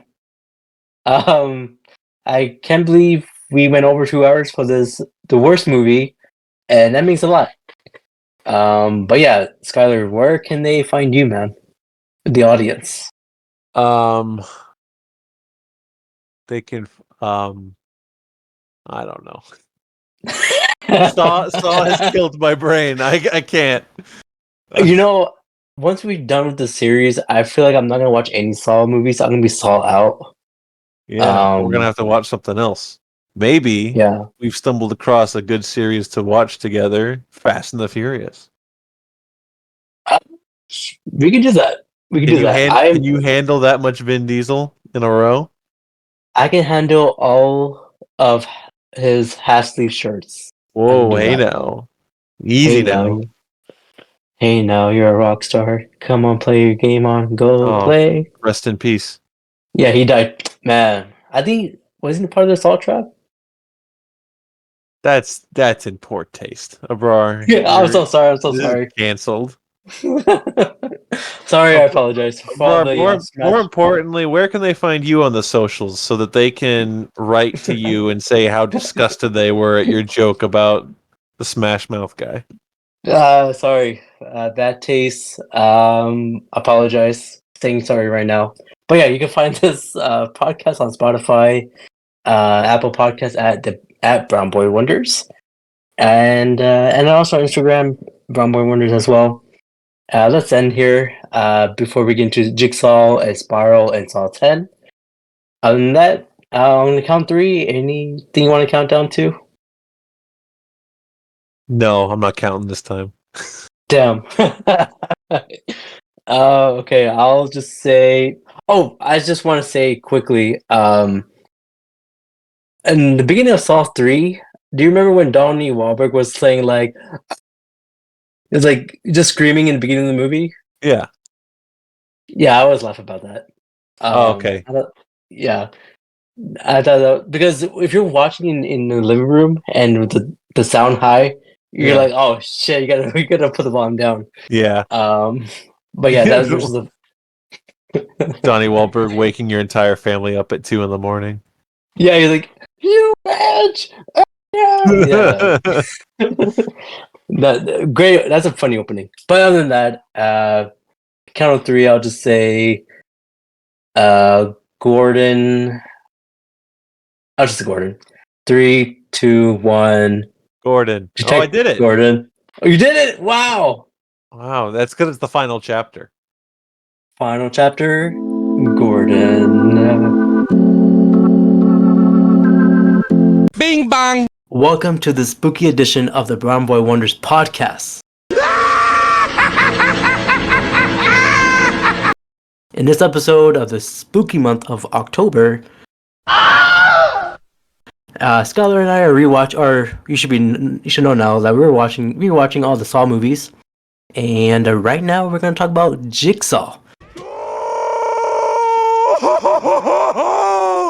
Skyler, how you doing, man? You're my oldest friend. Come here. Where's Rachel Dawes? She is my oldest friend. Come here. I am here, and I am your oldest friend, and we watched Jigsaw, and okay. All right. Well, I have to ask the same question, man. Do you want to play a game? I'm getting pretty tired of these games at this point. There's a lot of games. It's a lot of games. But we're almost to the end, so I guess let's keep playing. Yeah, let's keep playing. So Saw 7, it ended 2010, and where this movie takes place, well, not really takes place, but we're now going to see it's like a reboot, it's a sequel, it's a prequel, it's like all of that, all mixed.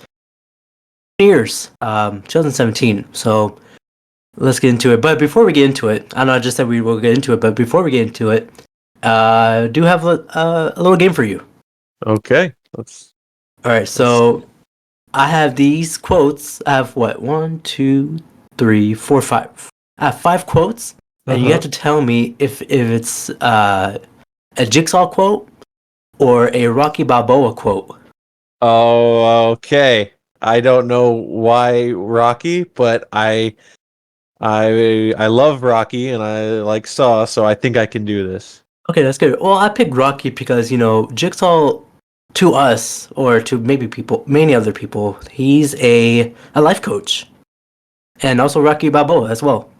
So, Yeah, okay. yeah. All right. So, the first quote. Once you're in hell, only the devil can help you out. Is that a Jigsaw quote or is that a Rocky quote? That is a Jigsaw quote. In fact, I think that's from Saw 2. Ding ding ding, you're correct. All right, man. That's pretty good. That's pretty good. All right, the second quote. Nobody owes nobody nothing. Is that a Rocky quote or is that a Jigsaw quote? That is 1000% Rocky. Final answer? Yeah, final answer. Ding ding ding ding. That is correct, man. You're 2 for 5. That's pretty good, man. That's All pretty right, all right, all right. good. The third quote. All we can do is just go with what we are. Is that a Jigsaw quote or is that a Rocky quote? Do you want to hear it again? You said all we can do is just go with what we are. Yeah. That sounds like Rocky to me. Are you sure? Final answer. Okay. It is ding ding ding. You're correct, man. You are 3 for 5. All right. Keep them coming. All right. All right. The fourth quote here. It's vengeance can change a person. Is that a Jigsaw quote or is that a Rocky quote? Jigsaw. Okay. I'm gonna tell you this right now. Are you sure? Yes. uh, Judges? Oh, we don't have any judges. It is ding ding ding. Yeah, ding ding ding ding ding ding. It is Jigsaw quote. Vengeance Why are you can trying to get change me a to person. change my answers? You want me to be wrong so bad. Yes. Well, right now you're 4 for 5. How are you feeling right now? Well, at first it was all for fun, but now I have an almost perfect record and I'm really nervous. Oh, that's good. That's good. We all like to be nervous in these times. All right, here we go. The last quote. The future is not set in stone, and we can only. Oh, sorry. We can make our own destiny. Is that a Jigsaw quote or is that a Rocky quote? I'll say it. Jeez. I'll say it again. The future is not set in stone, and we can make our own destiny.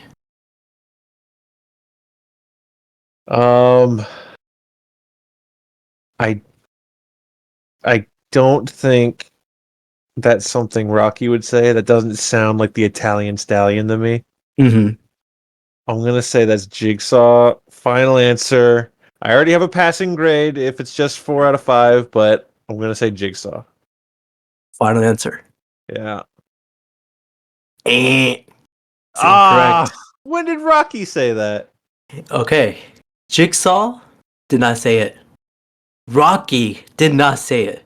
Kyle Reese from the Terminator said it. You are such a piece of shit.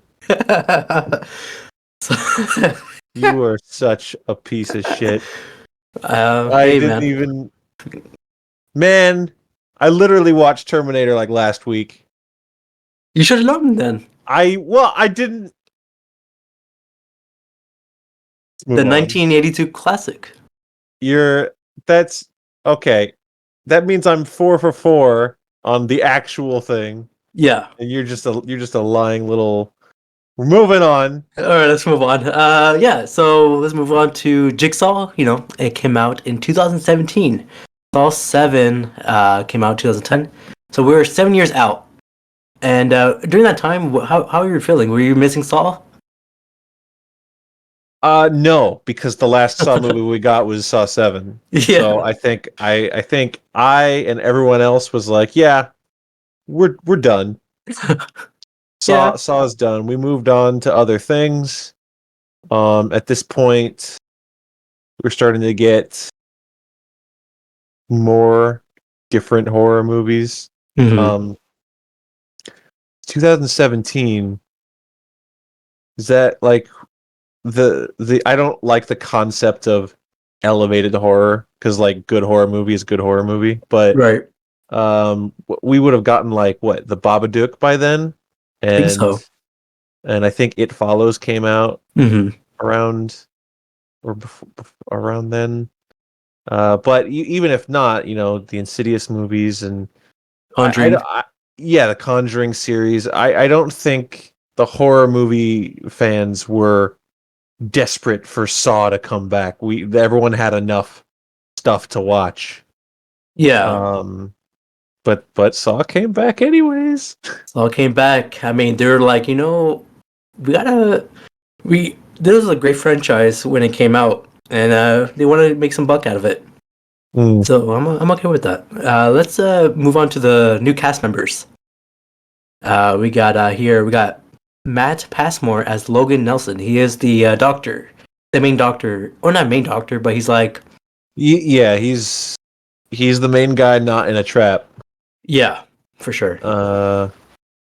Yeah, I don't know what this guy's known for. I don't either. This is another relative unknown for me. I mean, sometimes it's good for the series.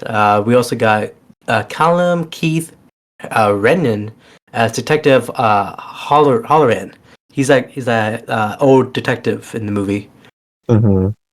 We got Clay Bennett as Detective Keith Hunt. He's the partner of Detective Holloran.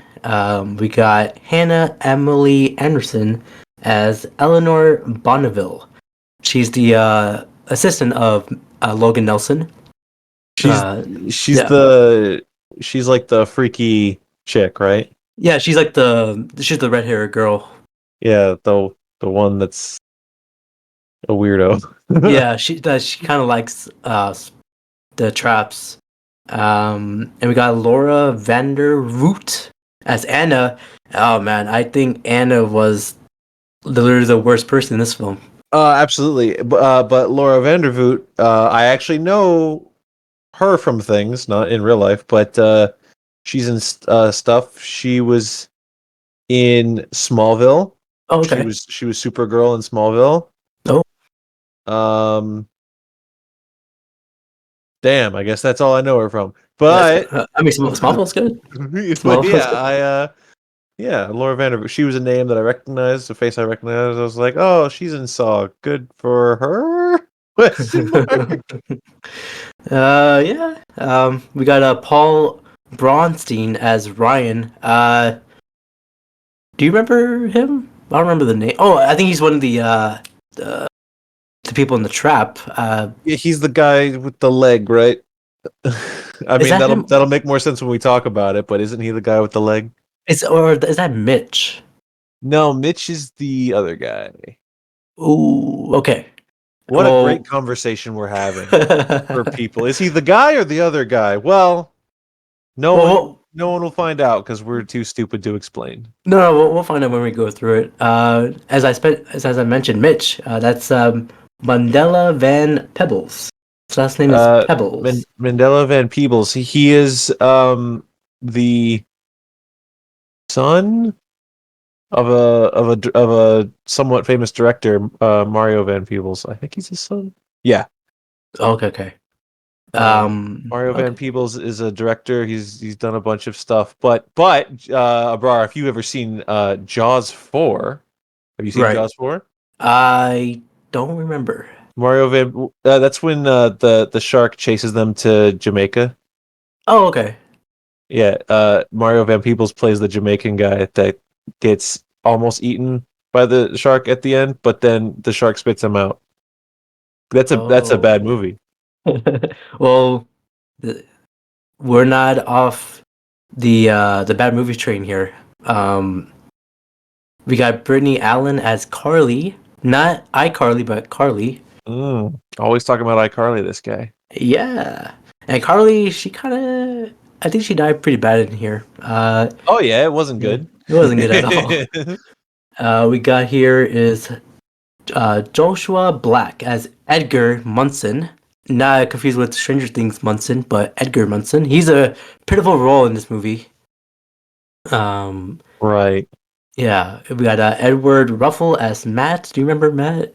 I don't remember the names actually. No, I don't Uh, remember any of these characters.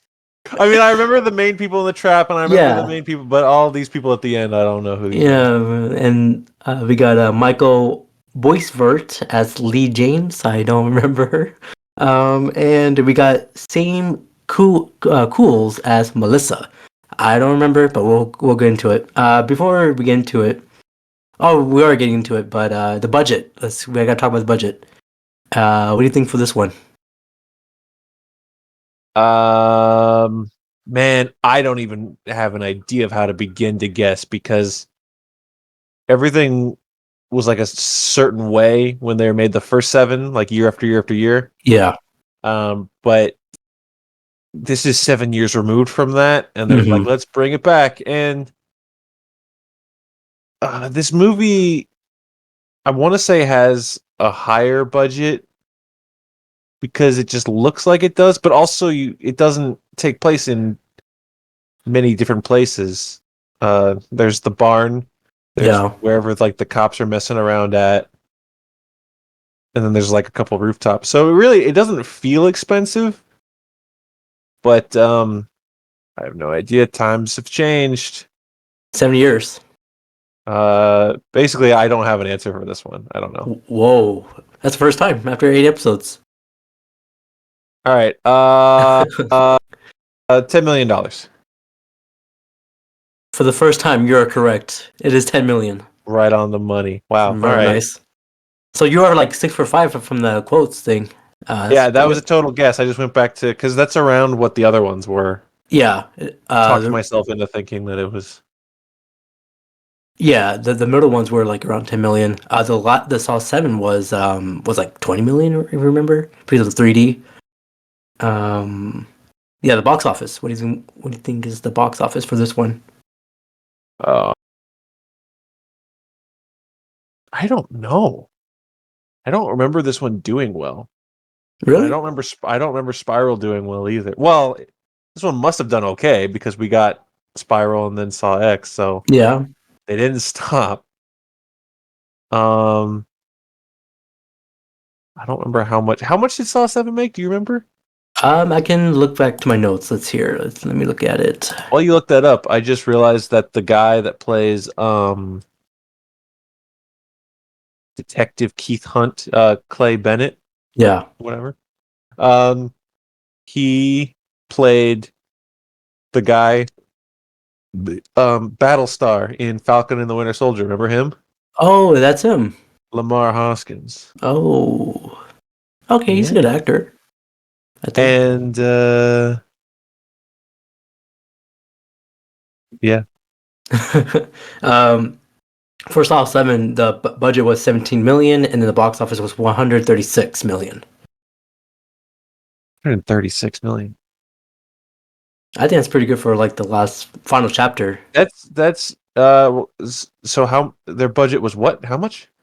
For Jigsaw is 10 million. Oh no, For Saw 7 so, was yeah, 17 million. 17 million. And then they made 100. So they made quite a bit of money considering it was the worst movie of the franchise at Yeah. that point. Yeah. I'm gonna say this one made 100,000. No, I mean Whoa. 100 million. Excuse me. Whoa, No, 100,000. it wasn't That's that bad. It wasn't yeah. that.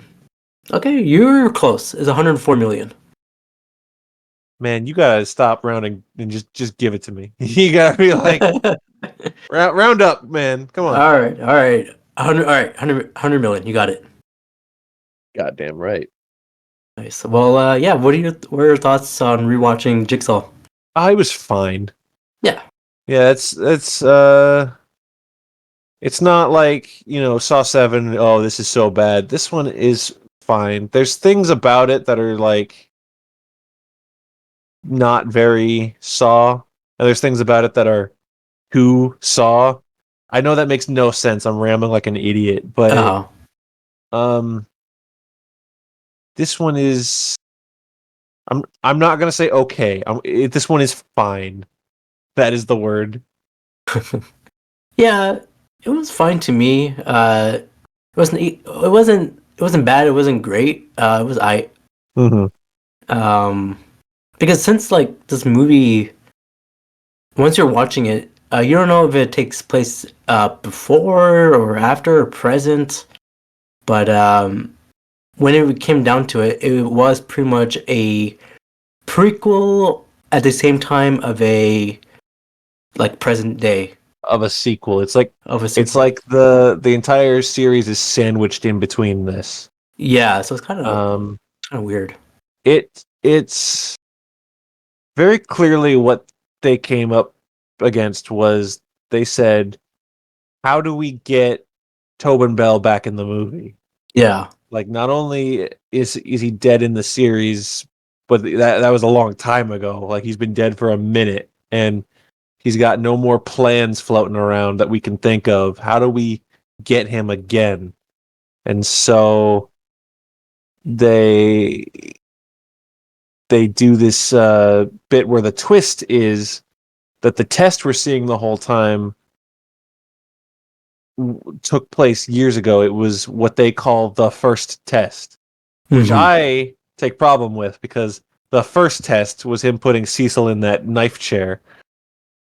Oh, that is true. But I guess if you don't include that, this is the first group test, Yeah, first and group test. um, so I guess we should talk about the test first. Um, Keeping in mind that while the test is happening, we've already revealed the twist. While the test is happening, and we see the five people go through it, uh, one by one, the police in the modern day find bodies that, while we're yeah, watching, we think it's happening. These are the bodies, but it's someone recreated the test, and that's all revealed at the end. yeah. We'll reveal at the end, but yeah, pretty much all the tests happen, and then we're finding out in present day.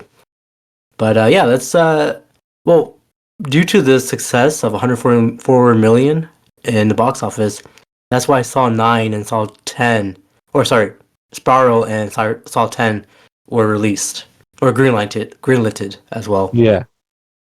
So another trilogy, I guess. But Yeah. yes, Edgar Munson's test. This is the first thing. What do you thought about this test? Uh, it wasn't really anything. he Yeah. he was told go go. Well, what was he supposed to do? He was supposed to have like a trigger, right? And he was supposed to go to the rooftop and pretty much like there's like a clock, and if he doesn't like if he doesn't if he managed to reach to the clock the end of the clock, then all the people who are in their trap right now will be released. But since he let go of the trigger, it started the traps. Yeah, this guy. It was kind of pointless. Yeah. He was just there as a reason for him to get shot, and then us wonder who shot him. That's the only Yeah. reason this guy's in the movie. There's nothing. A nothing start.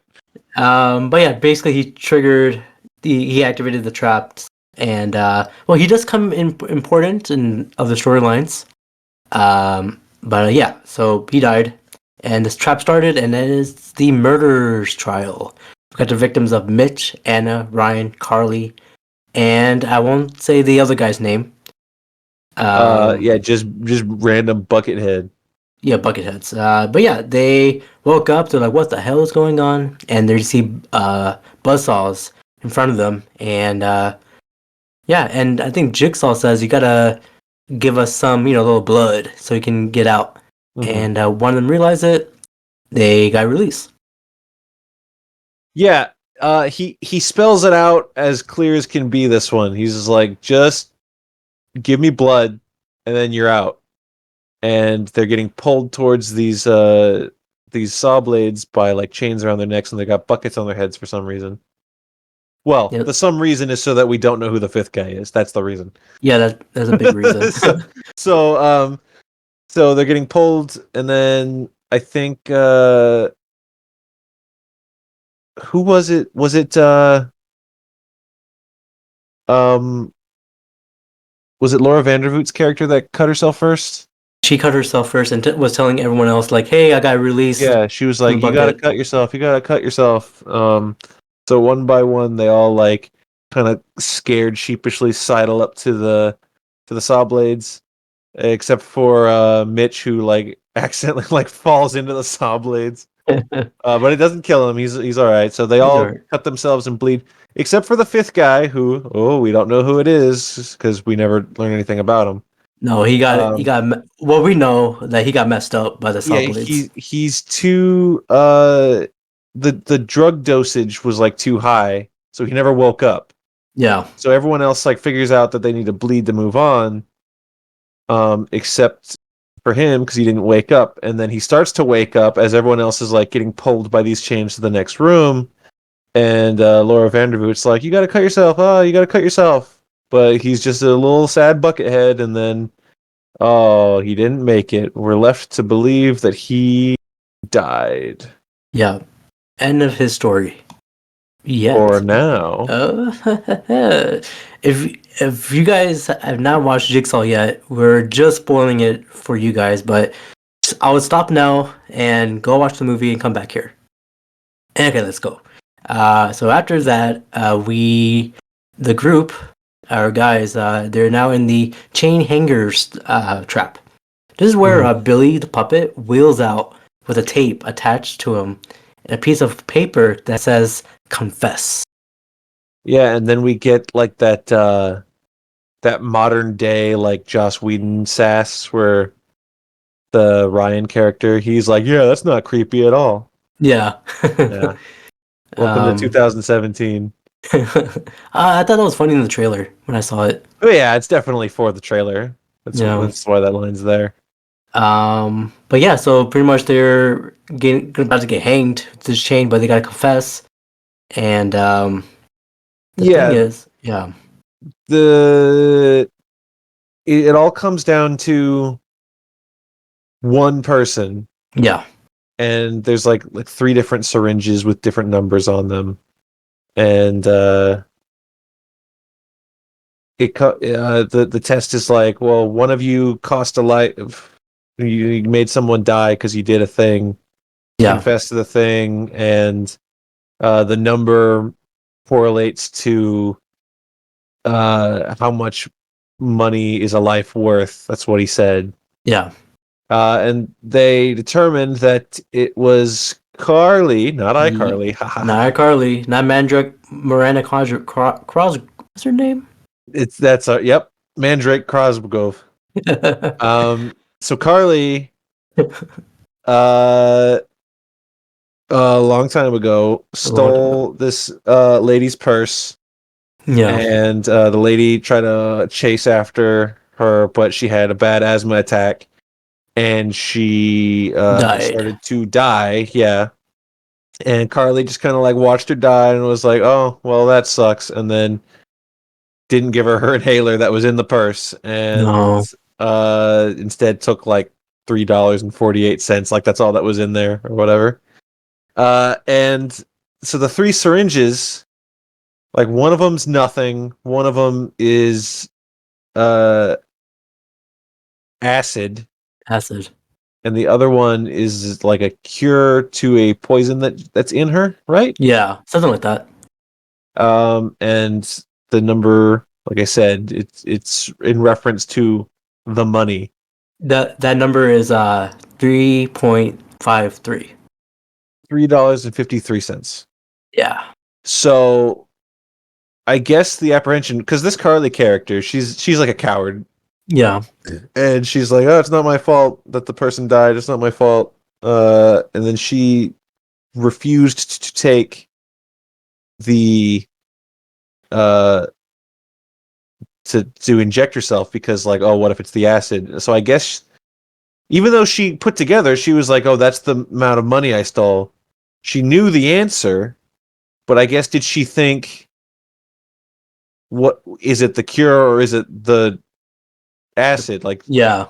and you know what's crazy is we don't have an answer to that because what happens is they're all being like choked to death because she won't do it. Yeah. So Ryan jabs her with all of them. Yeah. Right in the neck. And she just kind of melts from the inside. Yeah. Kind of like our main guy from Saw 6. Yeah. So Brian killed a person. Yeah, but I was not against him on this one. Yeah, it was kind of like panic mode. Everyone else in the room immediately turned on him. Like, oh, I can't believe you did that, you evil bastard. It's like, fellas, we were choking to death. And she was gonna let us choke to death. Yeah. Well, yeah, Carly died, melting face, and they were let go from the chain hangers. But yeah, overall, I thought that particular trap is pretty good. Because you got to confess what you did. That's pretty much what Jigsaw's whole thing is. But yeah, next is the leg wires. This one is kind of nasty. Yeah, this one's not even really a trap. This is just this something bad happened because you broke the rules. Yeah.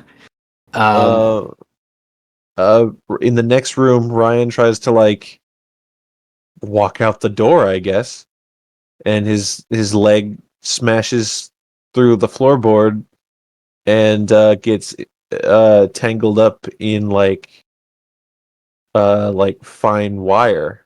Yeah. It's like it's like barbed wire, but like you literally can lose your leg here. Yeah, it wasn't barbed wire. It was just It was just like a tight wire. Yeah, it was just very, very fine and tied around him super tight, and it kept tightening too. Yeah. So yeah, there's really not much to say about this. It was just a way to basically take Ryan as a character like off the board, and then the other two go do a trap, Mm-hmm. and then Ryan loses his leg. Like that's the end. Yeah. Well, the way he loses his leg is because of the next trap is the grain silo trap is where what's their face? Anna and Mitch, they were stuck or about to be drowned of sand while pitches or like shovels, Pitchforks and knives. Man, the amount of comical things that just start falling from the sky. Like, it could have been a few steps later, and it could have been like a joke from a scary movie. Because they get stuck in the silo, and it fills up with like grain or whatever. Sand and grain. And when I first watched it, I was like, "Oh, that's scary," because that really happens. People like get stuck in silos and then they suffocate, they die in there, and I'm like, "Oh yeah, this is something." But it's not Saw unless something stabs you. So that's true. So then the grain stops and there's just their little heads poking out, and they're like, "Oh, we're not gonna suffocate." And then, like you said, pitchforks, saw blades, butcher knives. Like all this funny stuff. Like if this was a parody movie, like scary movie, like you'd expect like then a bowling ball and then like a rattlesnake. It's just like all this different stuff would just keep coming out. I think like a needle or a knife like lands on Mitch's shoulder and stabs into him, and it's just silly. It's silly when you're looking at it because like there's a big saw or buzzsaw like between Anna's like face, and I was like, it doesn't look realistic. Yeah, no. But yeah, so freaking Mitch, the reason for that trap to stop is Ryan, like as you mentioned, cut off his leg, and he did. And he has to pull the lever, which would cut off his leg, but then open the door to the silo, which raises the question: what if he didn't try to leave and didn't get his leg stuck. Like later he gets chastised like, "Oh, you tried to leave, idiot. You should have done that." But like it was part of this other test. Yeah, that's kind of so. Whoever was Jigsaw, Maybe I'm misremembering something here, but it doesn't seem right. uh, I mean, I don't know. Hold on, I'm about to sneeze. I'm good. Yeah. So You should definitely leave that in the podcast. yeah, don't cut that out. I'll leave it. I'll leave it. But yeah. I don't know if we're missing anything, but maybe Jigsaw was someone to mess up and fall for the trap or fell into the hole. Jigsaw's good at planning ahead, so he probably knew that someone. As a matter of fact, okay, this is where I failed because I watched this movie weeks ago and I don't remember exactly. But when Ryan's in the trap and the little tape plays, does it say "Hello, Ryan"? Did he know Ryan was gonna try to leave? Oh, good question. I think he did. That's crazy. If so, Hold on, let me read my notes here. It says here, Mitch then tries again. Hold on. Let me check the whole trap for leg wires. The victim of the trap was Ryan. Ryan spots a door marked "No Exit" and proceeds to walk towards it in hopes to break through and escape the game. The door is on a slightly raised wooden platform, which Ryan steps into. The platform breaks away, and then beneath him was causing his leg to fall through 3 cables to wrap his legs around. One around of the bottom of the calf, one around the upper middle, and then up to his knee. The cables are pulled taut by a series of pulleys. A tape player is then found at the bottom of the trap, in which Mitch attempts to pull out with the rake on his first attempt and got the tape, and then Mitch accidentally hits one of the cables, causing him to pull even tighter on his leg. Mitch then tries to second time to retrieve the tape player with the rake, and again hits one of the cables. This time purposely triggers the second cables to shred on the rake. Mitch attempts to grab it with his arm and then succeeds. John Kramer's. Okay, now we're reaching to what we're trying to answer. all right. I hope everyone stuck with us this far. I apologize, everyone. John Kramer's voice is heard on the tape, explaining that there is a lever located behind the cables of the trap that will set him free. A door then opens, which leads to the silo. It's the silo trap. So yeah, I never mentioned about his name. Well, what you just read didn't. I don't know if the movie did. Oh, true. So all of that, and we didn't get an answer. Apologize, everyone. But let's get into the next trap. So our guy Ryan, he's passing out because he lost his leg, and we got Anna and Mitch to the next cycle trap. This one was pretty scary. This one. Jigsaw built a giant blender. No, it was not scary. It was goofy.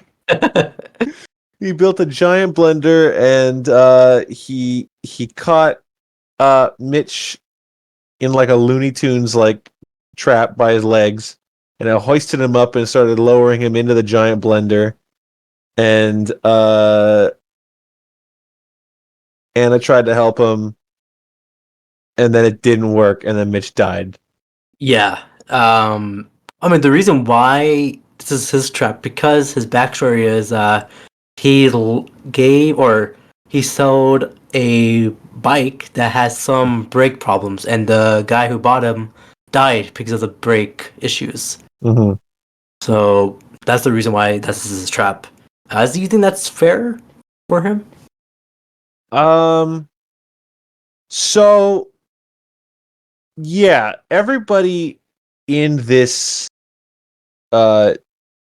this setup of tests, you said it's called the murderer's tests, right? Yeah. Everybody here caused somebody to die one way or another.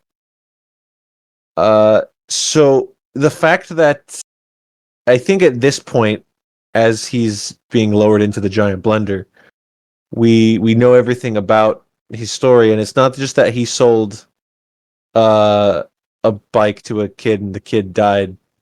He sold a bike knowing that the brakes were bad. Like, he knew the brakes were messed up, and he took the money anyways. And then that guy left and then got like hit by a semi truck, which, if I remember correctly, looked really stupid. Yeah, it was. But then they add this whole thing where the jigsaw tape John says that the guy you sold it to was my nephew. Yes. That, I think, is unnecessary. That doesn't add anything. Like, John's done a couple of personal things before, like how like his lawyer, he did one that's Art from Saw 4. Yeah. And his health insurance guy, Yeah.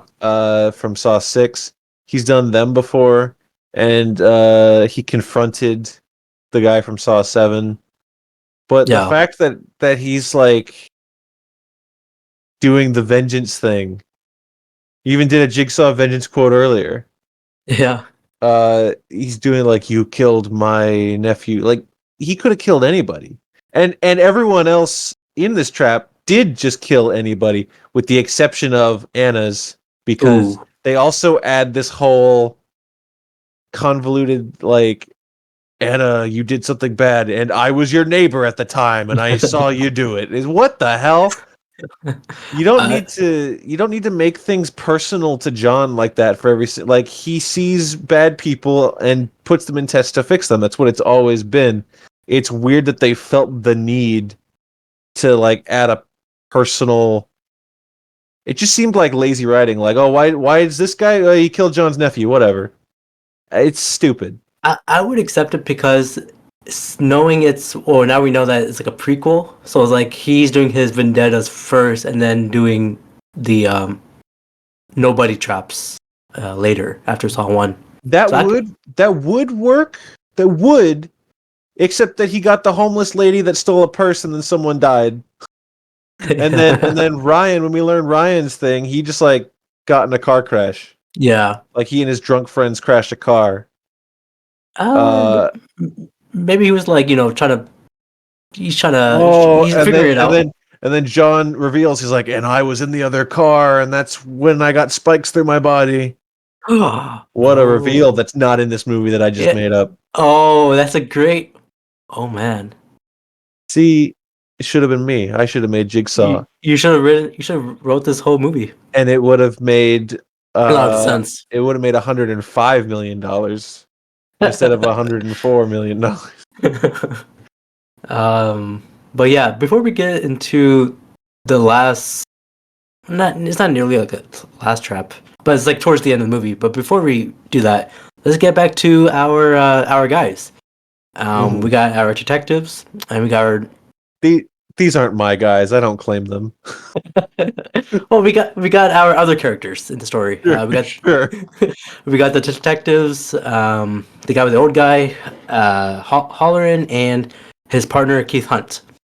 They were investigating like what's going on. Is Jigsaw alive? He's been dead for 10 years.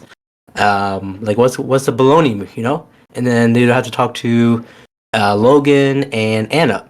Not Anna, sorry, Eleanor. And they were all discussing, you know what I'm saying? And we realized that Logan, who's also friends with the detective, Keith Hunt, they were partners one time. I don't remember the backstory, but they're friends. This Logan fella, he was like in the army or some sort of military, and they said he like got captured in a thing, and none of these people matter.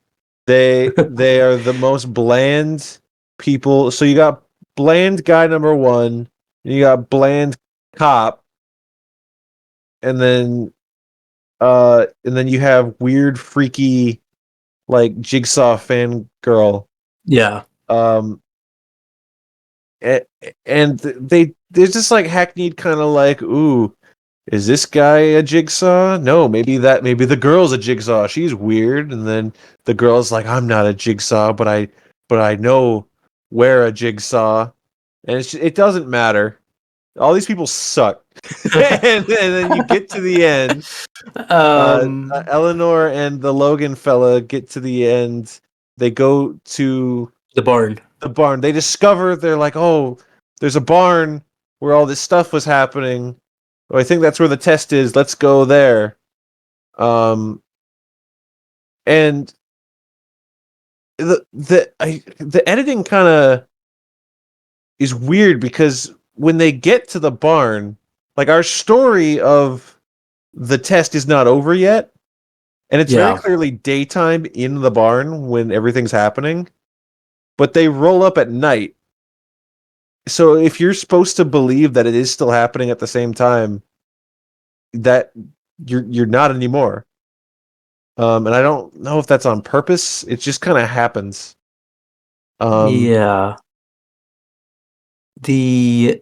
I mean, they were into the barn at night, but someone was following them. That was Hollerin. Because he had some suspicion of like between them. The cop thinks that our main Logan guy is sus. It's basically doing the Detective Hoffman and Agent Strom thing from Saw 5. Yes. And Halloran was like, oh, we get to that in a minute. Never mind. Yeah. Well, when the detectives were discovering like what's going on, they were doing an autopsy on Edgar, who got shot. They removed his head, I think. Is that what's in that in an autopsy? But yeah, they found a bullet that may be from someone else, and that was a Detective Holleran. He shot the guy in the chest because they were like, "Hey, who shot him?" He's the guy who shot him, so he's kind of dirty as well. I wanna stress that I maintain. So us discussing this part of the movie, the what turns out to be modern day part of the movie. Yeah, this is probably the worst recap we've done in this entire series. But it's not just because I watched this like 2-3 weeks ago or whatever. It's because this part of the movie, and I'll say again, doesn't matter. It's boring. It sucks. None of the characters matter or are good. It's just stupid. Yeah, and it ends stupid. Okay. All you got to know is we got one guy who's our main guy, and then we got the cop guy. And the cop guy thinks our main guy is bad, and then they get to the barn, which they make sure to tell us is it's the old Tuck pig farm. Jill Tuck's, that's Jigsaw's ex-wife. So like, not only do they tie it into like Jigsaw's wife had this barn as a kid or whatever, but it's a pig farm, so there's a pig connection for the pig masks, I guess. Yeah. So it makes sense in that sense. I'm gonna skip straight forward to Logan and Holleran are put in their trap. Their test. Well, let's go before that. The shotgun. Okay, trap. you want to so flash back to the back in the day. Yeah. Mitch just got chucked in a blender and died. Yeah. Stupid. It's like that one movie in Unfriended. Remember the guy, that kid put his hand in the... That was an actual blender. Yes. But yeah, both deaths are terrible. But yeah, so we got Anna in the trap with Ryan. Right now he got no leg, you know. He got one leg. Our last two remaining people, they're chained in a room. I don't remember how Anna got chained. How did she get knocked out? The Jigsaw she got knocked by the guy in the pig mask and tranquilized her. Oh, he just walked in. And and Ryan is like, he's been passing out, so he just took him out. Just took him in. Mm-hmm. But yeah, they're on opposite sides of the shotgun in the middle, and we revealed that the guy in the pig mask is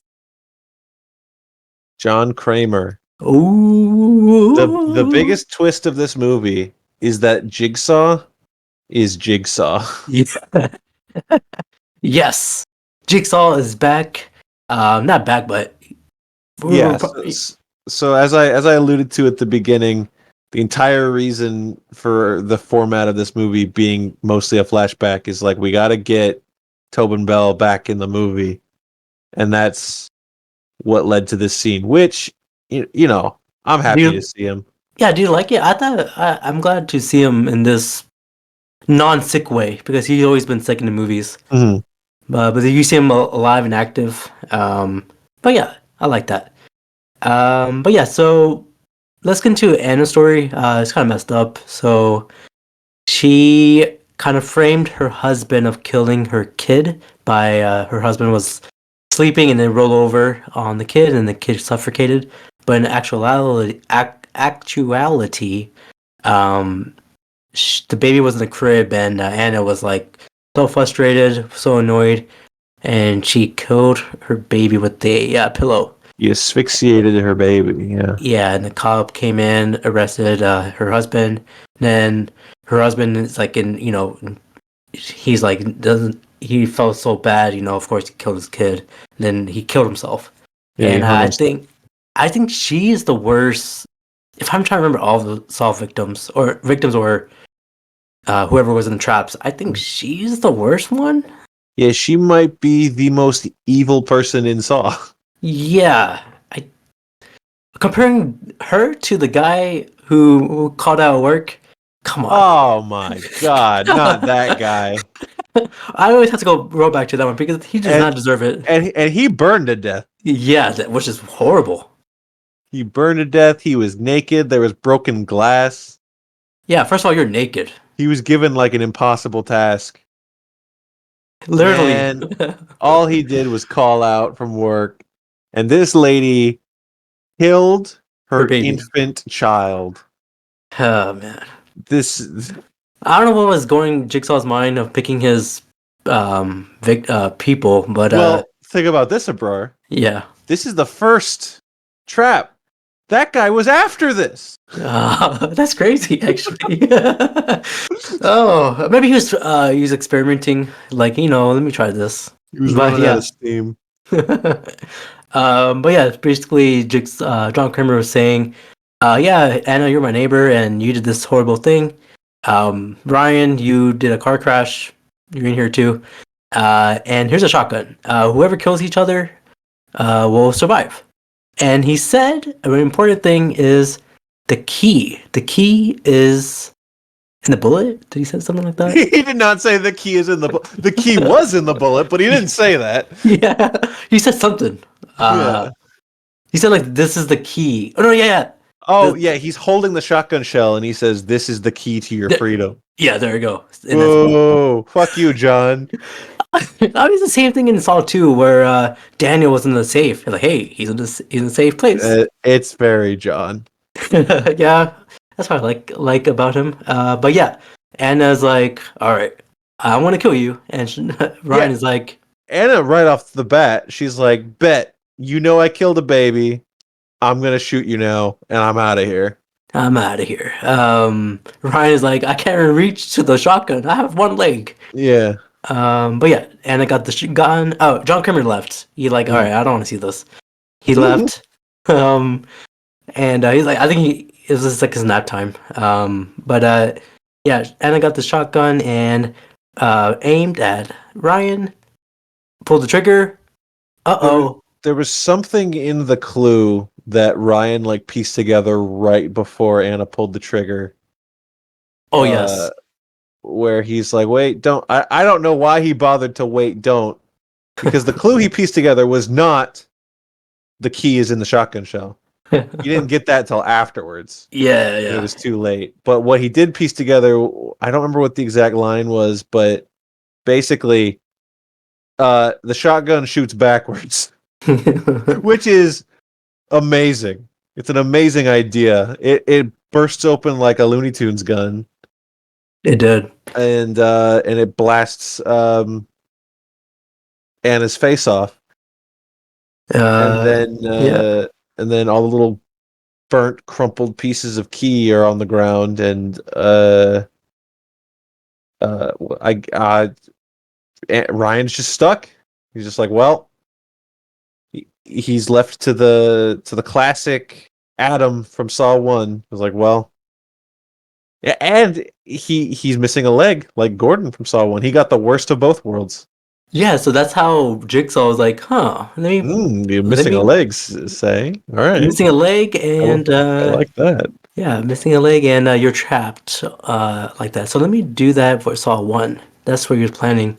That's what he said at the end. He said, I'm going to do this in Saw 1. And also, when John Kramer left before his nap time, he recreated his game over, but without saying game over.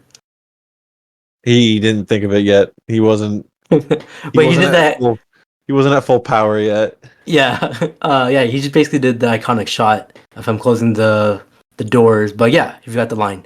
He should have tried out a different catchphrase, Uh, and then realized like, oh, that doesn't work. And then what would work? He couldn't because it's like maybe like nap time, and he closes the door. cuckoo. Cuckoo, yes. From the Pope's actresses. Oh, you know what? Freaking Russell Crowe should have been Jigsaw. I think it would have been great. It's freaking Anthony Hopkins. You're right. Sure. I mean, you're wrong, but whatever. I'm not gonna fight you. But yes. Okay, so that happened, and now what's his face? Detective Holleran. Do you remember what happened to Detective Keith, his friend? I don't remember. He just stopped being in the movie. Like he didn't die. He didn't end up in a trap or anything. He just stopped being in the movie. Yeah. He's like, okay. He said, yeah, nap time. He said nap time. He's sleeping with John Kramer. Oh my. No, not like that. Not like that. Whoa. No, they were like wearing little like sleeping caps and. Yeah, like the little Halloween, like from that Jim Carrey movie where he's like an old man animated. Got the movie, the name. That was Christmas. Oh, and yes. it was A Christmas Carol. Christmas Carol, yes. Shout out to that movie. But yeah, they're sleeping with those hats on. But yeah, so Colleran, he was what was he? He came into the barn and put the gun out to Anna and Logan, and then Eleanor and Logan. Sorry, I'm getting confused. They're kind of similar. Eleanor and Logan. And how did Colleran? Oh, what? I forgot what happened in that scene.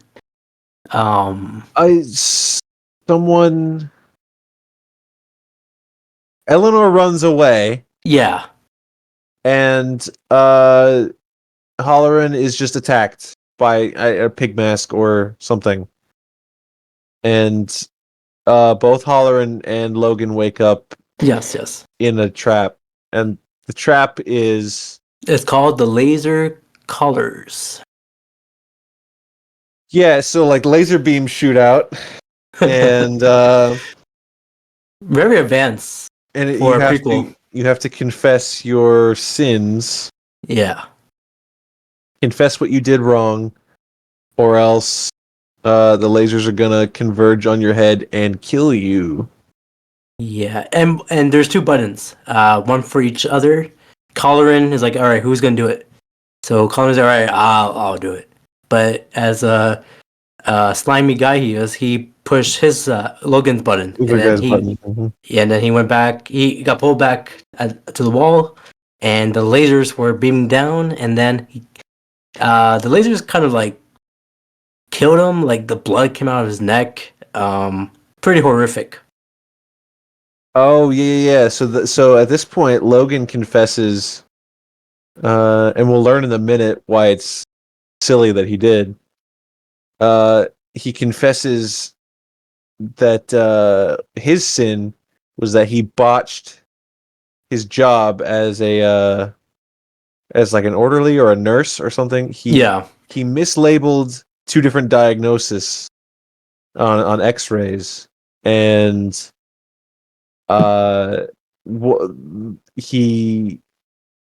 led to John Kramer, it led to his cancer going undiagnosed until it was too late. Yeah. And he was like, "That's my fault." And then Is it a normal mistake or is it? I don't think should be a mistake. what do you mean?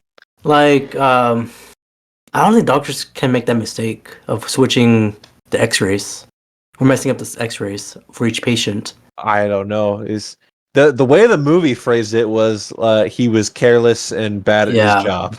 Yeah, that could happen.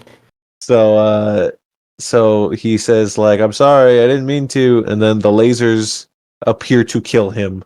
Yeah, and there's And blood gushing out everywhere. Blood shoots out, and then it's time for Halloran's test, and I may be misremembering, but I think at first he was like, "I didn't do anything," and the lasers get a little closer. He was like, "All right, I did something."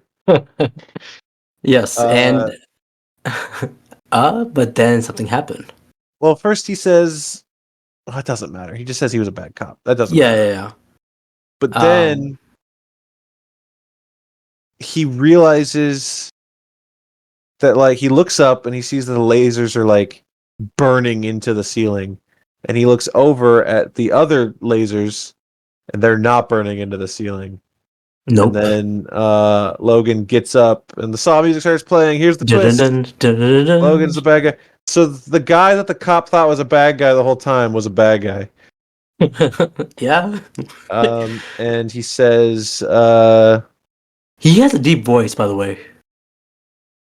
Logan, when he switched into that, when he turned heel. Yeah, when he turned heel, he had a deep voice. I was like, oh, this is kind of very menacing. Well, I think they were. I don't know, but I feel like they were banking on this guy being our new Hoffman. Oh, you know. I guess that didn't turn out well. So he gets up and he's like, yeah, I messed up on John's diagnosis thing, and then he put me in a trap. The reveal is back in the day, he was the buckethead that didn't get out of the trap. Yes, he was the mystery mystery guy. And I love. So John gave him too much of like the drug. He didn't wake up in time. He almost gets killed by the saw blades, and John runs in and he's like, he legitimately says, "That's my bad, fella. I'm gonna get you out of here. I really fucked up on this one." He takes him out. He like nurses him back to health. Yes. And he's like, "You're gonna be my son now." Yes.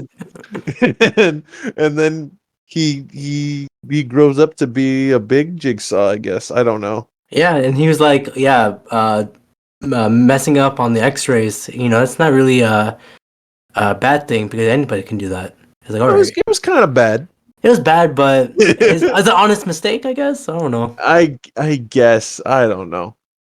But Holleran is like, "You son of a bitch! I knew you was a Jigsaw." And then Logan says, "I'm the new guy. Expect to see me around forever." And we never see him again. But he does say, "Game over." And then the lasers slice up Holleran's head, and his head falls apart in a big CG mess, and he looks like one of the zombies from one of the later Resident Evil movies. Yeah, Resident Evil or like from Last of Us. And it's just bad, and this movie's finally over, but it's bad. But for a prequel, no, it's bad. No, I mean like for a prequel, that trap is like really advanced. Well, that part was in the present day. Sorry, modern day. Yeah. True. I think the lasers go against everything about Saw is supposed to be like rusty, dingy, barbed wire. Yeah. Steam and like disgusting, and then just these future laser head things. It's weird. Yeah. It's too modern, I guess. But the Holleran's sin was that because throughout the whole movie, the guy who doesn't show up, the other detective, he was asking about Logan's wife. He's like, "Are you right, man?" Because his wife died. the way the wife dies because Halloran told the snitch, the guy with the trigger, Edgar. Oh yeah. He ordered Edgar to kill Logan's wife. I don't think he ordered him to. I think he just didn't arrest him after he did. Yeah. Because he was a snitch, like you said, and he was just like letting him do bad stuff, and then kept using him as a snitch anyways. But Yeah. that's why Logan wanted to kill him. See, I forgot about that because none of it matters. None of those people, they all suck, and we're never gonna see them again. Yeah, so as of right now, Logan in this, I don't think we're back into the old city of the original Saw through the original Saw franchise. It's like a new city, right? Or is it the same area? I don't know. It's hard to pinpoint because no one ever says where they are. They never do. Chicago, I'm telling you. No, it they never say, and but every cop knows who Jigsaw is. Yes. They're like, oh, it's just like the old Jigsaw case. And that continues on in Spiral as well. And Spiral, I think, is definitely in a different city. That's Do they say in that one? They might. I'll have to look on it, but yeah. I think they did. But yeah, that's for another that's the next episode for us for that one. But yeah, for Jigsaw, after rewatching it, after we discussed it, what do you think about it? What do you think now?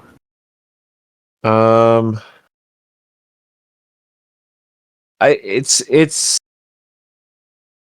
like I said, it's fine in the grand scheme of things. There's definitely, like, I complained about them like making like not everything, but like making some of it so personal to John. Like John was her neighbor, John was his uncle, John whatever. It doesn't. I don't think that's necessary. And then I don't like the lasers. The lasers are really off-putting to me for some reason. It's not. And Yeah, it's not Jigsaw-y, I guess. the twist of everything's happening back like 10 years ago, that's okay. Mm-hmm. I think it works when you're watching it, even though, like I said, there's some editing things that make you like question it. They really go out of their way to hide it from you. Like I said, that Logan recreated the whole test for some reason. So all these corpses they're finding throughout the movie are corpses not of the people from back then, but of the recreated test. Yeah. Who all died in the same exact way. Yeah. Like they even stabbed all the needles into that one lady. It's pretty crazy. Also, they didn't commit the same crimes. You just picked people that looked like you guys.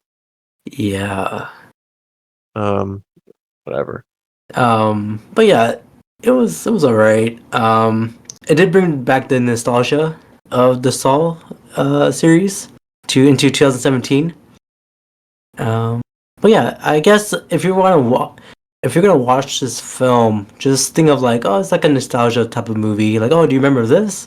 Well, here it happens here again. If you've come this far, there's no reason to not watch Jigsaw 2. Yeah, I don't think. That's what I have to say. Yeah, I don't think Jigsaw. You've already watched 1 through 7. This one's not worse than 7. Yeah. If this this movie never existed, I'd be fine with it. Yeah. Like, I don't think this movie was needed. No, definitely not. No, because we never heard about Logan until now, because he was the original apprentice. Yeah, well, it stinks of them trying to bring back the series. That's what it is. Yeah. 2.5 stars. 2.5 stars. Yeah, I think I gave it 3. I'm looking right now. You also gave it 2.5. 2.5. Oh, okay. Yeah, I don't remember when I rated, but yeah, I rated without thinking. No, I do think, but I rated after I watched it. But yeah, 2.5 makes sense. 2.5 is also what we gave Saw 5. I think that's fairly on par. Yeah, they're kind of the same. Well, that's what I gave Saw 5. I don't remember what you gave it. Check right now. You gave it 3. Oh, okay. Oh, it's because of the ending. Because of Hoffman is like, ha ha ha, I'm in the box. I think that's why I gave it 3. But yeah, so that's Jigsaw, man. I know I'm not gonna ask you where they can find you because we already know the answer. But if you have an answer, No, you can ask me. okay. So Skyler, where can the audience? Where can they find you? They can find me in the next episode where we're going to talk about Spiral. Oh, very nice. So until then, guys, let's count 2, 3. Rocky Balboa. He's a life coach. Okay. Adrian. Yeah, let's scream Adrian at the count of 5. 5, 4, 3, 2, 1. Adrian.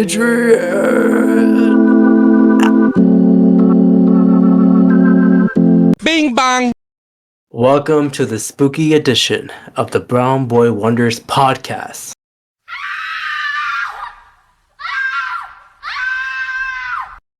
In this month of October of spookiness, Skyler and I, you guys should know by now, are rewatching all the Saw movies. And right now, we're going to talk about Spiral. We're going to talk about the Taylor Swift Eras Tour. No! Maybe, if people want it. No, but we're talking about Spiral from the Book of Saw. Skyler, man, how you doing? I'm doing great. I did not see the Taylor Swift Eras Tour. I did not either. I don't know any Taylor Swift songs. What? I don't. You don't know, like, You Belong to Me. You belong to me. I definitely don't know that. I mean, okay. My experience being friends with you for over a decade, Abrar, is Yeah. I just want to assume that you sang that wrong, and that's not a song that she does. All my Swifties out there, tell me in the Spotify comments. Don't call to the Swifties like you are friends with them. You called them out on Twitter. I saw it. I did. I want to apologize for acting crazy, but yeah. Swifties, do you know Blank Space? I know, da-da, you know that one? No, I don't. I've never.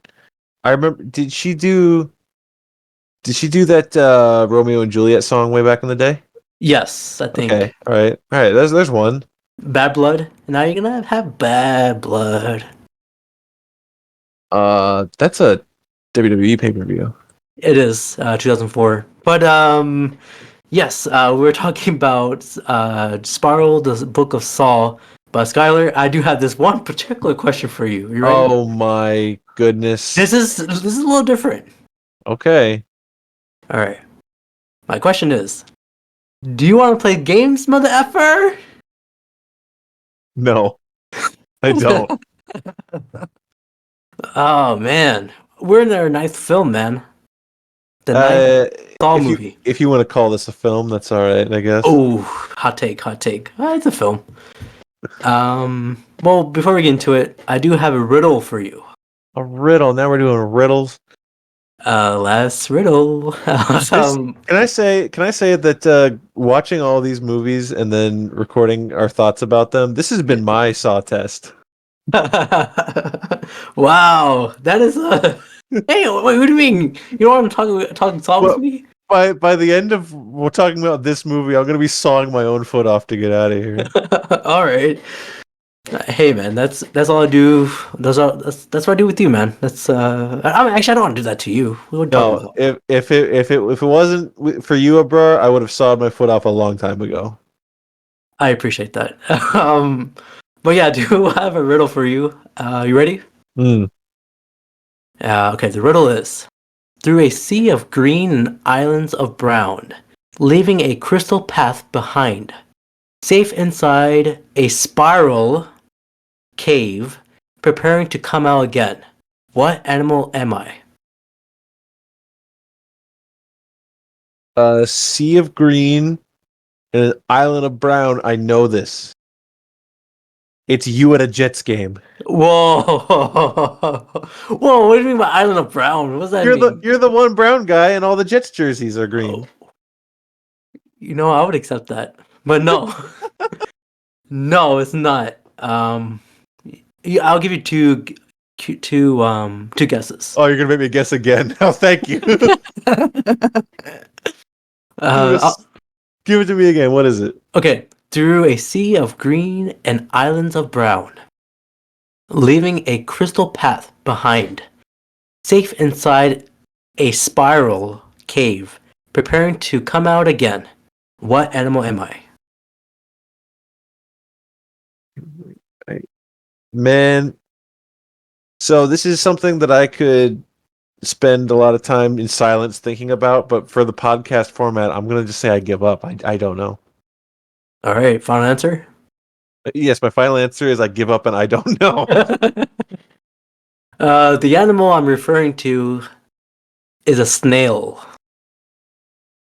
A sea of green and a little brown spiral cave. All right, that's okay. Okay. Is I that guess so. good? I mean, I guess. I mean, we're talking about Spiral, the Book of Saw. Yeah, Spiral, a Star Wars story.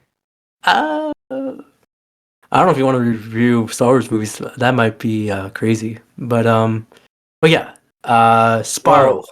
Well, reviewing Star Wars would be difficult because it'd be like, this one's bad and I'll tell you why, blah, blah, blah, blah, blah. And then you get to a certain one and you're like, oh yeah, this one's good. Oh, this one's great. Oh, this one's good. Oh, these ones are bad again. It's a real up and down. It is. But yeah, but yeah, this movie is bad. Oh, I ripped the Band-Aid off. I just said it. Boom. Oh, Now I feel like an asshole because I said the last one was bad, but I think this one's worse. You disagree, and that is fine. You're my friend, and I respect your opinion, but you're wrong objectively. I want to say it's bad, but it's a fun film. It's a fun Saw movie. If that makes sense. I would go as far as to say as it's a fun bad movie. Okay, yeah, I'll go with that. If that goes hand in hand, then sure. This is like Saw, but it's like The Room, but Saw. You know what I'm saying? Like, I don't equate that whatsoever. But this is like if someone took a half-baked Saw horror movie script and then put Chris Rock in it for absolutely zero reason. I mean, there is a reason. The reason is that he produced it. Yeah. But that's not a good reason.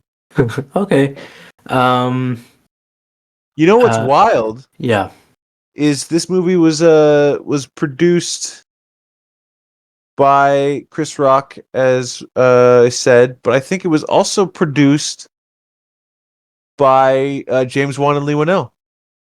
That is true. Yes, they did directed this one, or produced it, which is they didn't direct it. The director was the same guy that did Saw 6 and 7. No, that's not true. Saw 2, 3, and 4. Yeah.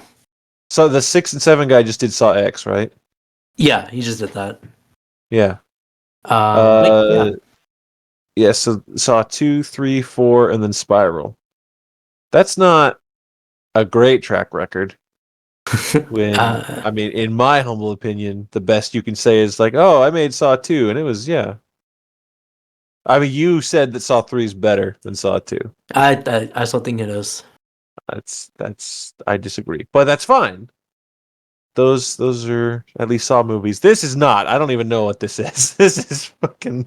This is where you wanna do something different, but I don't think it worked. They were clearly trying to do the anthology thing. That was my joke was about the Star Wars story, where they did Rogue One, a Star Wars story, Solo, a Star Wars story. This is Spiral from the Book of Saw, and if this had done well, there would have been more from the Book of Saw movies, I guarantee. But I don't think this did do well, and that's why they just said screw it and went to Saw X. Yeah. If Chris Rock kept going, I don't think they could. No, if this was well, Chris Rock would have kept going with this thing. But it didn't turn out well. But yeah, we're talking about Spiral from the Book of Saw, which came out 2021. So Jigsaw came out 2017, and this one came out 2021. We're in the height of the pandemic right now. But yeah, Oh, do you yeah. know? Do you remember where you first saw it? Saw this one here? Well, I didn't see it in theaters. Like you said, the pandemic was still very much a thing. Came out May 2021, Yeah, so we were about a year of pandemic and lockdown and stuff. yeah. So I don't know if I saw it on. It went to theaters, didn't it? It did. I saw it in theaters. Yeah, like I just said, I did not. But I don't remember if I saw it on streaming or. Saw it watch on something like DVD that. or Blu-ray. I do have it on Blu-ray now, thanks to our little excursion watching them all. Actually, I have it on 4K. That's the only way I could find it. Very nice. I love high resolution. That's my thing. Yeah, for Spiral. But yeah, so let's get into the cast. So we have a new cast. Like this is fresh. There's no old cast member. There's no. We'll tell you guys right now. There's no John Kramer in this one. No John Kramer. Yeah, that is true. We don't even use his voice. No. Okay, I have a big issue with that. But yeah. No kidding. Oh, So do man. I. Yeah, it's like okay. Let's get into the cast. So we got Chris Rock.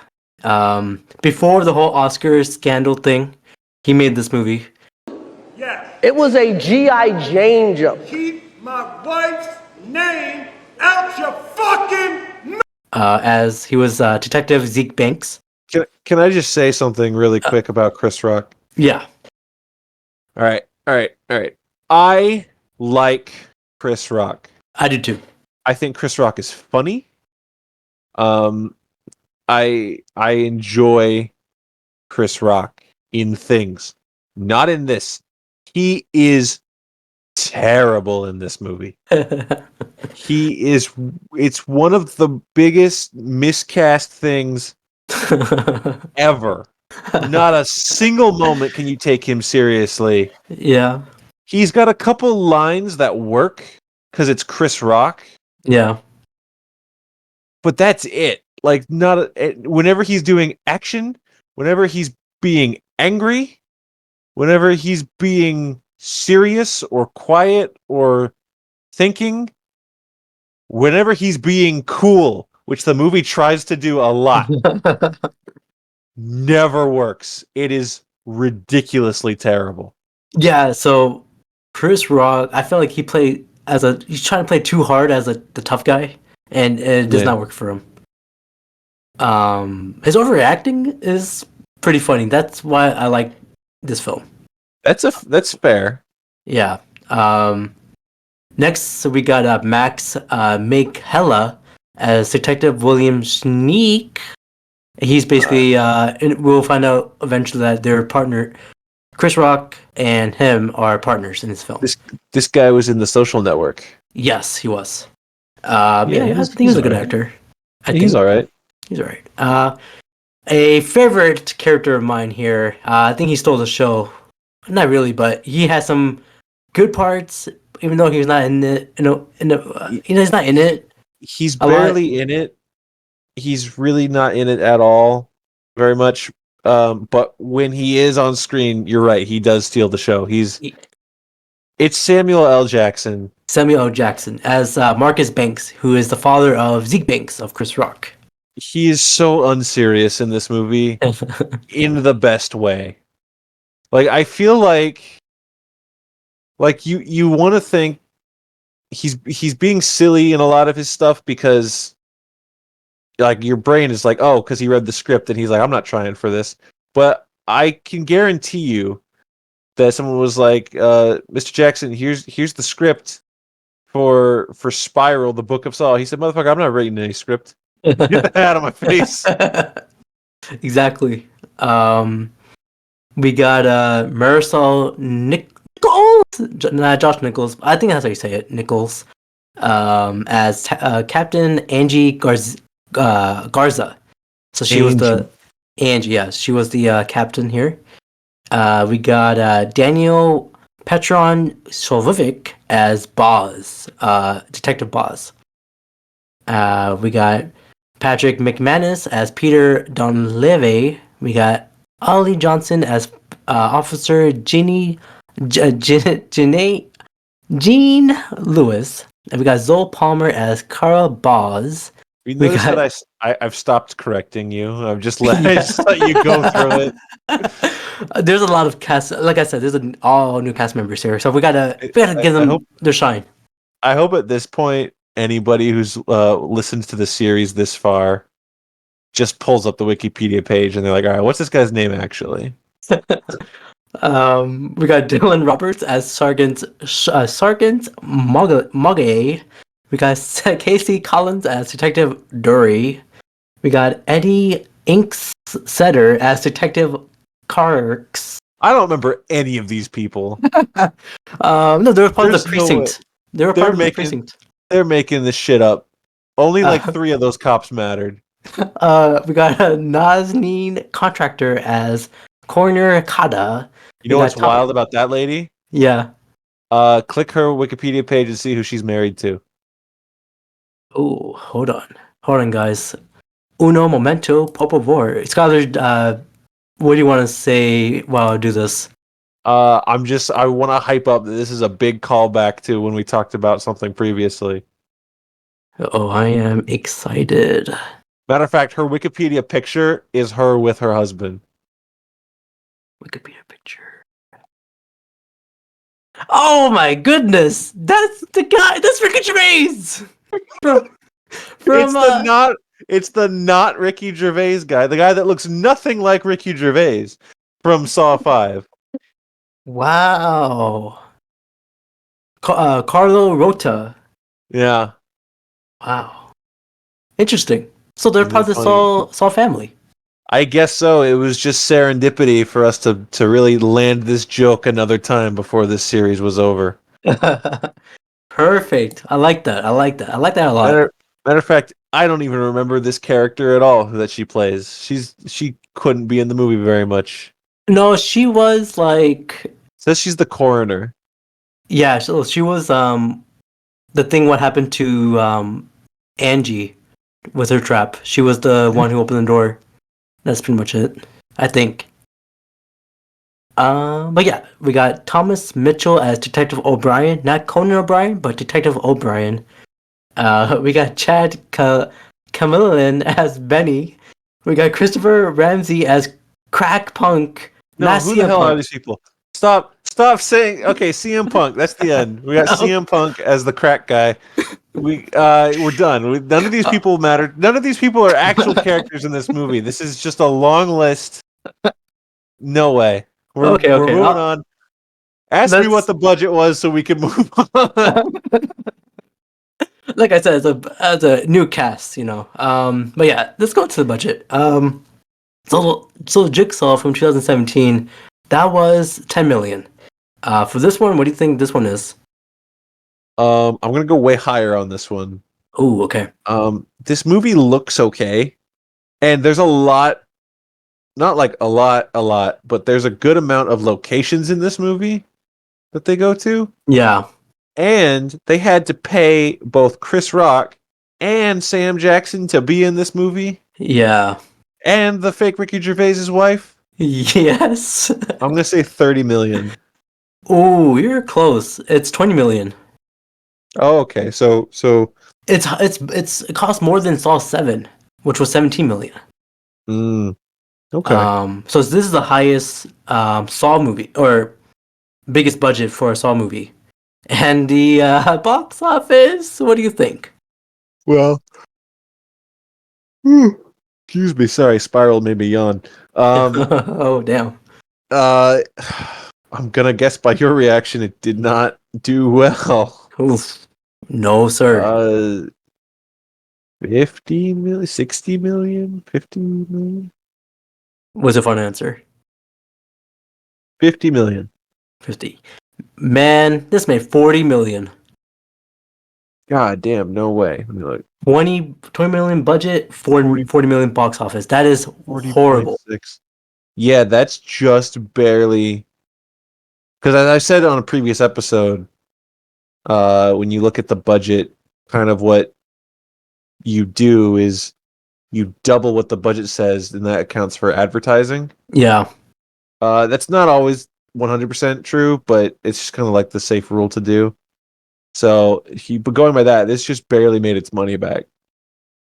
Yeah, So it this did. ain't, this didn't help anybody. It's just Not a at waste all. of time. But it's I'll say it's very enjoyable. But yeah, so Saw, oh sorry, not Saw, Spiral. So original Saw movies, Saw 1 through Saw 7 was in the late 2000s. And then we reached to Jigsaw was in the late 2010s. And now we're going to the 2020s, early 2021. So Saw is in 3 decades. I guess it is, isn't it? It is, man. That It is won't crazy. go away. No. But yeah, I think we kind of mentioned your thoughts here, but yeah, your thoughts for this film. It's bad. It's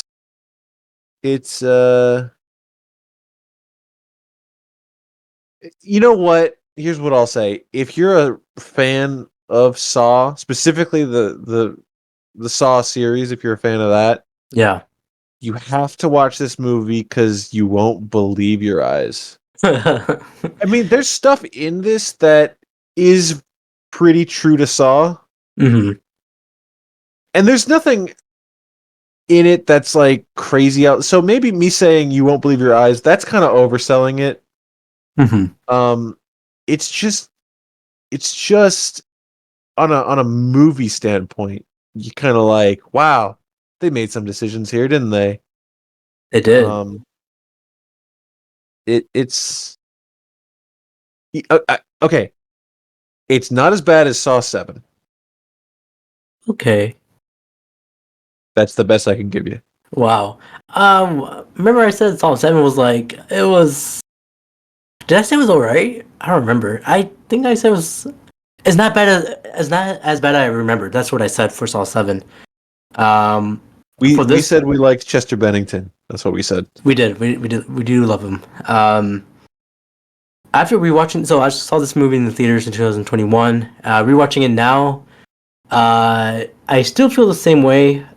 It's a fun bad movie to watch. But I think like when it comes to the traps for this one, it's pretty gruesome. But at this point in the series, I think it's not the best. The thing why I like this film is because of the ending. The ending, how how most Saw movies are. The ending was the best, but I think this one's like my top 3 of best Saw endings. Um, Do you think the same or no? I don't think the same. We'll talk more about it when we get to it. Okay. We'll talk about it. Okay. I'm not going to downvote you just yet. Okay. But yeah, let's get into our first trap here. The story will come in, but in the beginning of the movie, we have our first trap. We got this guy who's a detective. We don't know his name yet, but he was following this guy, and then Chris Rock will make sure we know his name by the end of the movie. oh yes. So this guy was trying to follow this guy who's doing some crime, or he was being sus. He went down to the subway, and then he got hit in the head, and then he got into the subway trap. And his name. Oh, should we say his name now or no? Boz. His name is Boz. Yes, Boz. Yes. So pretty much, this guy, he is stuck on this device in the middle of the trap of the tracks in the subway, and his tongue is sticking out, and it doesn't look well. And a TV, for some reason, a big box TV is playing on the tracks, and it is guy is you see Billy. Is it Billy It's not Billy. Billy It's does a not pig. appear in this film. Billy does not appear. It's Jigsaw a does not. little, it's a little pig puppet. It looks like, and this is only going to hit for the people listening that are wrestling fans, modern day wrestling fans. It looks like Huskus the Pig Boy. Yes, it does look like him. R.I.P. Bray Wyatt. But yeah, so this guy, he came on and he has the worst voice ever. It sounds like a 13-year-old boy on like a Xbox like game voice filter. Yes. Do you have a good impression of him? I can't. I don't think I can do a good impression of him. I don't think my voice would have to get higher and then try to go low. Like I don't think it. Hello, detective. It's like it's bad, man. Yes. It's one of those things, and it's right off the bat too. It's like the first thing. Boom, we got a guy in a trap. Oh, his tongue is like whatever. Ooh, this could be gnarly, and the movie lost me. Yes. Man, This guy sounds like a complete loser. it's so disappointing. Uh, Because clearly they're like, we're not going to get Tobin Bell back for this. Which, can I just say, that had to be their choice. Tobin Bell came back for Jigsaw. Tobin Bell came back for Saw X. Tobin Bell ain't got nothing else going on. Saw is his thing. If they called him, he would have answered. They chose not to use Tobin Bell. Yeah, they tried something different. And if you, maybe it's my Saw fan bias, but his voice is one of the most iconic things in horror. And they're like, well, how do we replace it? Because we're choosing not to use it again. How do we replace it? Well, we don't. We just do this. It's borderline insulting. It is. I do agree with that. I did not like it whatsoever. Kind of like you sound like it's like a high pitched version of Sheldon from Big Bang Theory. I just hated that. Oh my goodness, that's terrible. Yeah, it's pretty much just that. But yeah, so this guy, Boz, he's in the trap, and pretty much if he doesn't remove his tongue, you get ran over by the train.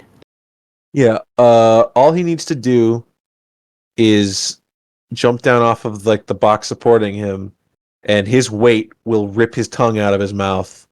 Yeah. Which I'm pretty sure he would bleed to death.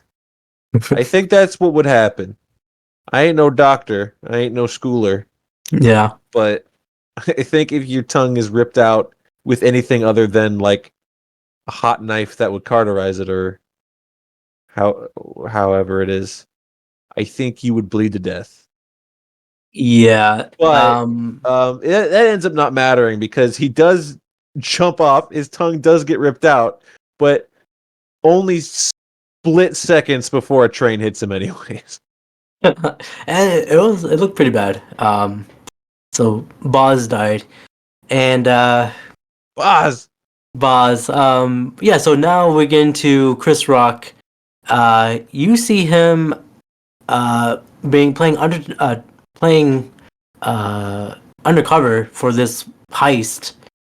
And what movie was he talking about? Do you remember? Oh, you're right. I don't remember. I know you talked about.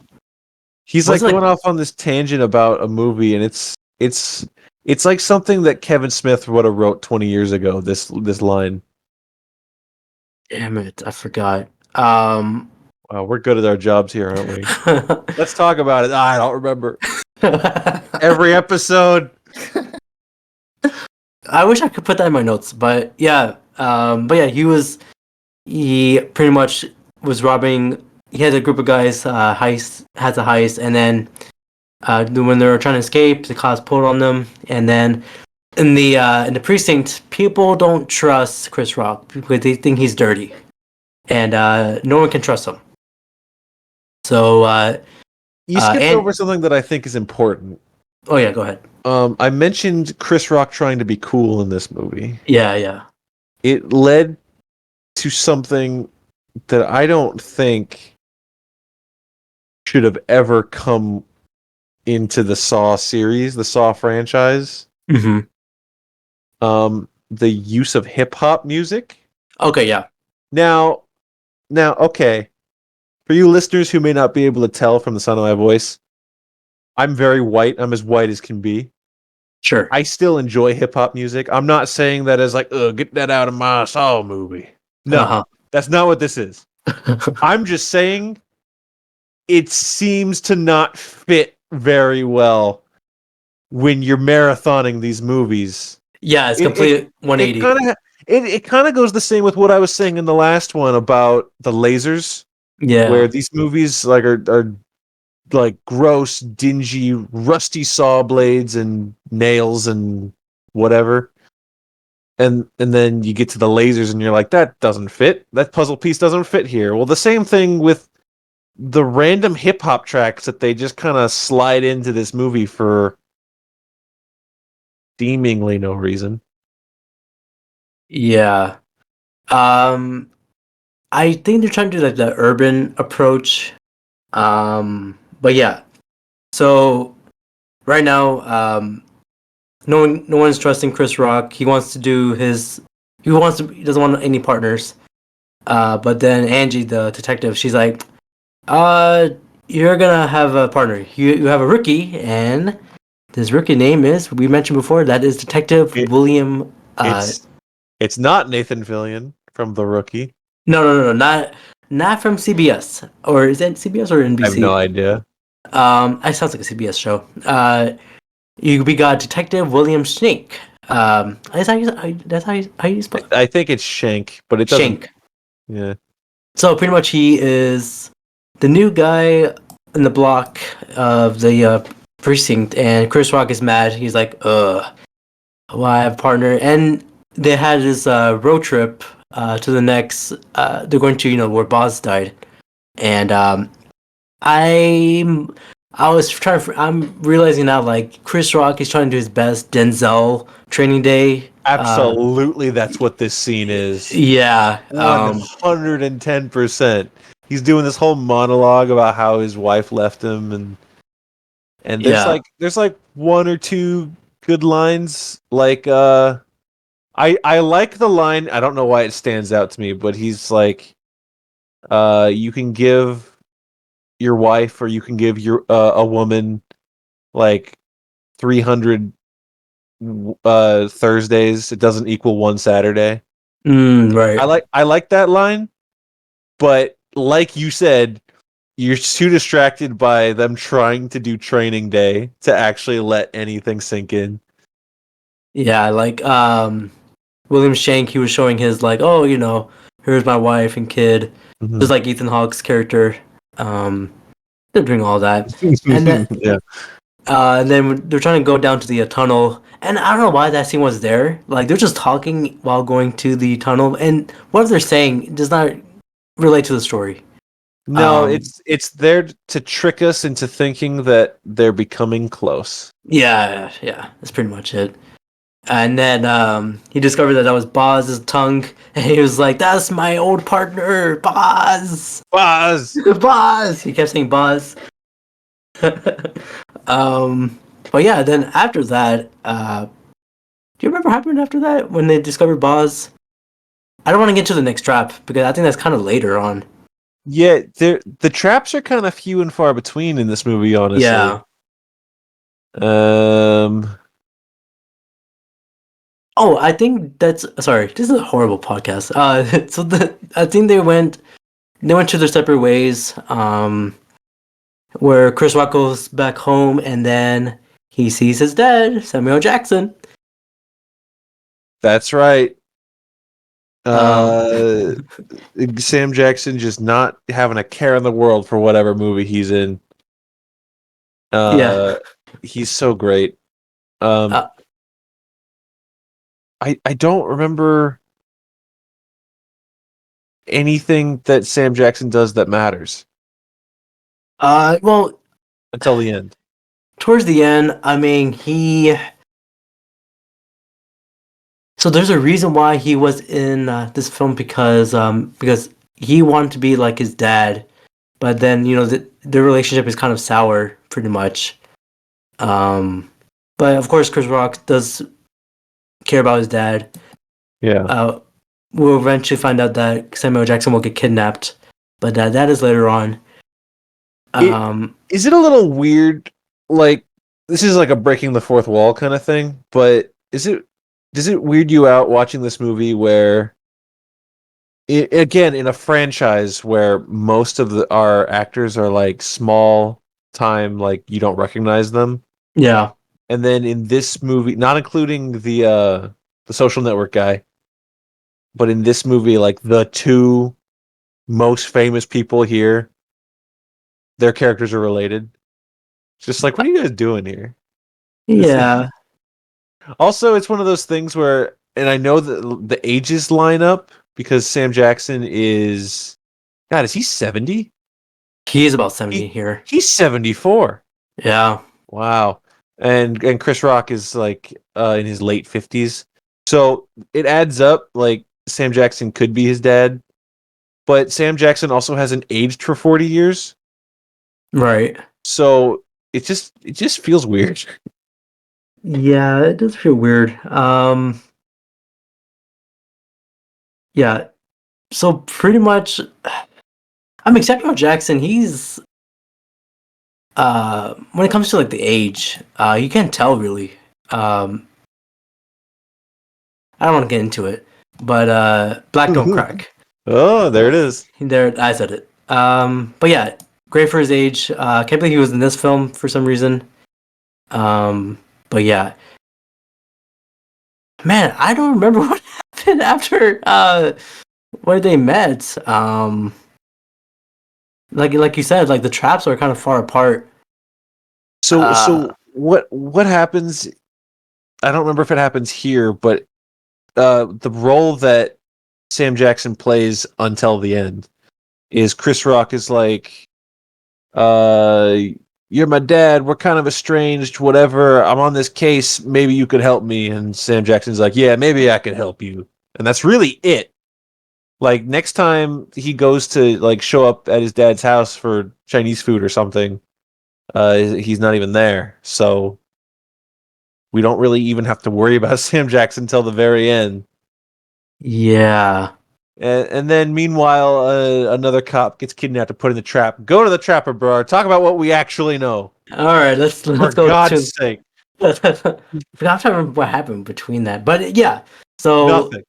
the two cops, Finch and someone else, are trying to figure out what's happening into this warehouse, and this one is called a finger trap.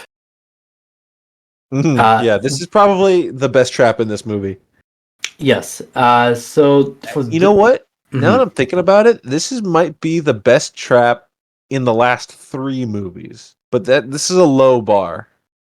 Last 3 movies. Well, if you're including this one, and then all the traps in Jigsaw, and then all the traps in Saw 7, the closest thing that comes to it is the Chester Bennington back on the car seat. Yeah. Okay. But I think this is better than that. Gotcha. Because the blood's not pink. Exactly. This is not 3D. But yeah, we got our guy here, Finch. He did something bad. The reason why he's in this trap because the reason why he's in this finger trap is because he pulled a trigger on, I believe it was on Chris Rock, right? No, wasn't he? Chris Rock got shot, and this guy didn't respond to the call. He was the closest cop. Right, yes. And he was like, I don't like Chris Rock because Chris Rock sucks, so I'm not going to go answer. And then Chris Rock almost died.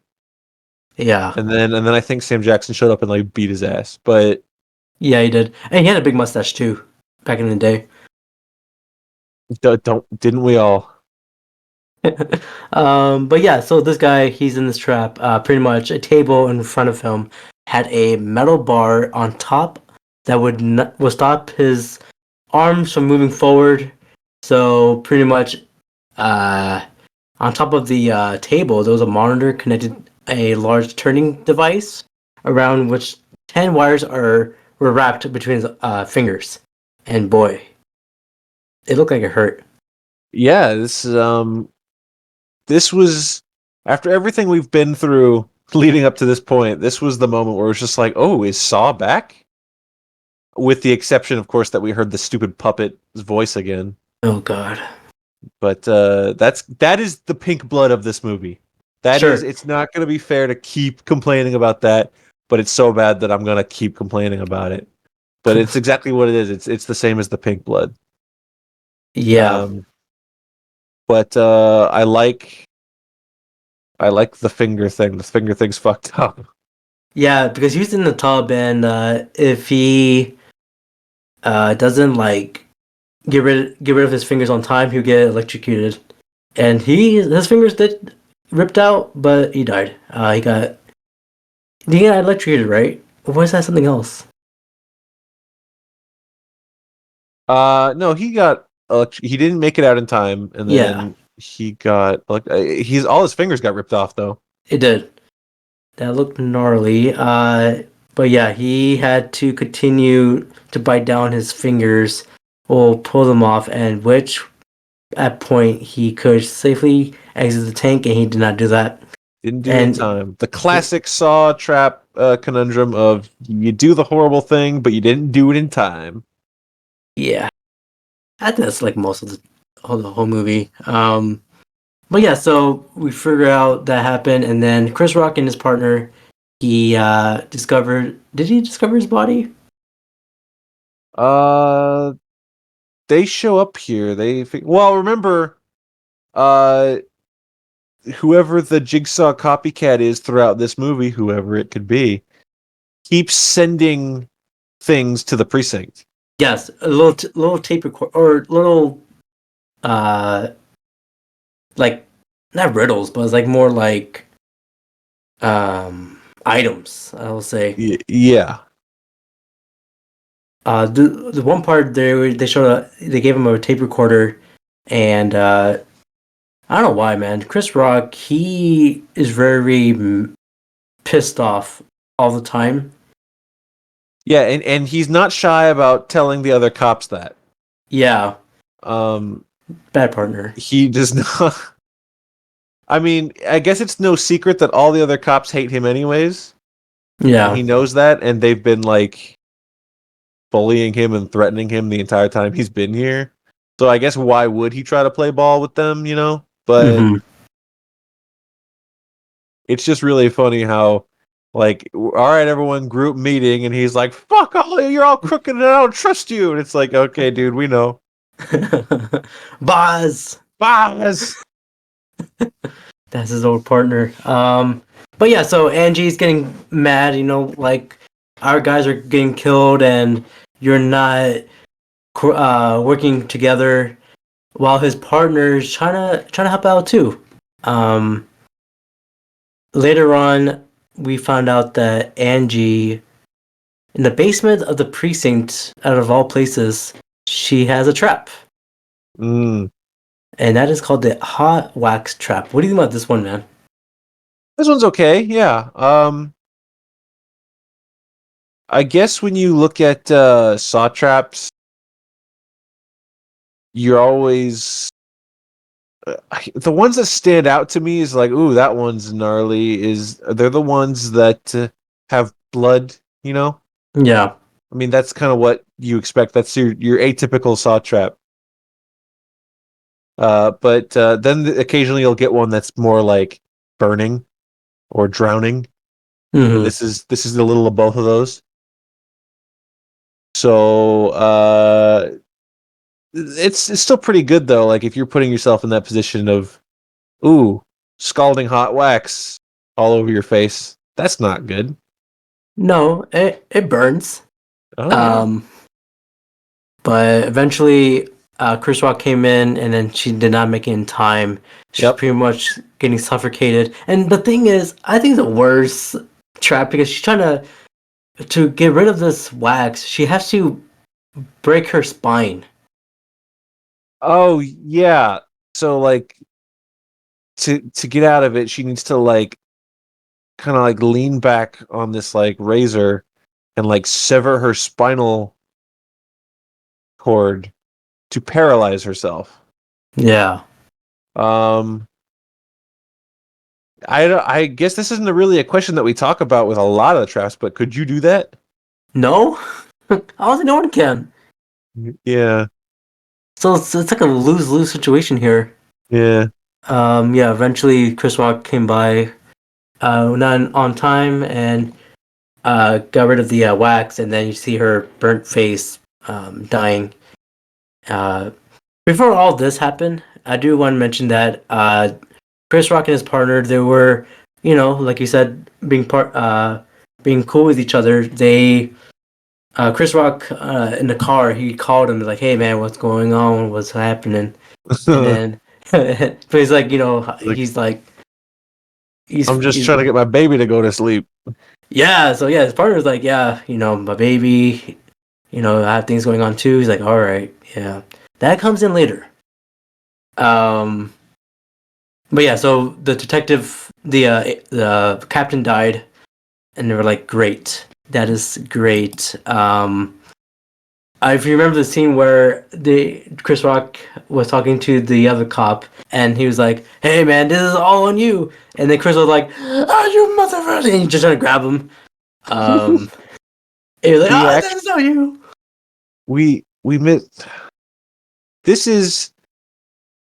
We're getting so bad at recapping these movies. Yeah, when we first started, we were like, oh yeah, this and this and this happens, and that's probably because like Saw 1 is a good movie I've seen a lot of times. Yeah. Saw 2 is a movie I've seen a handful of times, and we watched it recently, and I was upfront. I was like, okay, I watched all these like back to back to back to back, and then we're like, wait a week, and then we'll put out an episode. Wait a week, we'll put out an episode, whatever. So now we're at the point where I watched Spiral like 2 weeks ago, and it's like the second time I ever saw it. Yeah, and so we're just like skipping shit and missing shit, and we're just getting so bad.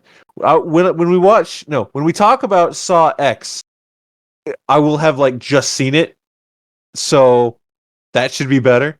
Hopefully, yes. But this we skipped before Angie died, and after what you just talked about when they were talking on the phone. Chris Rock's partner disappears and shows up dead, right? Yes, they find him skinned. Yes, I forgot about that part. with his they're like, oh, it's his tattoo, tattoo that they saw that he on him earlier. So yeah, we're talking about his partner, and no, he died like 4 scenes ago. Yeah, his partner died. That's why Chris Rock, you saw him in the car, and he was just yelling. If you remember that scene. Yeah. But yeah, his partner died. Before that, though, there's another scene that I feel like we have to talk about, where Chris Rock tries to like get into like this drug dealer's house. Yeah. And his plan, correct me if I'm wrong, his plan was to be like, hey man, put down the basket, I need some drugs. Like he's acting like a druggie. And the guy's like, fuck off, I don't know you. And he's like, nah man, come on, I need some real drugs real good right now. And the guy puts down the basket that you're supposed to like put your cash in, because he's on like the 3rd story or something. Yeah. And he's like, I'll send this up, check this out, man. And then the guy pulls it up, and wasn't it his like police badge or something? It was his police badge. And then Chris Rock's grand plan was to inform the man he was a cop and then run up the stairs anyways. Yeah, he was. Yeah, that's not a good plan. He was also pushing the other people around. And then he got up there and just shot him, I think. Pretty much.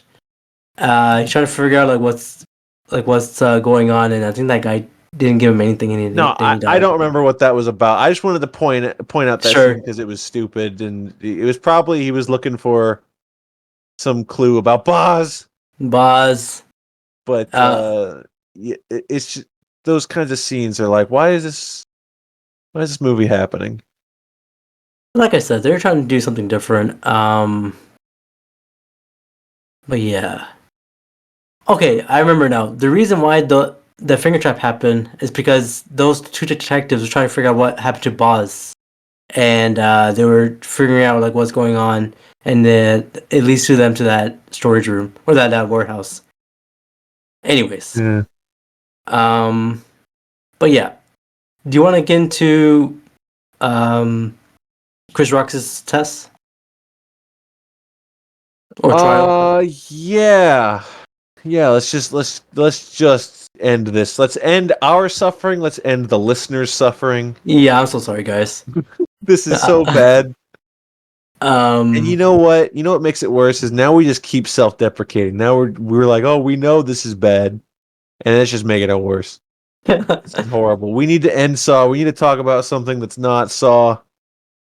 don't But- worry, we will do something else. We're almost done here, though. Almost done with the series. I just picture people being like, "Oh, I love the candy episode. I wish there was more talking about candy." And we're like, "Saw 7. Saw 7's bad. The blood is pink." Yes. So, Ezekiel's trial. So basically, Ezekiel, he's been doing bad things as a bad cop. He's not trusted with everyone. But yeah, so his trial is pretty much similar to the bathroom trap from the first Saw movie, but instead of They made it a joke. yeah, I made it as a joke. Pretty much instead of the victim having their leg chained, his hand is chained instead in order for the victim to escape. They have to cut off his hand with a hacksaw. But Well, yeah, That's what we're led to believe. He doesn't. There's nothing that even tells him what to do. He's That is there with and it's for the trailer. He's there with the saw, and he's like, "Oh, the music kind of chimes in, dun dun dun," and you're like, "Oh, he's got a saw," and then he just picks the lock with a bobby pin and gets up. yeah. I mean, I get it's fine. Like we've gotten this far into the series, we've seen legs come off. We know the classic leg in the saw thing. We get it. So the fact that they kind of bait and switched it, it's fine. Yeah, that's fine.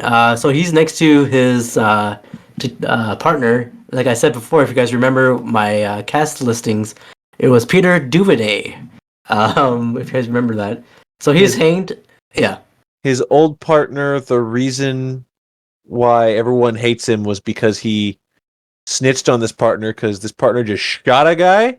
Yeah. He because they're all crooked cops, right? Yeah. So they're at like this door doing some sort of welfare check or asking a question, and the guy was just like, "I saw someone do a bad thing, and I'll be a witness to it." And he was like, "Oh, you'll be a witness, huh?" And just shot him in the fucking head. Yeah. And when And then Chris Rock runs in with his little backwards baseball cap, and he's like, "What happened?" and He's he's like, "I don't know. He came out with me with a knife, dude." and Chris Rock said, the witness put out a gun. Yeah, it's Well, yeah, that scene kept happening. They kept showing Well, that. But they want you to remember that for a reason. And we'll very get to good that reason. Yes, but yeah. yeah, we'll get into it at the end. But yeah, so his trap is where he's trapped. I think he has like locks, and he's like hanged up, and there's these what is it? Like, so this one's called a glass grinder. It's where all the bottle caps are gonna grind into this machine, and it's gonna shoot out shards to the guy. And to get rid of the how are you supposed to get out? Do you remember? No. I don't remember at all. I remember. I think Chris Rock had supposed to have like a key, trying to find it somewhere. But then shards are keep getting to the guy. He's getting cut from his back a lot. Yeah, there is a key. I don't remember where it is. I think it was like in the bottle cap or something. But yeah, well, he found the key. He's trying to hide himself because the shards are coming out to him. I will say this: the little hurricane of like broken glass flying around. Yeah, That was pretty cool. yeah, that was cool. It was something new. But it looked like it would hurt. I do not want to be there. No, yeah, Chris Rock even got some like big shards of glass In his face. stuck in him, like a big one in his face. It's pretty all right. Yeah. So he's trying to unlock him and didn't make it in time because the guy died, his partner. Yeah, he got his entire like back shredded up completely. Yeah. Also, so the reason why Samuel Jackson, I'm now remembering this film. The reason why Samuel Jackson is not in the force and why that guy shot his witness, the Chris Rock's partner, is because of the Article 7. They made some of this law where the cops can defend themselves whenever and there's no questions asked. Yeah, Pretty much. the Harvey Dent Act. Yes. From The Dark Knight Rises. Exactly. So they're pretty much doing that, and of course they regret it of what were they doing later on, and that's why his partner died. But yeah, so they're a part of that whole thing, and that's why they're in that trap. And yeah, I think that kind of leads up to our ending, right? Or are we missing anything? I don't know. Do you care?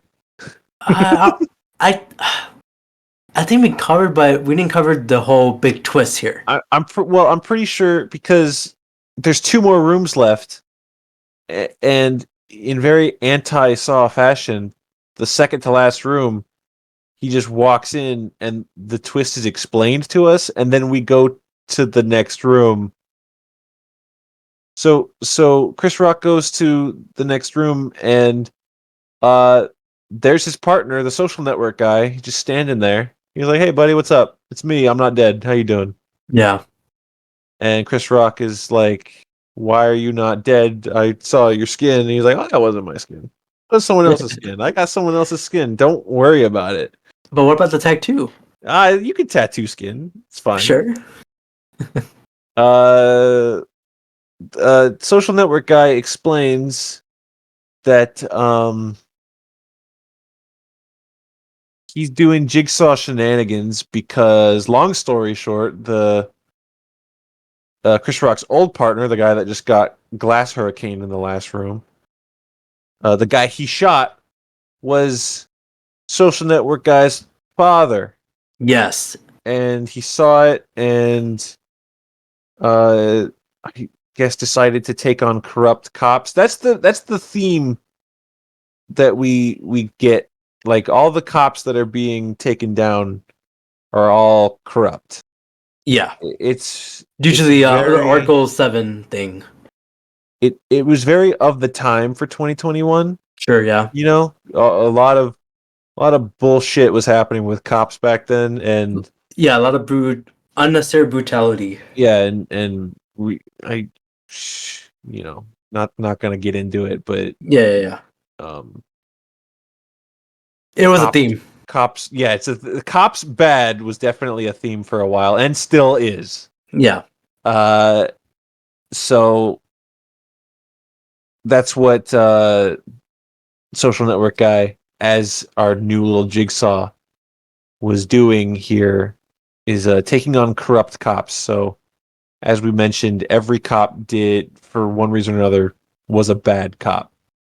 Yeah, all those traps were cops, and they all did something bad. For example, the detective, the captain, she was, she did cover up stuff. She covered up with Samuel Jackson, whatever he was doing. Yeah, pretty much all that. Samuel Jackson also was a bad cop, which leads us to our last room, which is the Marcus Bank tests. That's kind of a bad name.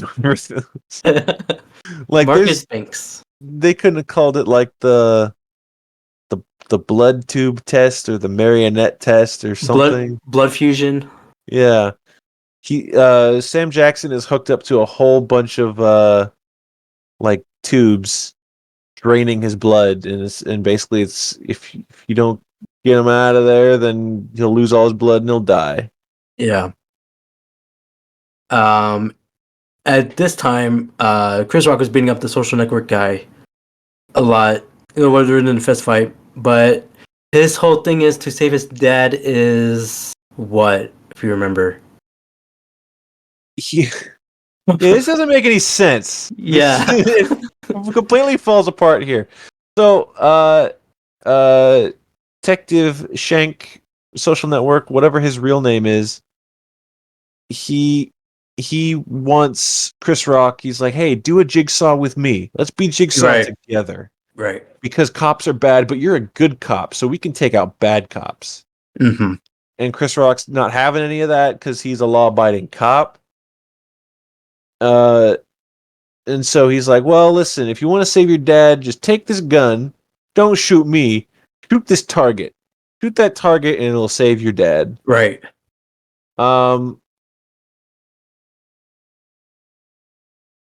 Also, Social Network Jigsaw Man.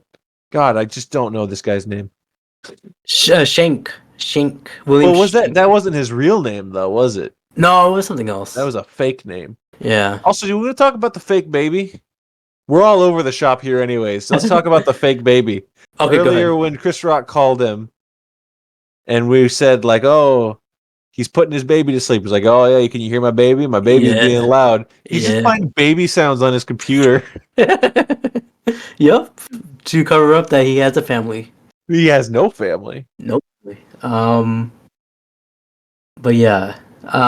Pretty much, yeah, as you said, if he shoots his target, the blood drain will stop and you'll save your dad. But Chris Rock That does was, not just, have. that was just a lie, first of all. Yeah, it was. Chris Rock does shoot the target, and it starts this whole contraption that, like, has Sam Jackson dance around like a little marionette puppet, and it's supposed to echo the little Huskus the Pig Boy puppet that we saw dancing around through the whole movie. Yes.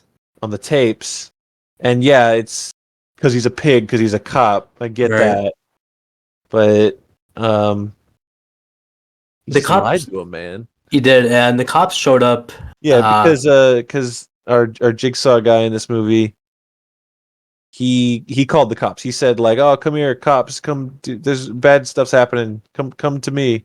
So that's why the cops are here. Yes, And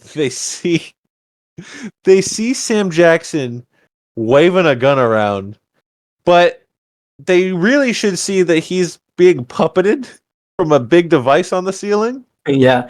Well, the way the cops got in, there was a little booby trap wire. Well, if they released that booby trap when they got in, yeah, as you said, Samuel Jackson will pull like a little, will raise his arm, pretty much. Well, just he's not holding a gun, but he's just raising his arm. Was he holding a gun? I thought he did. Yeah. I thought. Okay, I think yes, he did. He's holding a gun, but there's nothing there, and then it looks like he's gonna shoot them, but the cops shot Samuel Jackson several times.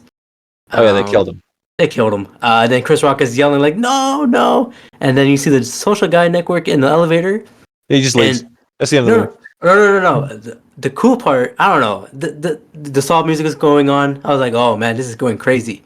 And when the Social Network's dad died, Chris Rock came into the door to the Social Network guy, and he kind of, told him to shush. And he did the same thing to Chris Rock. And then the elevator closed, and Chris Rock is yelling at him, and then the end. I thought that was the ending. I thought the ending was like, especially with the music, I thought it was like, it was pretty cool. But yeah. After rewatching this film, we did horrible of recalling this film. Yeah, what do you thought of this film? It's a film that doesn't inspire a lot of paying attention, does it? True. It does not, no. That's why we had trouble here. It's just kind of a ridiculous film. I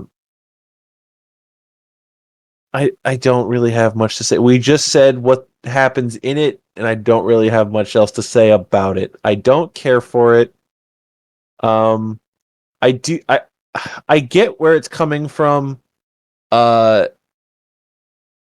See, what I'm curious about, does the timeline add up? Did the George Floyd riots, was that 2020? If I remember, that was 2020 of June. Uh, yeah, it was May 31st. So Yeah, all the riots happened after that. bro. So when was this movie in production? Let's look into that. I want to Good know when question. this movie was written because I want to know if well, okay, so it says a sequel to Jigsaw was put in production in development in 2018, so I guess that makes sense. Okay. Um, but I want to know if the anti-cop thing is just a coincidence. Hmm. I don't think it is, but like the turnaround of this movie came out in 2021 and all the riots started in 2020. I don't know if there's enough time there. There was pre-production on May 16, 2019. So it was like right before, but I get so this movie was supposed to come out October 23rd, 2020, but due to COVID, it pushed to 2021 in May. That makes sense. Everything was pushed. Yeah. Uh, I guess it was at the right time. I I Coincidental. I guess it almost makes it feel hackneyed. I don't want to make it sound like I'm bashing the anti-cop Yeah. Story. story because and that's probably the thing in this movie I'm most for. Sure. Um, but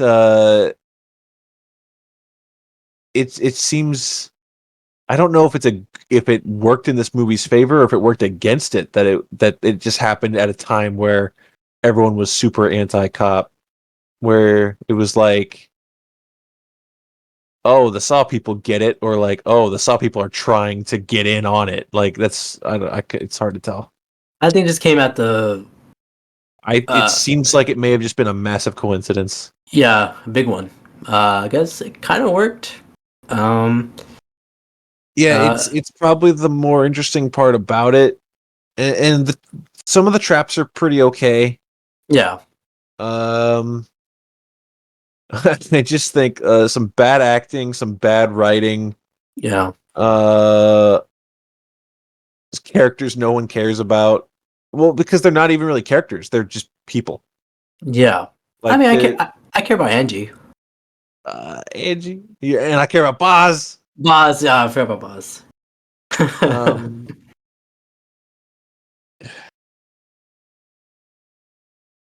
this one, if you're marathoning all the Saw movies for Halloween, like we have, I think it's good. People are going to look back on Spiral as the one you have to get through to get to Saw X. Yeah, that is true. Like as a marathon, like Saw 1, 2, 3, that's a good time. Saw 4, that's all right. Saw 5, eh. Saw 6, you're back to being all right or a good time. Then you got to get through Saw 7, Jigsaw, and then this to get to Saw X. yeah, if you watch it by itself, I think you'll enjoy it. But if you're marathoning it, it's like a little stepping stone. Like, all right, let's just pass this for I some time. wonder if this movie. The answer is no. I was gonna say if this movie would have like come off better if it wasn't called a Saw movie. I mean, called Spiral, but it just Well, say the book of Saw. but from the Book of Saw, like if it had nothing to do with Saw, if they didn't say, It was just a oh, Spiral. like the John Kramer murders, if it didn't do that, if it was just someone's killing corrupt cops in bad ways, would it have been better? My answer is Yeah, no, because I think the biggest problem with this movie is Chris Rock in the lead. yeah. He kind of took over the show, the whole movie, in a bad way because his overacting and is just it caught us off guard. I think. Well, yeah, but also think about it like this. I think if your main character was some random anybody, Yeah. and it wasn't Chris Rock doing bad acting, then this movie would have been totally forgettable. Sure.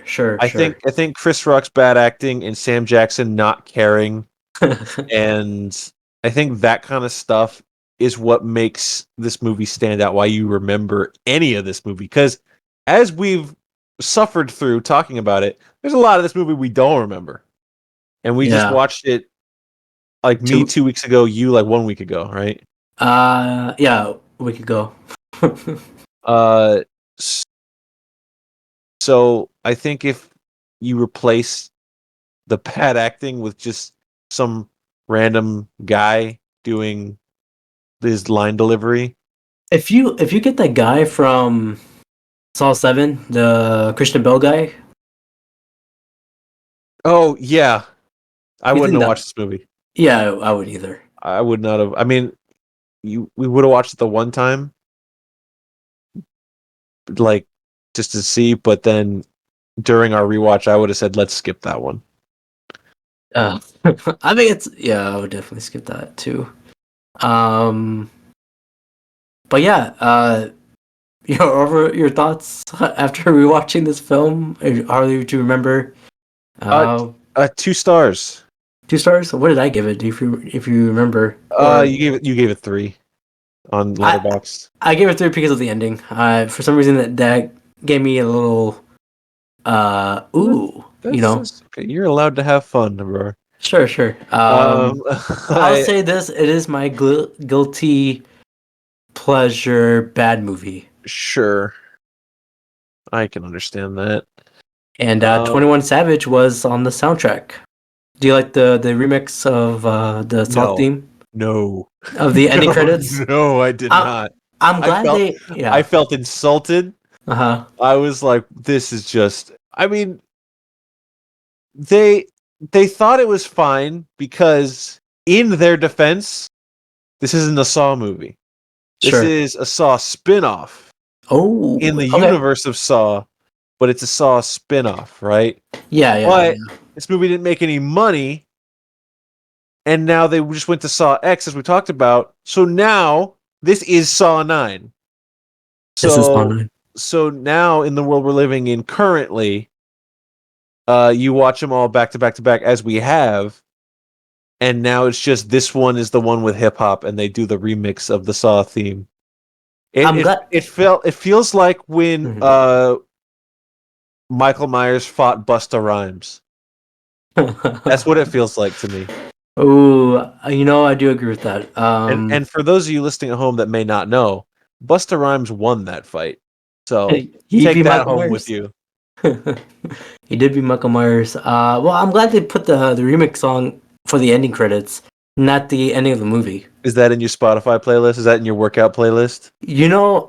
I have not listened to this song since I rewatched it, and I'm listening to it again like last week, and I was like, oh, it's okay, it's not bad. I'm sure it's fine on its own, but like there, as like the credits were happening, I was just done. I was done with it, and I was like, okay, turn this off. Well, this was Spiral, the Book of Saul. It's a guilty pleasure movie for me. Others will say, like you, it's not a good film. No, but I will say I've seen worse. Sure, there's a lot worse out there. There's a lot worse out there.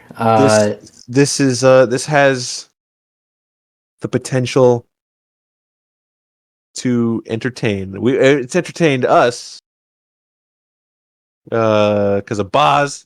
Boz, man, what a legend! Rip to Boz.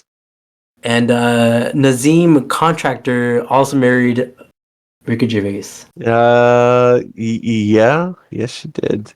She did. Well, yeah. So that was Spiral from the Book of Saul. But yeah, guys, that's it for this episode. Next episode of the series will be the last episode. Are you excited for that, man? man, let's stick the landing. You're telling me that we get to end this on a good movie? You know, yes, I'm telling you this right now. There's no way. That's crazy. So Sultan came out early of October or late September. So I think I have to rewatch it again. Ooh. Because it's been a while. It's been like a month. I have to refresh my I mind. still have to watch it too. Yeah. Yeah. Well, you're watching it for the first time, so you'll have a better memory. But I think I have to rewatch it as well. But yeah, next one is Sultan. This is the final one of this spooky month of October. We're almost done with October, by the way. Right now, I want to say that we're filming at October 22nd. So I don't know. This episode will come out maybe like the 29th or whatever. But yeah, that is it. And Skyler, do you have anything to say for Spiral from the Book of Saul, remixed by 21 Savage and Chris Rock and Samuel Jackson? Yeah. You're not gonna ask where they can find me? Oh yeah. Where can they find you? Yeah, you can find me at the movie theater watching Saw X. Yes, sir. Yes, sir. Of course. I also want to go back. Me saying that I think I took a longer time naming the cast than recapping the whole movie. Well, if you take out all the parts of us going, what happened? I don't fucking know. I don't remember. Then yeah, I think probably. Yeah, probably. But yeah, that's it. Pretty much it. Yeah, of course, this is the Brown Boy Wonders podcast. You can get it at Spotify. You can get it at Apple Podcasts, Google Podcasts, YouTube. I'm trying to get that iHeartRadio deal. Trying to get that deal going. I don't know if that's gonna happen, but I'll let you guys know. Good luck. Thank you. But till then, let's shout out to our guy who died in the train. On the count of three. On the count of three, man. Yeah. All right. 3, 2, 1. Buzz! Bing bang. Welcome to the Brown Boy Wonders podcast. Today is Halloween, so happy Halloween, everyone.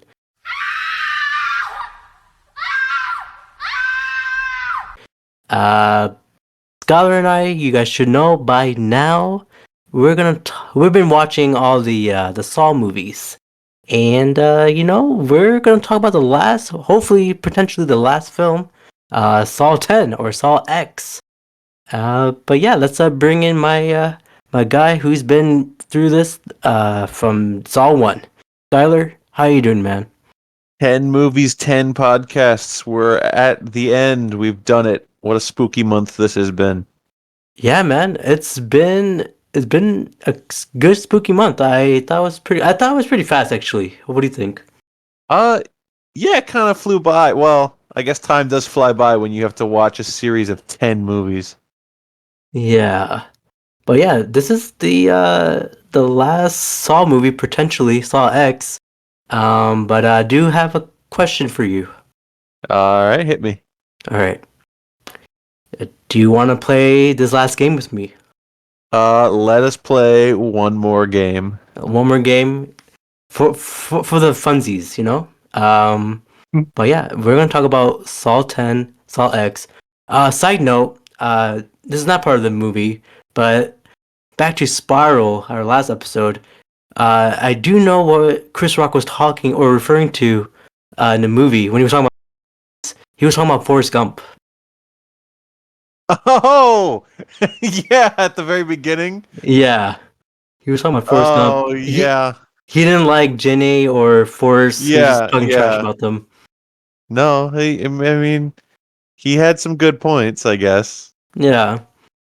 But yeah, that was just a side note. That's so funny you remembered to bring that up. I completely forgot. We talked about how I didn't remember who it was or what movie it was. Yeah, I have to bring it in here. But yeah, so Saw 10, Saw X, probably the last Saw movie. But I do have a question for you, or I do have a little game for you. Now it's my game, my trap. Can you name 10 Saw characters in 20 seconds? Oh my god! In 20 seconds? No, In 20 I can't. Well, we're doing it right now. I'm gonna bring Oh, the God. timer. Let me get the timer here. Wait, any character? Any Saw characters, man. But I have to get their names. You have to get their name, not the actor's name, the character's name. Oh my god. Okay. Okay. Let me bring the timer. Not 1 hour, but 10 seconds. Not 10, I'm sorry, 20 seconds. Okay. Okay, 20. I'm giving you 20 seconds instead of 10 seconds because I think it's impossible to do 10 seconds. I Okay. can't even speak that fast. Yeah, so I'll give you another 10 seconds. So 20 Okay, seconds on the clock. I'm genuinely scared right now. I don't know if I can do this. It's okay. Just think about all the characters out there. All I'm thinking, from all 10 movies. but I gotta remember their name. Yeah, the character's name. All right. Do you need any bottled water or anything right now? No. Let's do it. Let's do All right. this. All right. 20 seconds on the clock. Ready, set, go. Okay, John Kramer, Amanda, Detective Hoffman, Agent Strom, Agent Perez, Rig, Detective Singh, Lawrence Gordon, Adam, and in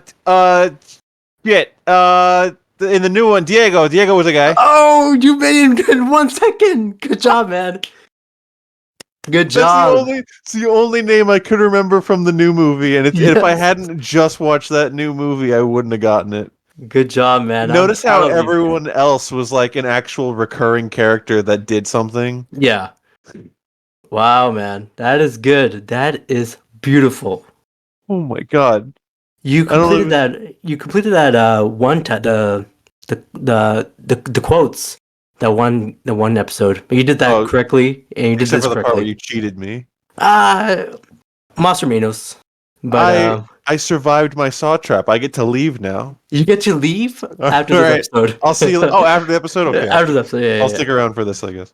All right, but before we get into it, I know we just did a great game here, but I do have an impression. I do impressions. Yeah, famously. Yeah. Famously, I did what's his name? Not William Harper. William Butcher. In that one episode, but Yeah, Billy Butcher is his name. Yes. Billy Butcher. But this right here, I want to do my Arnold Schwarzenegger if he was in the Saw Trap. Okay. Okay. I'm ready. Oh no, sorry. When he's waking up from a Saw Trap. Okay. All right. Why am I? Get me out of here! Thank you. Oh, is it over? Yeah, it's over. Oh, that's pretty good. Thank you. But yeah, let's get into Saw 10, which came out not early this year, about a month ago, September 29th of 2023. We do have some new cast members, of course. Let me list all the characters because this could be the last Saw film. So let me just read all of them. I'm very excited to hear you try to pronounce the name of one of the main women in this movie because I don't even know how to pronounce it. So all right. So we got. Oh, excuse me. Oh my god! On the podcast. Excuse me. Okay. So the podcast. I'm fumbling right here. Okay, the cast. Thank you. The cast. So let me list all of them. Tobin Bell, the OG. John Kramer. We got Shawnee Smith as Amanda Young. We got Sinval Makodi Ludd as Cecilia Peterson. We got Stephen Brand as Parker. Do you know where this guy is from? I know he's in a few movies, but I don't know. I don't remember. He looked familiar when I was watching it, but Yeah. I couldn't place him. I'm looking at. Yeah, he looks like Russell Crowe, but I know he's like in maybe like a cop movie or something. I don't know. I will look into that while you read the rest of the list. Okay. So we got Ritata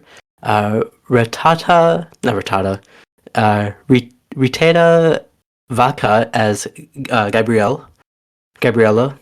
We got Joshua Komoto as Diego. We got Octavio Honosayo as Matayo, and I think Octavio Honosajoro as Matayo. He looks like CM Punk. Do you agree? Maybe like ECW CM Punk. Yeah. I can see that. I can kind of see that, I guess. Okay. But he has that beard. He has that, in his beard. I thought it was like AEW Sure. CM Punk. We got Pauletta Hernandez as Valentina. We got George Priscino as Carlos, and I think now I think that's Jorge. I'm so I sorry, think that's how you Jorge. You're right. pronounce It's Jorge Priscino as Carlos, and I'll just bring here Izan Bo Hoon Lee as the custodian. So that is the cast, and you got any info on Stephen Brand? He was in one episode of Castle, and I have watched Castle. Oh, That doesn't help anyone else, but Castle on TNT. was it? I don't know. It's the Nathan Fillion show. Oh, okay. Castle. I think it was on TNT or CBS. It's an ABC show. Oh, okay. I know he was on the. He was a rookie, right? I knew it was on TV. Yeah, you're right. Yeah. It was on TV. But yeah. So, So although this movie is still in the theaters, we can still guess the stats here. For the budget, what do you think the budget was for this one?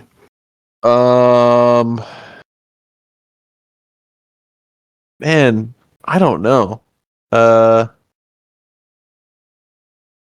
I think they would have kept it low, but also movies are not just made more expensive now, but I'm gonna guess $20 million. Oh, you're kind of high. It was 13 million. Oh, that's kind of surprising. Yeah. Box office, even though it's still in theaters, what do you think the box office is right now? It's been in theaters for a month. Yeah. I don't know, $50 million? Kind of low. It's right now it's $78 million. So I think it's still reaching up. So it's made its money back for sure. It did. For sure. It made his money back, and it's still in theaters. I saw the showtimes. It's just only showing one showtime in the theater, so it will probably be gone by next week. Yeah, that's crazy how I guess they released it at the end of September so that like all of October people would be going to see. Yeah. I guess that makes some kind of sense because if you release a horror movie on Halloween, you're going to have a huge Halloween night probably. Like Paranormal Activity used to release on Halloween and a couple of Saws like on Halloween or the week of Halloween or whatever. But once Halloween's over, that number's going to drop off. So I guess what they did here was like, oh, well, if we put it out at the end of September, all through October, everyone's going to be like, oh, a horror movie. Let's go see the new Saw movie. Yeah. And I guess it worked. It did work. Like if it has $70-something million. But it is kind of like a bummer to think like, it's Halloween. Let's go check out a Showtime. Oh, there's only one, and it's at like 4 p.m. Yeah. But I think it's still good if it's coming out late September. You have the whole month to watch it. I thought it was smart. At least it came out close to Halloween and will technically be in theaters on Halloween because you look at all the other like Halloween type movies this year. Like that Bad Exorcist movie came out not on Halloween. Haunted Mansion came out in the middle of summer. Yeah. But that movie's also bad. What else? Dracula on a Boat. Last Voyage of the Demeter. Yeah. that came out like summer as well. That could have been Yeah. a Halloween movie. Could have been. So at least Saw still came out in the fall. Yeah. As they always do. But yeah, man. This is your first time watching it. I watched it when it came out on September 29th, and I rewatched it yesterday. But yeah, this is your first time watching it. What you thought? Your thoughts on this whole thing? All right, we haven't talked about this yet. You're Nope. waiting with bated breath to hear my impressions of Saw X. I am excited. Bro, I really like this movie. Nice. Nice. I did. I really enjoyed it. There's a couple of hiccups in it that we'll talk about, like Sure. things that aren't quite right. Sure. But overall, my biggest takeaway is I'm so glad we got this movie with so much Tobin Bell in it. Yes. This movie is like he is front and center the entire time. Definitely. It's not half something else and then half him in it. This is like his movie, and the fact that after like 15 years of playing Jigsaw and 10 Saw movies, like finally, like this feels like a swan song. Like Definitely. he's getting his flowers from the series finally, even though the series has been all about him the whole time. Yeah. Like we're getting one more. This is like John Cena in 2017, how Yeah. how he Yeah. decided to actually start to learn how to wrestle. Yeah. Yeah. But yeah. So this one, so pretty much Saw 1, you don't really see him Mhm. throughout. I mean, you see him, but he's not acting as Yeah. well. Saw 2, you do see him for a bit. Yeah. Saw 3, you do see him for a bit. Then after that, Saw 4, 5, 6, 7, Jigsaw, and then not even Spiral. You barely see him. Yeah, it's a lot of voiceover or flashback or piranha. Or baseball cap. Backwards baseball cap. That's about it. He's not even in Spiral. No. Terrible. This one, all about him, and I loved every second of him. He's the GOAT, man. Yeah, man. I can't believe it took this long for him to just,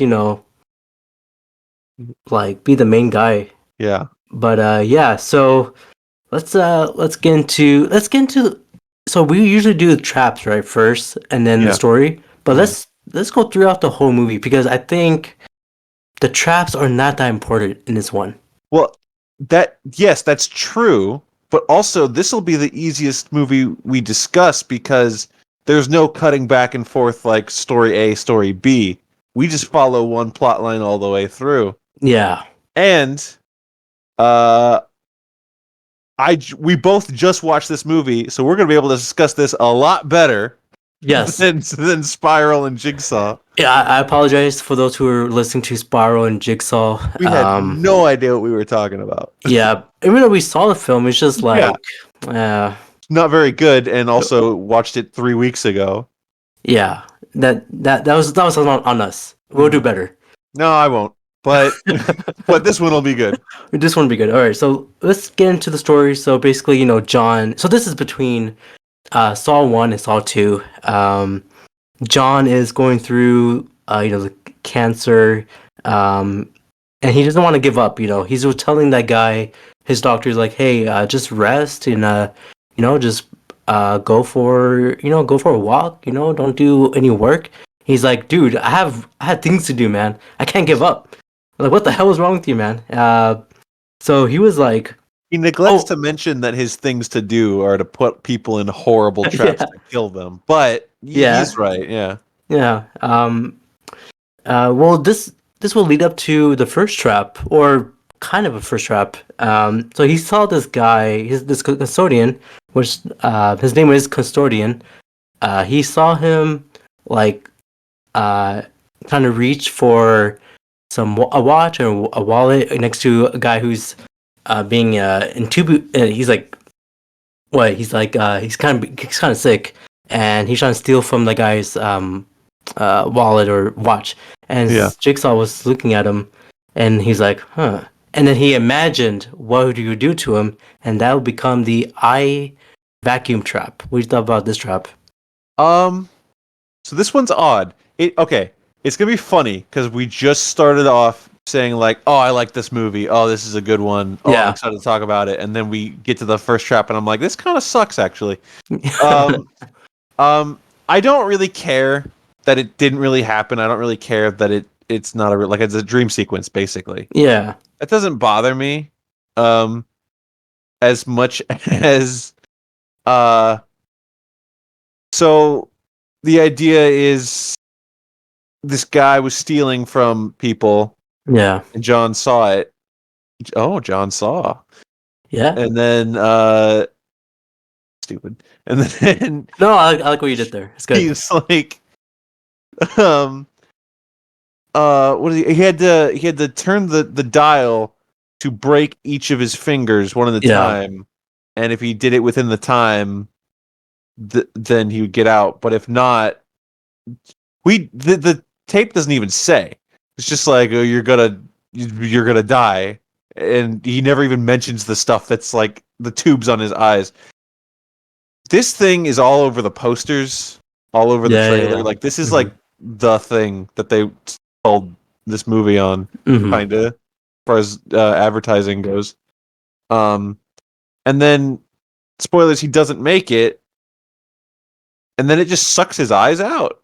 Yeah, pretty much. But that wouldn't have killed him. No, He would have just not had eyes. no. Maybe he will like pass out or bleed out.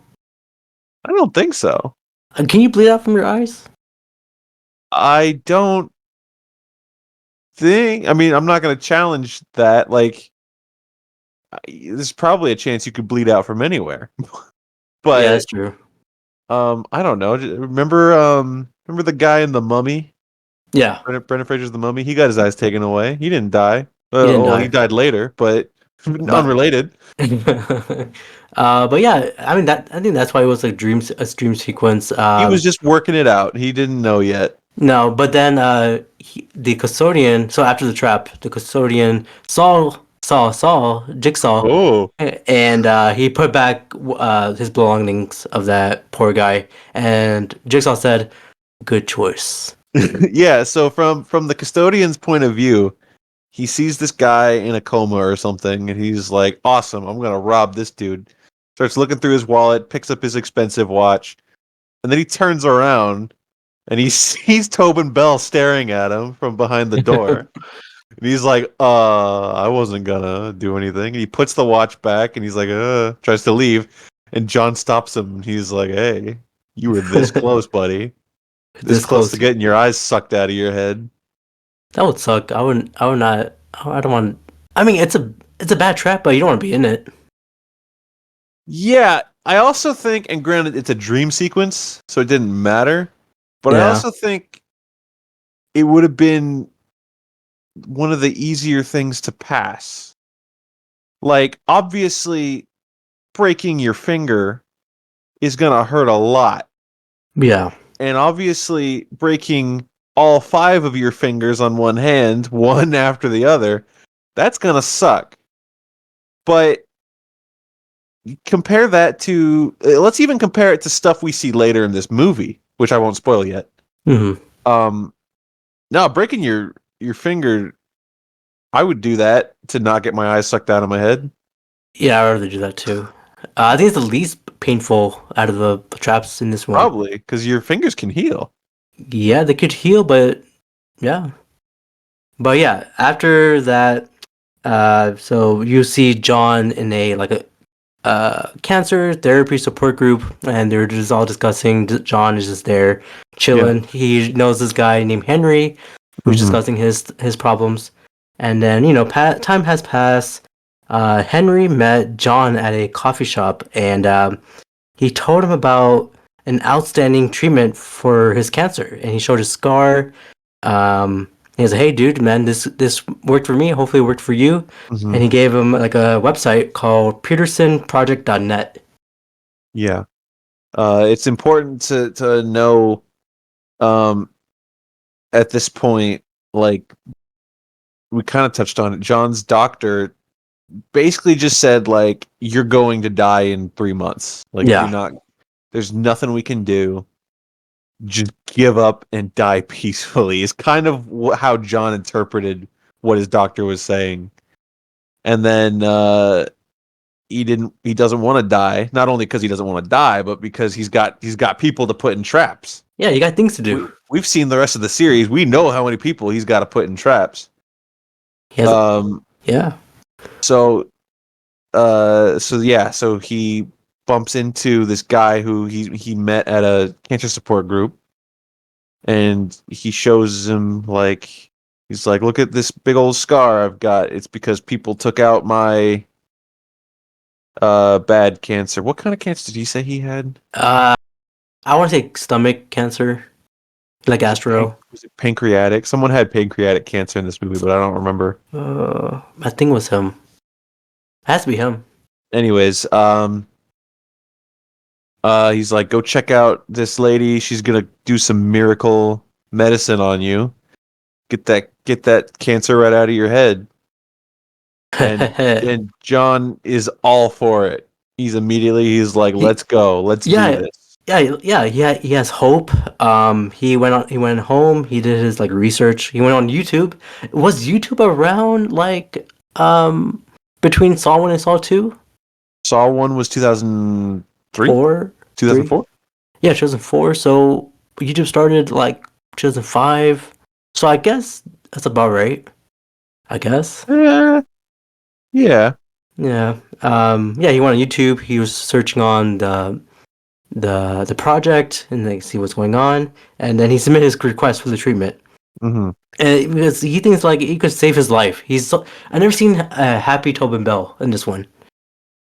I loved Happy Tobin Bell, and yeah, we all do. he was so sweet and happy, and I if this was just a movie, not even a movie, if this was just like a 45-minute video of Tobin Bell curing his cancer and being happy and making friends along the way, I would have left the theater with a big old smile on my face. Yeah, I'll be but happy instead too. it turned into a Saw movie, but I still had a big old smile on my face, especially at one part at the end, but we'll get to that.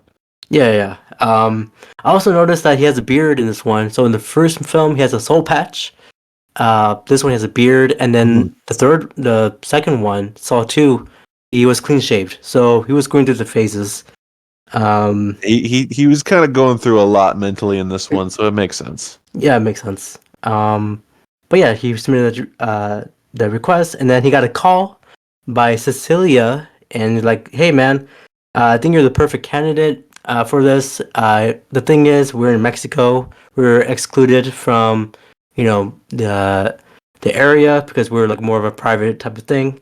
She says if Big Pharma finds us, they're gonna shut us down or they're gonna kill us or something. She says like we gotta hide. There's a reason why. But so he was telling her, I have like 3 months to live, and so like, you know what? Let's go to Mexico. And then when he got to Mexico, I don't know why they kept doing this. I think in every show, Mexico always looks like pee. Oh, that we put the yellow filter. Yeah.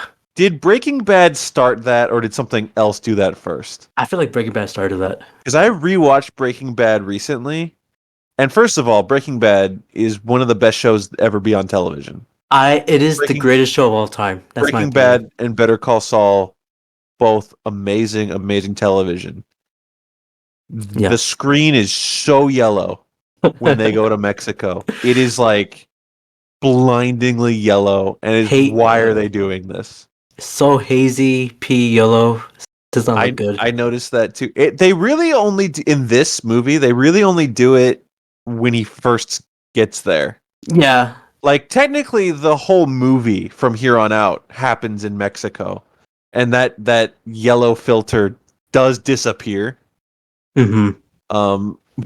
But yeah, I can confirm to anyone listening, I have been to Mexico. It's not yellow. No, I've been to Cosmo, Mexico too. I Yeah, it's beautiful. You know, it's Yeah. blue ocean. But yeah, recommend Mexico. But yeah, so a cab driver picked him up. His name was Diego. We'll find out later. That's the guy. He's the reason I won my test. Shout out to Diego. Shout out to Um, Diego. Hey, especially we'll talk more about Diego in a minute. Shout out, he's like an MVP in this movie. um, yeah, I think so. Oh, I know what you mean. I know what you mean. Yeah. But yeah, so Diego was like, "Hey, man, look at all this touristy place." Ha ha ha, pretty much.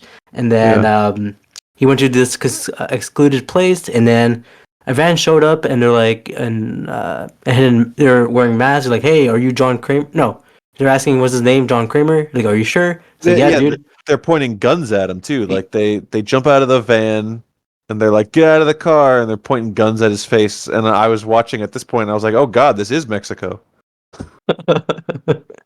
Yeah, so they took him and they brought him to the facility, and he opened the door, and Gabriella showed up, and she's like, "Hey, they can really help you pretty much."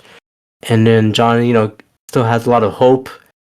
And then he meets what's her face, Cecilia Peterson, the doctor of this whole thing, and she was showing him around throughout the whole place. And then we see Carlos, who was just kicking a soccer ball outside. Little boy Carlos. Little boy Carlos. It is at this point where you're John is like being led through the facility, and you're seeing like, oh, this is this doctor, or oh, this is the lady that owns the house. Like characters with names start popping up, and and you remember like, oh wait, this is a Saw movie. Yeah. Characters with names, they're gonna go in a trap.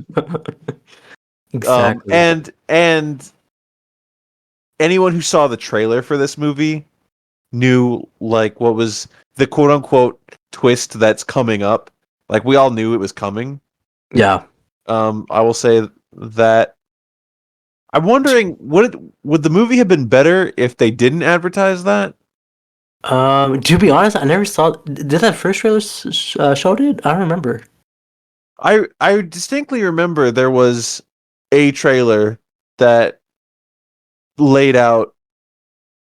What should I just say it now, or should we just? No. Okay, let's just keep it in. Okay, let's keep going then. All right. But at this point, I knew what was up. To be honest, because of the trailer. I don't think I saw that trailer, but I was surprised. I was like, okay, after that happened, I was like, okay, then that makes sense. Mm-hmm.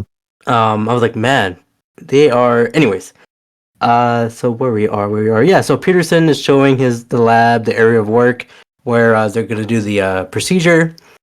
Everything looks promising, and then he met Parker. He's like, did he went through like a throat cancer, something like that? Yeah, that's what it was. He had some sort of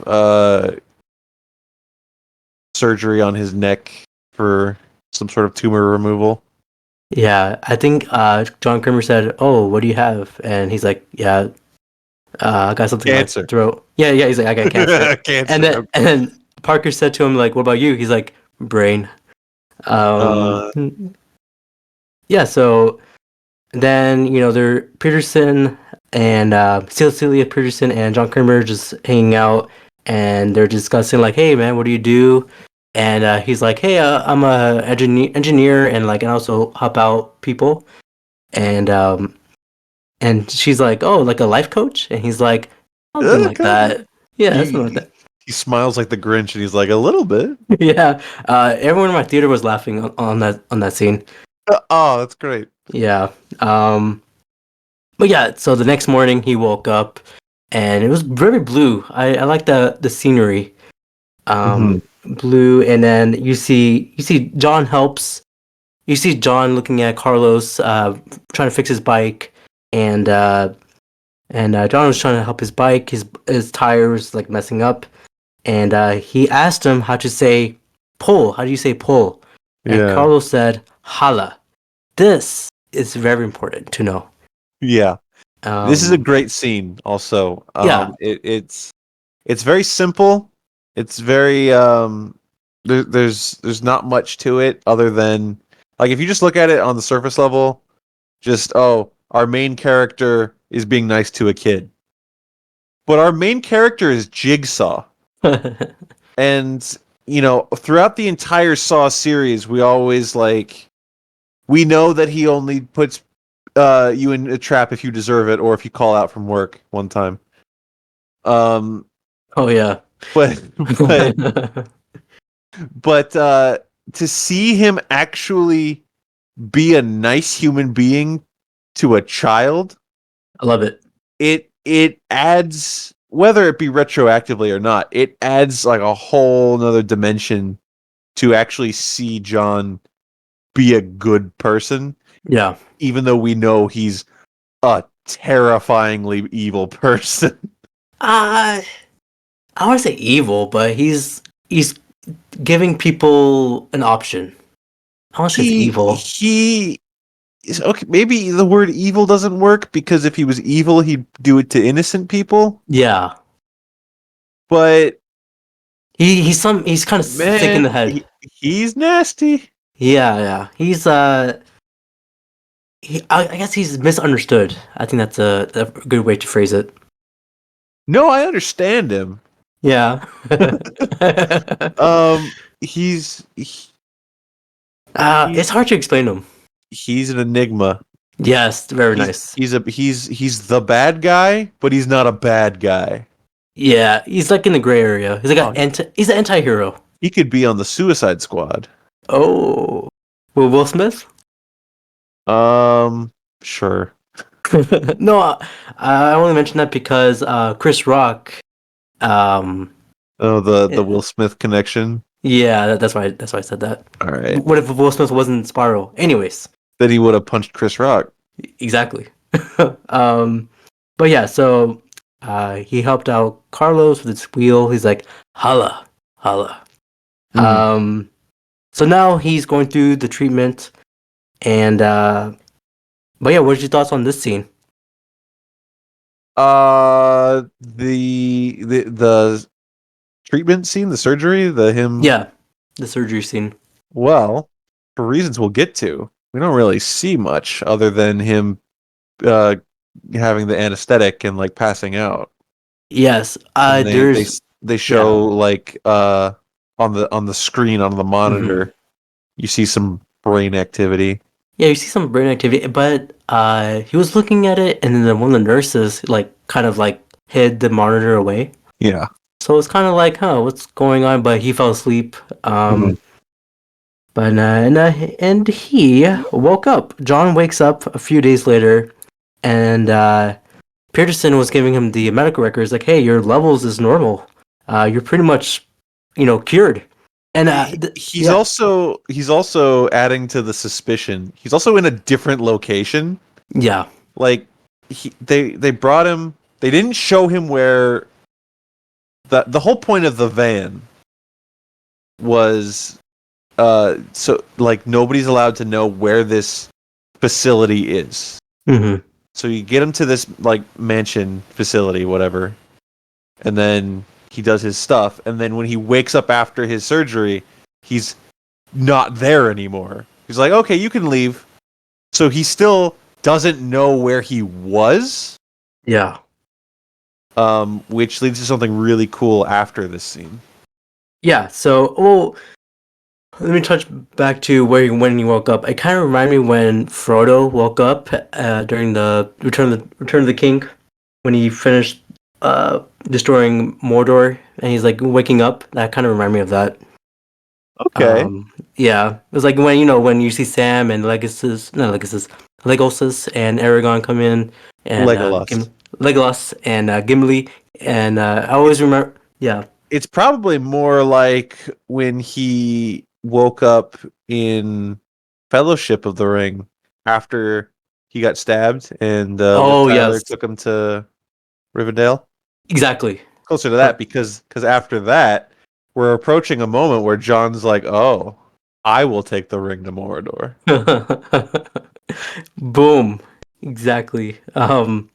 But yeah, so John, he thinks he got his life back. He's drinking coffee.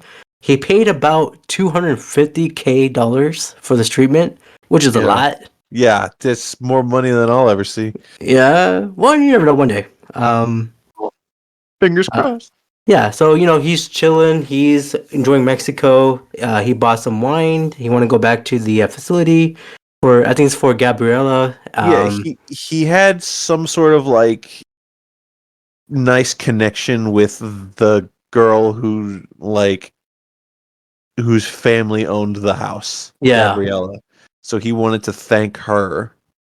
And what he does is, as we've mentioned, he doesn't know where this house is, but he remembers when he was there, he saw like a radio tower. Yes, yes, yes. And then he sees that radio tower from a different angle, a different location, and he like uses geometry and like coordinates to be like, oh, so the house is over there. Like he maps it out on paper and then goes there. And I thought that was the coolest thing. Yeah, he used his engineering skills to find out where the location was. Yeah, I thought that was sick. Very nice. But yeah, so he came by, and then the he coolest thing- realized. Let me just say one more thing about that. The coolest thing about it is they didn't make a big deal out of it. Like No, you they just didn't. see him doing it, and he's just like, oh, whatever. He's like not on a. There's no like epic music playing, or he's not saying what he's doing. He's just like, oh, I remember that. So that means that the house is over there, and then he just goes, and it was so cool. Yeah, I liked it. It kind of reminds me of like in not Breaking Bad, Better Call Saul, when you think when we think he's doing something, but he's not telling us, but he's doing this plan, and then we find out later what he was doing. It's kind of like that. I'm trying to think what part of Better Call Saul you're referring to. Like any episode, to be honest, like when he's like developing a plan. When he was mean to the old ladies. Oh, exactly. That I don't like one. that. I don't like that scene. I can't watch that scene. But yeah, so he went back to the facility or the house, and he noticed that it looked like it's empty and looks like people are like crashed in. Yeah, at first it looks like someone broke in and like stole stuff. Yeah, it looks like a raid. And then he went to the area of work where he was, got his surgery, and is all trashed, and things are getting a little sus because he checked the computer, and it looks like it was just a recording of brain surgery, like a training video. It was like a YouTube tutorial. Yeah. Oh, exactly. Yeah. The footage he saw that at first he thought was his brain was just like a tape of a brain. Yeah, and he's like, man, what the hell? And then he was looking at the mirror, and he ripped out his head bandage. Yeah. And he looked behind his head. There was no cut, nothing. And I mean, like, in surgery, you're supposed to like shave your head. If you're doing brain surgery, you gotta shave your whole head, right? Mm-hmm. His hair was still there. Yeah. There's no cut on the back of his head. And then we realized that, you know what? They scammed him. Yeah, absolutely. They absolutely scammed him, and he is pissed off. Pissed off. Yeah. Yeah. When we talked about Jigsaw, I mentioned that one thing I didn't like about that movie was how there were a handful of characters that were like directly tied to John, like you sold my nephew a bike and it killed him, right? So now you're going in a trap, or you were my neighbor and you did something bad, you're going in a trap. Maybe I'm gonna sound like a hypocritical ass, but the rest of the movie is based on revenge, and he says it's not, but he's lying. Yeah, and I don't even think he knows that he's lying, and I don't even think the movie knows he's lying, but he's lying because, come on, Yeah. Yeah, I mean, it is all about. I mean, they scammed him. I mean, of course No, he'll yeah, I just. get it. Yeah. I do love the idea, and I think the reason why I didn't like it in that movie, but I like it in this movie is just the concept of um you know, you stole from somebody. Oh God, it was Michael Myers. You know, like you ripped someone off. Jesus Christ, it was Jigsaw. That's great. Literally to the worst person. Yeah, and But they even yeah, say that. They even say that like exact line, basically. exactly. I mean, people do like they go out of the country, out of like the United States, and go to a different country for like surgeries and stuff. Yeah, It's pretty normal, but but this could happen though. This could happen. yeah. You know, Um, uh, yeah, uh this movie kind of made me think of, how a lot of times, and this is more wrestling talk, but like a sure. wrestler will wrestle in WWE their whole life, Mm-hmm. and then they'll be let go from WWE or they'll want to leave WWE. Mm-hmm. Basically, they leave the biggest wrestling company in America. They're like, okay, well now what do I do? Well, you go wrestle in Japan or you go wrestle in Mexico. That's what Jigsaw did in this movie. He's like, Perfect. I'm on the Mexican Indies. I gotta I gotta go try some stuff out in Mexico. Oh, that's perfect. Yeah, he's doing his indie stuff before he comes back to the main Yeah, show. absolutely. But yeah, so now he has to target each of those people who did him wrong. Hmm. So it leads up to the first trap. So he pretty much kidnapped the driver, or he was also a surgeon, Diego, Yeah. and Well, this a uh, pretend surgeon. yeah, pretend surgeon, and this one is called the pipe bomb trap. What do you thought about this one? This one's pretty good. It's very simple. He sewed a whole bunch of pipe, not just sewed, like wired in, like really attached uh pipe bomb to each of his arms. Mm-hmm. And you can't cut the cables. You have to cut away the flesh. Yeah, Um, and it was nasty. pretty nasty. He was like, let me go, John, and John's just staring at him. Um, and he was also like the blades was on his fist, so he gotta dig it out through the his flash Yeah, just so he could rip out the bomb. And yeah. it does look very gnarly when he was kept doing it, but he escaped. He got rid of one bomb and got rid of the other bomb. There were a couple points with this trap, and at least one of the traps later where I've complained about digital blood before. Yeah, I think there was some in here. I've a only little watched bit. the movie once, but uh, I I guess digital blood has come a long way. I still don't approve of it, Uh huh. um, because but I think it's at the point where it's just like, oh, was that digital? It looked a little funky. Maybe in the beginning, I thought it was like they're using prosthetics towards the end of this trap at Oh, least. they definitely did both. Yeah. So there's that. It's not like it's not like Saw 4 No. where Oh my god. Yeah, that where was pretty he's bad. like stabbing the guy at the beginning and just like little cartoon blood starts flying around. That's my point is if they use digital blood here, which I feel like they did at points, it didn't look horrible. Yeah, it It looked was. off because whenever Uh, you do that, it's going to look a little off. But yeah. it whatever.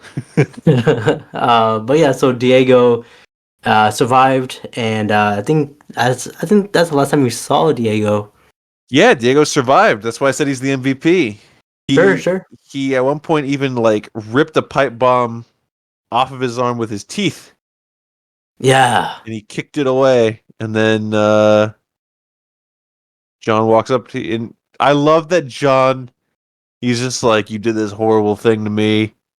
Now you have to cut all this skin off your arm, all this muscle off your arm. And then as soon as he did it, John's like, I'm so proud of you, little man. You've done it. I'm going to get you to the hospital. Perfect. And the trap was called Pipe Bomb, another CM Punk reference. Oh, CM Punk's all over this movie. Yeah, man. He might come back in Survivor Series November 24th, but that's back. I digress, as Taz say. But yeah, so after this trap, John called a detective for some assistance, and we'll find out who that guy is later on. Well, I mean, we know. I mean, yes, they don't say it. He just says, "Detective, I need your help." But like, if you know anything about this series, you're like, "Oh, I know who he just called." Yeah, but for the people who don't remember, he called somebody. People who don't remember. I thought you almost said people who don't know, and it's like, well, the payoff won't do anything. No, I didn't say that. He only hangs out with one detective. No. If you remember Jigsaw, he hanged out with that doctor. He was his apprentice. Detective. Oh, let's move on. So pretty much, everyone who was part of the whole thing was getting kidnapped. For example, Gabriella was in the bathroom. She got kidnapped from there. Who else was there? Matayo, CM Punk, got kidnapped. He was a veterinarian, which is he is a doctor, I guess. Yeah, I guess so. Yeah, he got kidnapped there at his place, and Valentina was about to be. She was doing something. She was doing something, but the guy, Lady of the Night. Yeah, they got her as well, and then the final. I will say. Okay, in the scene where Valentina gets kidnapped, yeah, she is with a potential customer. Sure. A John, as they call them. Oh, I didn't know that. And this guy decides he doesn't want to pay, and then he throws her in the car, and he's gonna do something that should definitely get him in a trap. Yes. But we never see him again. I thought for a second, like, because if you're Jigsaw, yeah, you're like, I've got this person, I gotta put him in a trap, and then you see another person trying to R-word somebody. Yeah. That's like, 2 for 1. I'll take them both. Might as well. Yeah. But he didn't. I guess he just left that guy. He was in a hurry. He's like, I'm in Mexico. I can't do it. But he got hit in the head with a brick or something. I guess that's enough. Yes.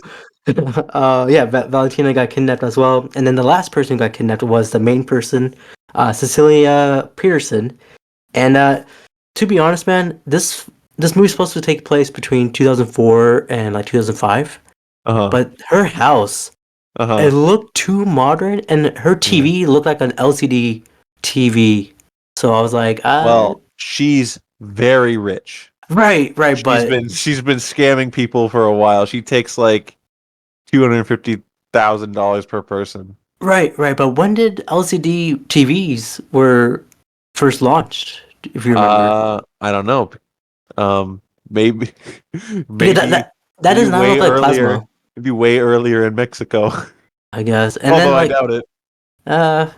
Well, I know plasma was a big thing back then. Yeah. And then her house, how it looks is like she has like glass windows throughout the whole thing. Yeah, she had a skylight too. Yeah, so I thought it did not fit where they are in the year between 2004 and 2005, but yeah, it's okay.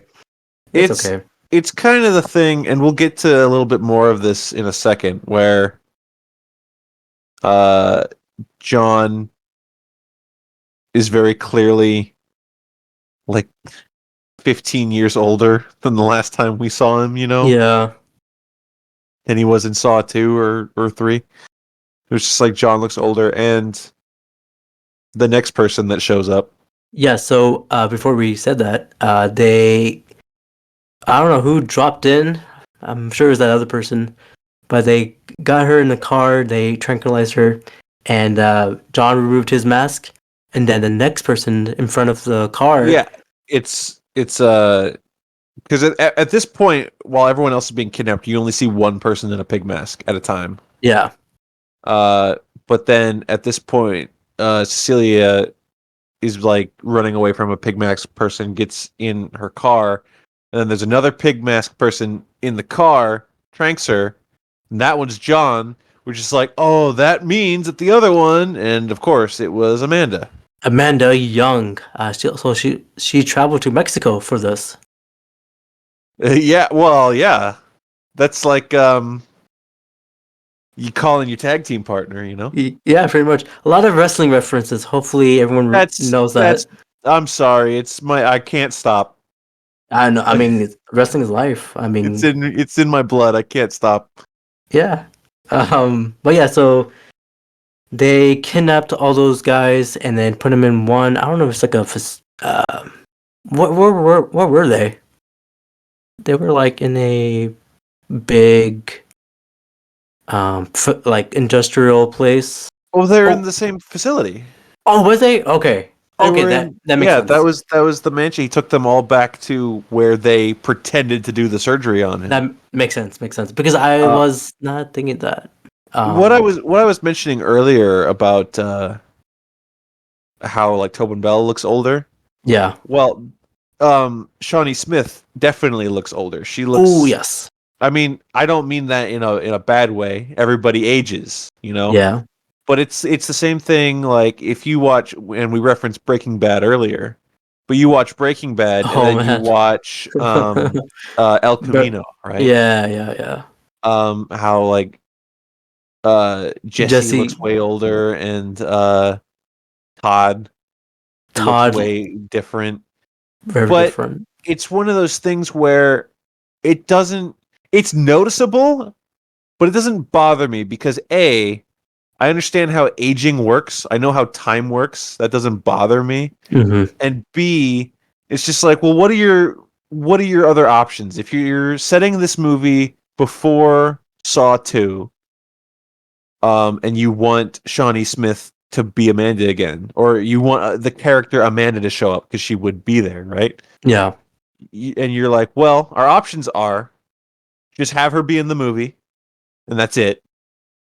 Or we digitally de-age her, which, first of all, this movie didn't have the budget for that. No. And second of all, is that even necessary?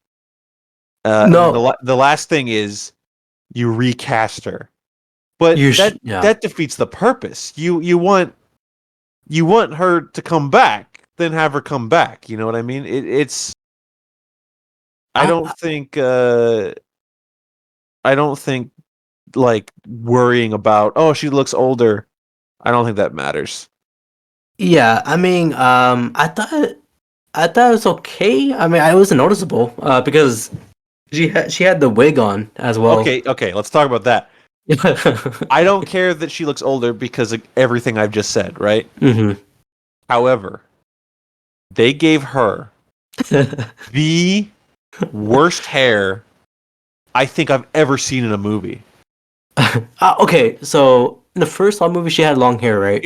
Yeah, she did, and then yes, in Saw 2, she had like a pixie cut. Yeah, like and that's what they're trying to emulate here.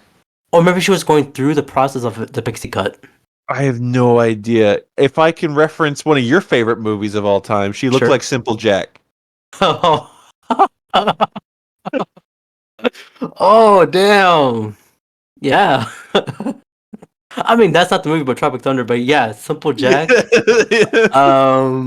Sure. Yeah, I can see that. Dang, that movie should not be made if it was gonna happen. But yeah, sure. But come on, gotta give some respect to. No, I love Amanda. Come on, I'm happy she's here. I'm happy Shawnee Smith is here. They just gave her terrible hair. It happens. It happens. But yeah, so they got everyone at the same place. You see Valentina between like a wire. You see Cecilia by like a she was on the side, and Most same with everyone else is just like chained up, but Yeah, Valentina, she's clearly in the trap already. yeah, she's in the trap, and John came by. He's like, "Hey guys, you guys know what you did?" And they're like, "No, we're trying to help you." Yeah, But they tried to continue the lie. come I on, guess you would, wouldn't you, if you're in that situation? I guess. But then what's his name? Mateo was like, "It was all her fault. It wasn't me." Ah, he snitched. Yeah, he did. Uh, I said earlier, like, this is clearly a revenge-driven thing, Yeah. and arguments can be made, and I will make that argument, that it still is a revenge-driven thing, or else he wouldn't have made a point to do it the way he did it. But another interesting thing about the John character is even if revenge was factored in, at no point did he ever lose his cool. Yeah. He never lost his temper. He never raised his damn voice. No. He's just like, you know what you did. You know why you're here. But yeah, he was pretty much saying to them like, yeah, what's worse, this or you guys giving false hope to cancer patients? I think he's right. If you're giving like like false hope to people who are needing to have a treatment or like want to survive, I think that is the worst Yeah. trap. Another really, really, really cool thing about this movie is all the other Saw movies that have a group of people. They like that would be Saw 2, Saw 5, Jigsaw, right? Those are the ones? Yeah. So, with the exception of Saw 2, because like it's pretty clear very early on, they're like, oh, we've all been to prison or whatever. Yeah. But Saw 5 and Jigsaw, it's like, oh, why are we here? What have we done? And it's like revealed as we go on, like, oh no, you're all terrible people. But the fact that they're in a Saw trap, we know they're terrible people. So it's like, whatever. It's really cool in this one to see what the people do to deserve to be in the trap first. Yeah. Yeah. And then you're put in there and you're like, yeah, get him, John. Get him. Put him in the trap. Yeah, like for example, Diego was the driver. He survived his trap. You see Valentina, she was one of the nurses. Gabriella, she was part of like the whole thing. She wasn't really part of the surgery thing, but she was part of like welcoming in. You see Mateo. What was he doing? What was he a surgeon? I mean, none of them were surgeons. I mean, pretending to be a surgeon. Pretending to be a surgeon, yeah. He was in the room. Yeah. And then of course Pearson was controlling the whole thing. But yeah, it is really nice to see that sequence. But yeah, so yeah, let's after John's speech, it's time for the first trap in the con artist game, as they say, and this is called Valentina's trap is called the wire saw trap. So, what are your thoughts on this one? This one was pretty. I mean, if you think about it, it's classic Saw. Sure. What she has to do is cut her leg off. Yeah. And that's, you don't get more classic than that in Saw. She was cutting the leg. We've seen people cut. Like, we've seen Gordon cut his foot off with like an actual like bone saw. Yeah. And we've seen limbs get ripped off and whatever. The saw she's using here is, and he even says in the film, it's called a Jigili saw. Yes. And it's essentially like a sharp wire, and you're using the wire to cut through stuff. And watching her use that, it was a different kind of gnarly. It was like, ooh. Yeah. I liked that quite a bit. She had, what was it, 3 minutes? Yeah, about 3 minutes. I think she was given 3 minutes to She had to cut her leg off and then use a little device to get marrow out of the bone, out of her femur. Yeah. And once she did got a certain amount to release a lock or something, then she could leave. I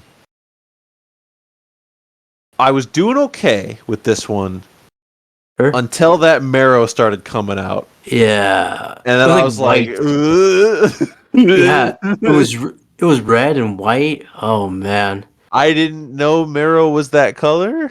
I guess. Yeah, it can be. That's nasty. Also the idea of, I mean, her cutting her leg off is one thing, but the idea of her sticking a little device in the cut femur bone. Yeah, that also hurts too. Ooh. Also, when she was ripping her leg off, you can hear it, like going back and forth, back and forth.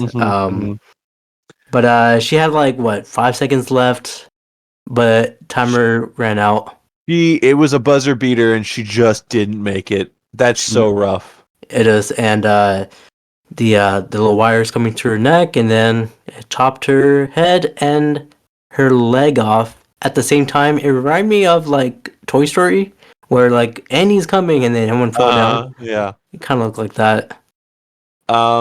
Here's one question I'll ask though. Yeah, could she have gotten out of that?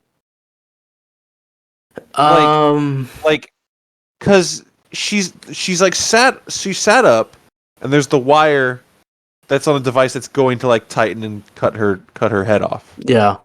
But it didn't look too. I feel like if she had just slumped down, could have just left. I'm looking at the picture right now. It looks like her chin is over the wire. So I don't think she'll if she's gonna do that, she's gonna get some scratches on her face. Sure. And you know what? I'm inclined to not care because, as we know, you break the rules, what happens? You die. And also, Amanda probably would have come in and pistol whip her or something. Probably. But I think she could survive that. But I think she'll lose a lot of blood when her leg is off. Well, she did wrap a belt around it, the tourniquet. Yeah. So there is that. All right. She almost did it. I was kind of shocked how close she was getting, considering that we just watched Diego succeed in his trap. I'm like, oh man. Yeah. There's no way she can succeed too, and then she didn't. No, she didn't. She's based on her body, her head, her leg is on the floor in pieces. It looked pretty not scary, but it looks silly. Not silly, but it looks like, damn, she got messed up. She did. She got messed up. Yeah. So after her trap, so Jigsaw and Amanda were upstairs in another room, and Amanda was not feeling it. She was saying Cecilia Peterson deserved what happened to her, not to these other people. And John is like, dude, everyone has a chance. No, she was saying Cecilia should deserve to die instead of all these guys. Yeah. And John is like, dude, everyone should have a chance. Just like you, man. You should know all about it, sister. Yeah. I don't think she really cared about Valentina, and I don't think she cared about Mateo, and she clearly wanted Cecilia dead. Her connection was to the Gabriella character because Gabriella had a drug addiction that we learned about, which is obviously, it parallels Amanda's drug addiction. So she's I don't know, she sees something she sees herself in her. Yeah, and it's to the point where I'm sure seeing her go through a trap isn't easy because she knows what it's like to be through a trap. Yeah. So, do you think Gabriella deserved to be in this? Yeah, she took the money. Yeah. I mean, yeah, but she's a young dumb kid. Right, but she helped scam an old man out of all of his money and then not cure his cancer and then took the money and use it to buy drugs. Yeah. You're going in a saw trap for that. There's no two ways about it. No, sir. But yeah, when John Kramer and Amanda were talking, Cecilia, she had a thought because the cell phone. There's a cell phone in the middle of the where they at and on the tray. They're like, all right, let's get that cell phone, and this is a little crazy. So she got a knife, or she got the body of Valentina. She flipped her over. She ripped her stomach out, got the intestines. All while the other two people, mostly Mateo, is like, don't do that. Don't do that. Stop doing what you're doing, please. It's horrible. She doesn't listen to a dang word he's saying. So she grabbed. Is it a small or large intestines? I think large or small. I believe it's the small intestines. They're longer. Yeah, I think that is correct. It's like something outlandish, like 200 yards or something like that. Something like that. Yeah, she got the small intestines. She kind of whipped the tray around to Gabriella, and she got like the full length. And then she had two hands. She got the intestines, and she was dragging the tray. Okay. And 200 yards is 2 football fields. It's not that. But it is 22 feet. It's which is a lot. Yeah, remember that scene in Machete,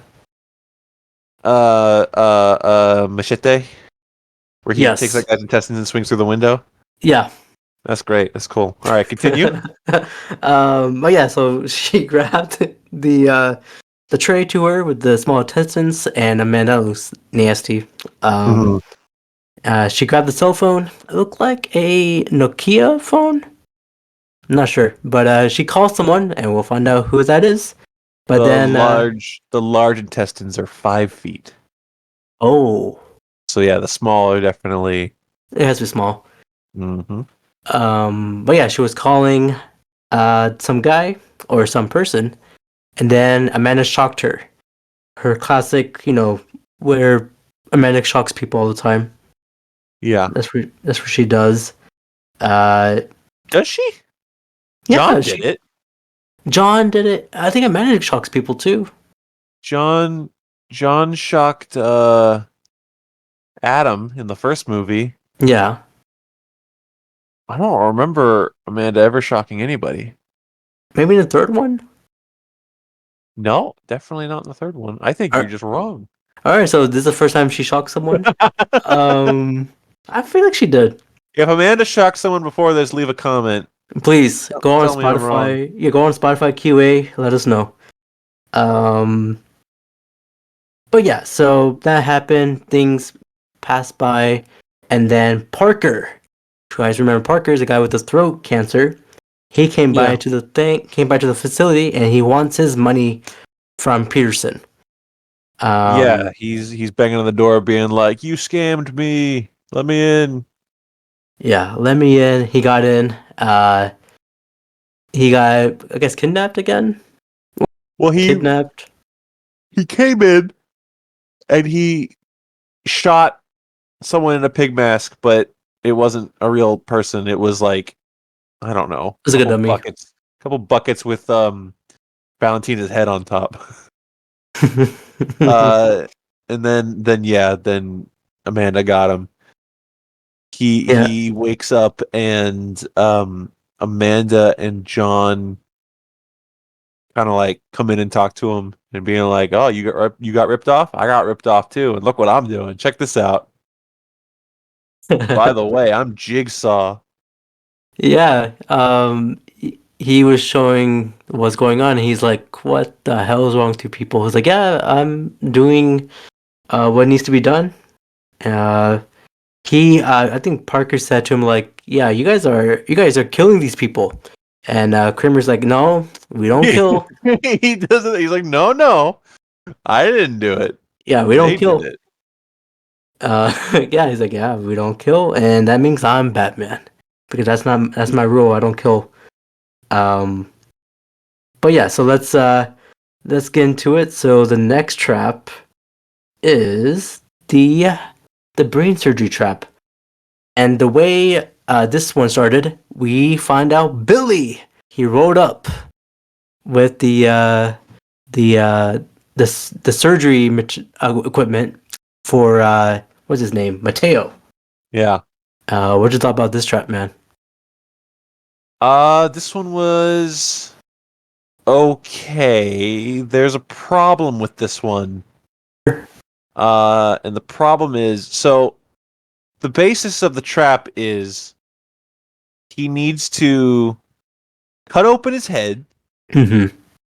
and scoop out a little bit of his like brain's gray matter Yeah. and drop it in a little thing, and once it dissolves in that solution, then he can get out. Yeah. There's actually a couple of problems with this, but the biggest one, the one I'm going to talk about first, is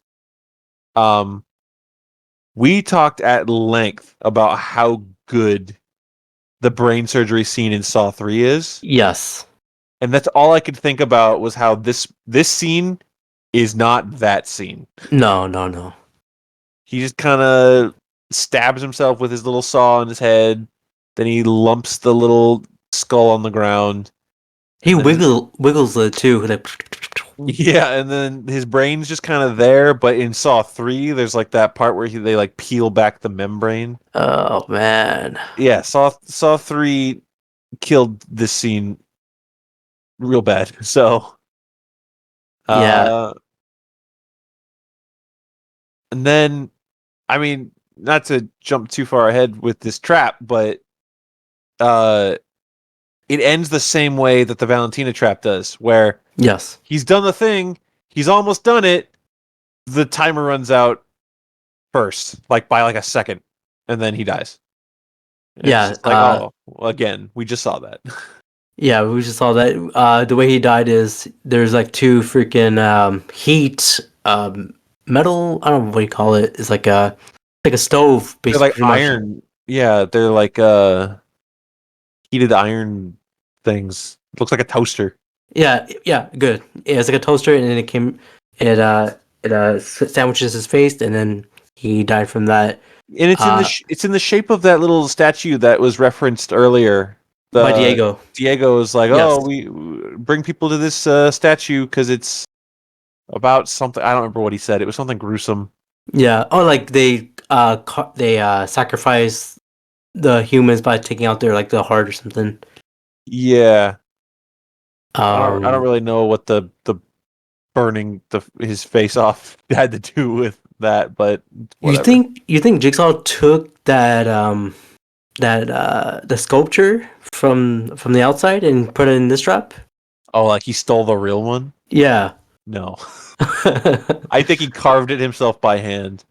That took a long time. He's a very committed man. Yes. But I do like the beginning of this trap where Billy the puppet came by and you see like a different camera angle of his back. He's like, going back and forth, like, wee wee wee. And it was like watching Kermit the Frog ride that bicycle. Yes. How are they doing that? I don't know. It's pretty cool though. Unless someone's in that puppet. But No. but yeah, so after that, Gabriella. Also, I do hate every time someone's going through the traps, freaking Cecilia Peterson is like, "Hey, you can do it. You got this." I'm like, "Shut the hell up." You literally put these guys in this trap. Yeah, I did not like it one bit. Yeah. But yeah, let's get after that. I don't think anything happened except for the next trap, which is the Gabriella's trap, which is the radiation trap. What do you thought about this one? This one, where's John getting this stuff? I don't know. You got the radiation machine. I know John can build anything. I think so. It was so big. It was like GLaDOS from Portal. It was hanging on the ceiling, and he can like control it somehow. I don't know. It's a giant radiation gun, basically, like an ionizing radiation thing. And I don't know the science behind nuclear radiation. I don't either. But what this movie tells us is, hey, this thing's gonna keep like Burning you up. burning you away until you escape. So what? Gabrielle is chained by one wrist and one ankle. Yeah. And she's given like a big old hammer. And she needs to break her wrist and break her ankle to escape. That's all she's got to do. And all she got to do. It's still rough. I think John, it's going to sound silly considering how like horrifically burned she was by the end of this. I think he softballed her on this one. I think he went a little easy. Okay. She didn't have to cut nothing off. She didn't have to invasive surgery herself. All you got to do is break your wrist. He even says, it's like, your wrist will heal. Like, he even says that. He's like, Gabby, I like you. I'm going to go easy on you. All you got to do is break your wrist and your ankle. Yeah. And I will say that when she does, she starts with with the ankle. Yeah. Because Cecilia told her to. Yeah. I don't know why Cecilia thinks she gets to call the shots from the side. Oh, yeah. Because I was thinking, start with your wrist, then you'll fall to the ground, and then even if, because the radiation thing moves, like that's like the whole thing. She starts with the ankle, and then she kind of like swings out of the way. Yeah. But then the reveal is like, no, it's moving with you. It's still gonna get you. So unfair. But even if you started with the wrist and then fell, it's got to be easier to get that thing off when you're on the ground. Yeah. So actually, that makes sense. But no, Cecilia had to jump in and coach her through it. And maybe she did on purpose. Like, hey, start with your ankle. I don't know. Well, you know, we're almost to that point where we get to talk about that. So we'll just Gabriella passes her thing. She breaks her wrist. She breaks her ankle. She gets out of the way of the thing. And John is like, dope, let's get her to the hospital. Yeah. Well, before we go there, they unchained Parker because he was part of the group now. Yeah, he's just told, he's like, all right, you're going to be part of this. We're not using any guns. We're doing the traps. No guns. That's the rule. He said the word rule. And as soon as he says the word rule, you're like, oh, he's going to break the rule. Something bad's going to happen. But yeah, let's get into it now. So they're like, all right, let's help Gabriella. But then Parker had his gun. He pulls out the gun immediately. And John's like, dude, didn't I just say don't use the gun? But then an even bigger twist than Parker pulling out the gun is what, Abrar? You say it. He's with Cecilia. Yes. So You didn't know what I was saying. No, I don't know. I don't know what you're gonna say. I thought you were gonna say something else, but no, he's a bad. Yes. He's not just a bad guy. He's the bad guy with Cecilia. Yes. So they pretty much gun pointed Amanda and John. They're like, you know what, man? Get on this trap. We're done with you. We're gonna kill you now. When Amanda unchained Cecilia gave her the big B slap. Yeah. But yeah, Parker and Cecilia, they're both together. They were a couple, right? They were at least one of them thought they were a couple. Yeah. But yeah, so John get in this trap, and John's like, man, that sucks. But they also chained Amanda as well on the side, not on the trap where Cecilia was. But they were just talking. You know what? Amanda's saying she's gonna screw you over, and Parker's like, yeah, shut the hell up. Don't forget what she does to Gabriella.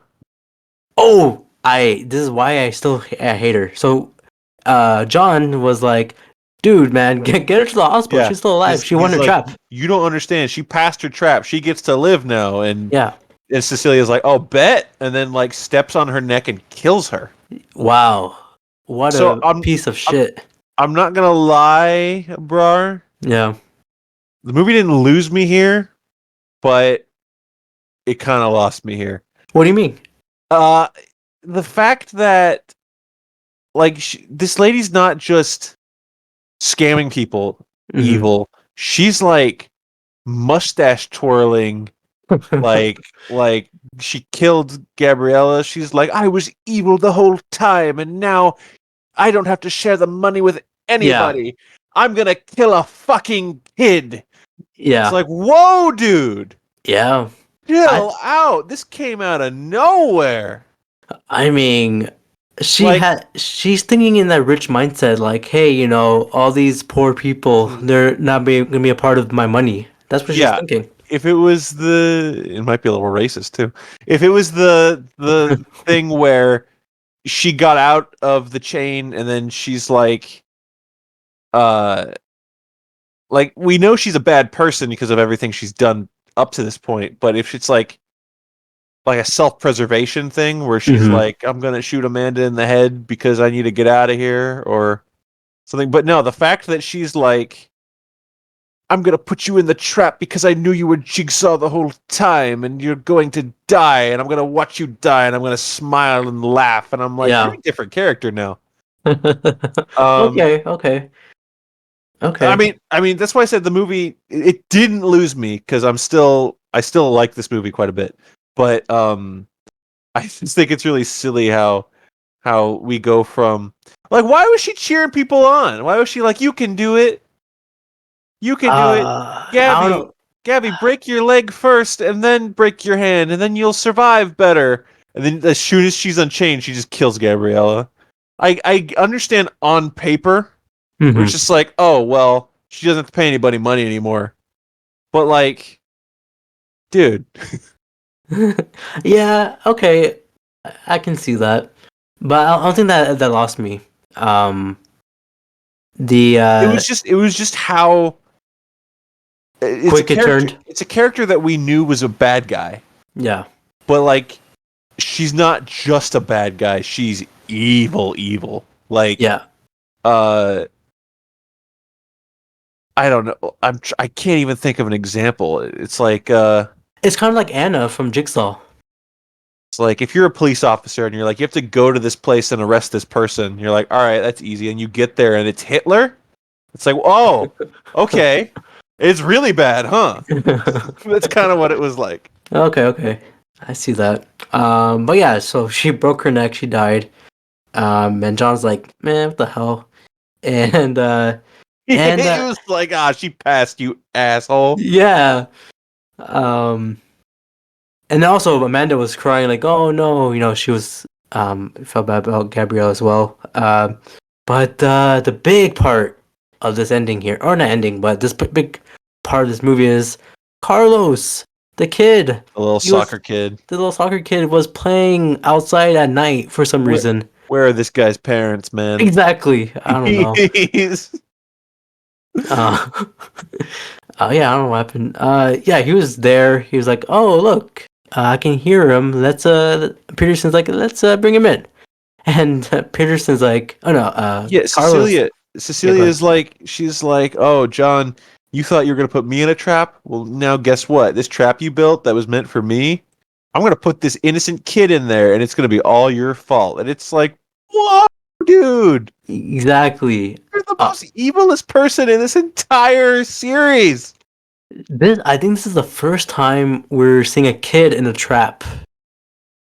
Man, let me tell you, that moment. So she brings this kid in. Yeah. And she forces the kid and John to get in this like 2-person trap. And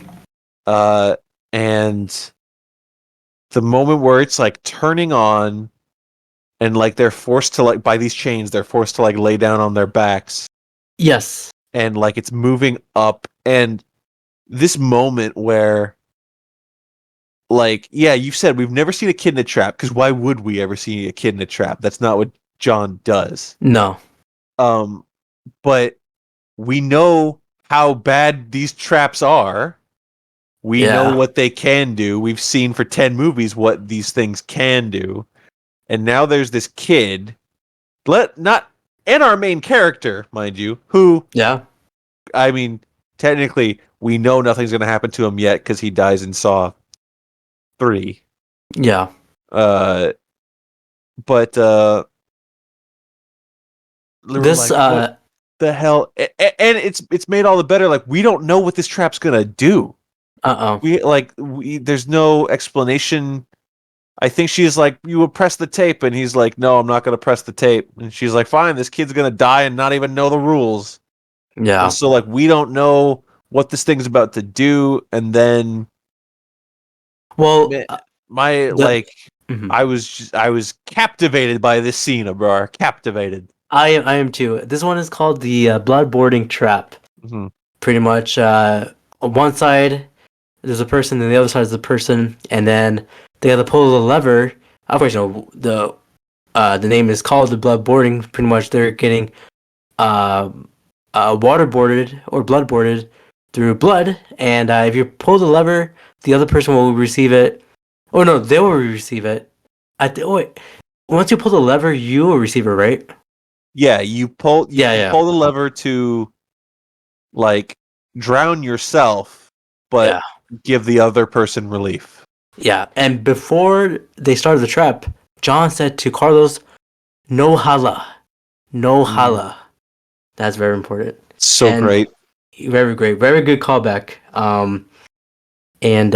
So you see, John was the first guy to be bloodboarded, and you see Carlos is like, I'll pull the lever, and he's doing it.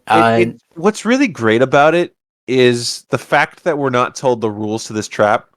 We're seeing, like, you're understanding, like, oh, okay, that's what the lever does. Oh, that's what the trap is, all on your own.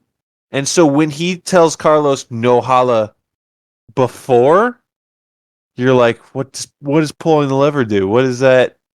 And then once he pulls it himself, and then you realize that he's bloodboarding himself and saving the kid. This scene is amazing. This is a great scene. It's so if I was critical about how evil the Cecilia character became seemingly out of nowhere, this scene wins me right back. Sure. That's good. I like the scene too. So when that trap is happening, they're going back and forth. What's her face? Cecilia and Parker. They're like, all right, let's scare money. The money's where Amanda and John were upstairs.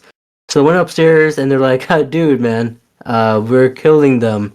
And Parker asked a good question. And do you remember what that question was? I do remember. So Cecilia's making her way over to the bag of money, and Parker is like, hey, if you're the last one left and that trap's for 2 people, who was the other person supposed to be? So Cecilia's like, I don't care. Here's the money. She's like, huh? And then she pulls the bag, and what's behind the bag is a clock with a countdown timer. And the Saw music hits. Abrar, the biggest smile on my face. Me too. I was like, shit. I was like, this is so awesome. So that happened, and the door closed. Slams closed. And was there any tape played? Yeah, there was a tape that was like, hey, I knew you guys were dickheads together the whole time. Here, have some poison gas.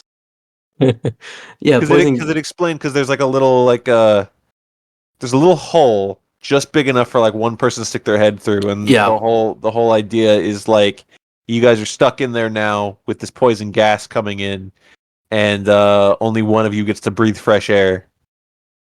Yeah. So when that happened, Amanda and John, or Amanda has a key, of course, unlocked herself, and then unlocked the kid. I don't even think they had keys. I think they just like I took think the they had things keys. off. They weren't real chains. I thought Amanda took out a key from like her pocket or something. I and thought then, they like, just removed the pin from like the thing. They were like, we know how to get out of this. Probably, yeah, probably. And they got out of the chain, and then John Kramer was talking to the kid. Is like, "Hey, man, I'm so proud of you. You went through this." And does the kid know he was a part of it? I'm sure he was. No, this kid doesn't even speak English. Oh yeah, right. All he knows is to not pull the thing. Oh, so okay. So when John was talking to Amanda, it's like, "Hey, the plan almost didn't work, but it worked." He's like, "Yeah, it worked." So who was supposed to be on the other side besides the kid? Was it supposed to be Amanda? Yeah. Okay. So the Carlos kid just came by accident. Yeah, no, if he wasn't playing soccer outside, he wouldn't have been part of this at all. Wow, that is crazy. Yeah. I'm glad he said holla. Yeah, it's convenient. That's the word that we learned. Very good, very good. So they're all three of them just looking at upstairs, them fighting each other to the death. Yeah. She Cecilia stabs Parker. Sat Parker, and you see his face going through it because of the gas. And of course Poison it gas. flashes back to when Amanda says like she's gonna kill you. Yeah. It's like, well, I love when Saw movies do that. Like, we literally Yeah. saw the scene, but you're recapping it. yeah. I love it. But yeah, so Cecilia put her head through the hole there, and she was there looking at John, and John and Amanda and Carlos walked out as a happy family. They sure did. And Cecilia, although is not, even though she's the most evil character in this entire series, she is not killed gruesomely, but No. she is left to die. Yes, so yeah, if she gets out, didn't the gas turned off? The gas did turn off, Yeah. but she's stuck in that room. Oh yeah, she can get out. Yeah. It's, Oh wow, it's- that's true. there is no like game over like door slam moment, No. but John's just like, all right, see ya, and he leaves. Yeah, it was more like a game open. All right, game's Oh. open, and they went to the sunset pretty much. And They the sure game, did. the movie's over. That's when the credits hit. From the credits hit, and then for the first time ever, there's an after credit for a Saw movie. Mid credits, yeah. Yeah, mid credit. So this trap is called the disbowel movement trap. So, do you want to talk about it, or should I talk about it? Well, we really don't even know what the trap is gonna do. It's got a bunch of like moving sharp parts. It's connected to like his chest and his neck, but like there's sharp parts like Going to your around stomach. his stomach. I mean, the person is Henry Kessler, who was the guy from earlier that saw John in the coffee shop that was like, "Look at my scar. They cured my cancer. Go to Mexico." So of course John was like, "Oh, I didn't forget about you, motherfucker. I'm putting you in the trap." He was part of it too. He sure was. And then, well, yeah, because he's not just getting this guy for no reason. We were revealed like there is no actual scar. The scar was fake. He was absolutely in on it. But do you think he had cancer? No, Huh. I don't think he did. I think he was a plant there to find desperate people because he showed him the surgery scar and then the scar was fake, so he had no reason to get surgery. So Gotcha. but the biggest part about this after the credit scene, not just John getting one last guy that needs to go in a trap, but he does it with the help of Hoffman. Yes, he's the guy who was in that phone call with John Kramer, talking about the detective, and that is Detective Hoffman. And did he look the same? He looks close enough. Yeah, I thought it was just like one scene. But yeah, and then pretty much they gave him the trap, and then you, of course, a classic Saw edits going back and forth, Oh, the Uh, spinning. the spinning, Yeah. and we don't see the how it ended, but the end of the movie No. there. Yeah. Yeah, man, that's Saw 10. What do you? After we talked about it, what are your thoughts now? Cool movie. I like that one. I like Saw 10. I do. I really do too. Saw 10 was. It gave me after watching Jigsaw Spiral. I'm like, these are not good Saw movies. But this one brought me back, and I hope this is Yeah. the last Saw movie. Saw movie. Well, I agree with you. I hope that too. But if you look at, budget 13 million, box office 80 million, they could do another one. No, don't do it. They walked off to the sunset, man. That's how you end it. End it when it's hot. Where do you go from this? If they decide like, all right, let's make an 11th Saw movie, what else do you do? What they can do is how they did for this one. This was between 1 and 2. They could do like between 3 and 4. Well, no, not between 3 and 4 because those ones happen at the same time. Oh yeah, you're right. They can do like between 5 to 6. But John's already dead at that point. Yeah. Well, you gonna make Hoffman come back? Yeah, Hoffman 4, 5, and 6. No, I think you're right that they should just stop. Yeah. But Just stop it. You ended perfectly. It's like if you guys watched Insidious, the last movie, they pretty much wrapped up the whole series in that last movie, and that's it. Ended there. That's what they should do for this one. But yeah, man, this was really good. It was a really good movie. I agree. Even the traps weren't that crazy, but the story took over the traps for the first time, actually. Mm-hmm. Yeah. But yeah, that was Saw 10. The last thing we should do, man, we saw 1 through Saw 10. Mm-hmm. Now we have the opportunity to rank them. Yes, we do. All right, so hopefully you have your list. I do. I at first I forgot, Oh but shit! then I made my list right before we started recording this. Very nice, very nice. Well, let's go through from Saw 10 to number 10 to number 5. So I'll let you go first. Okay, so worst to bet to 5, right? To 5, yeah. Okay. So my bottom 5, the worst one without a doubt, and it's probably, I imagine yours is pretty low on yours too. Mm-hmm. It is Saw 7, Saw the Final Chapter, Saw 3D. Sure. That's the worst one. Okay. Mine is also the same. Saw 7 for number 10. All right, number 9 might be different here. I'm gonna say Spiral. Oh, for your number 9. Yeah. Okay. Mine is different. I put Saw 5. Oh, interesting. Well, my number 8 is Saw 5. Okay. Well, just like your number 9, my number 8 is Spiral, the Book of Saw. We're pretty close. Very close.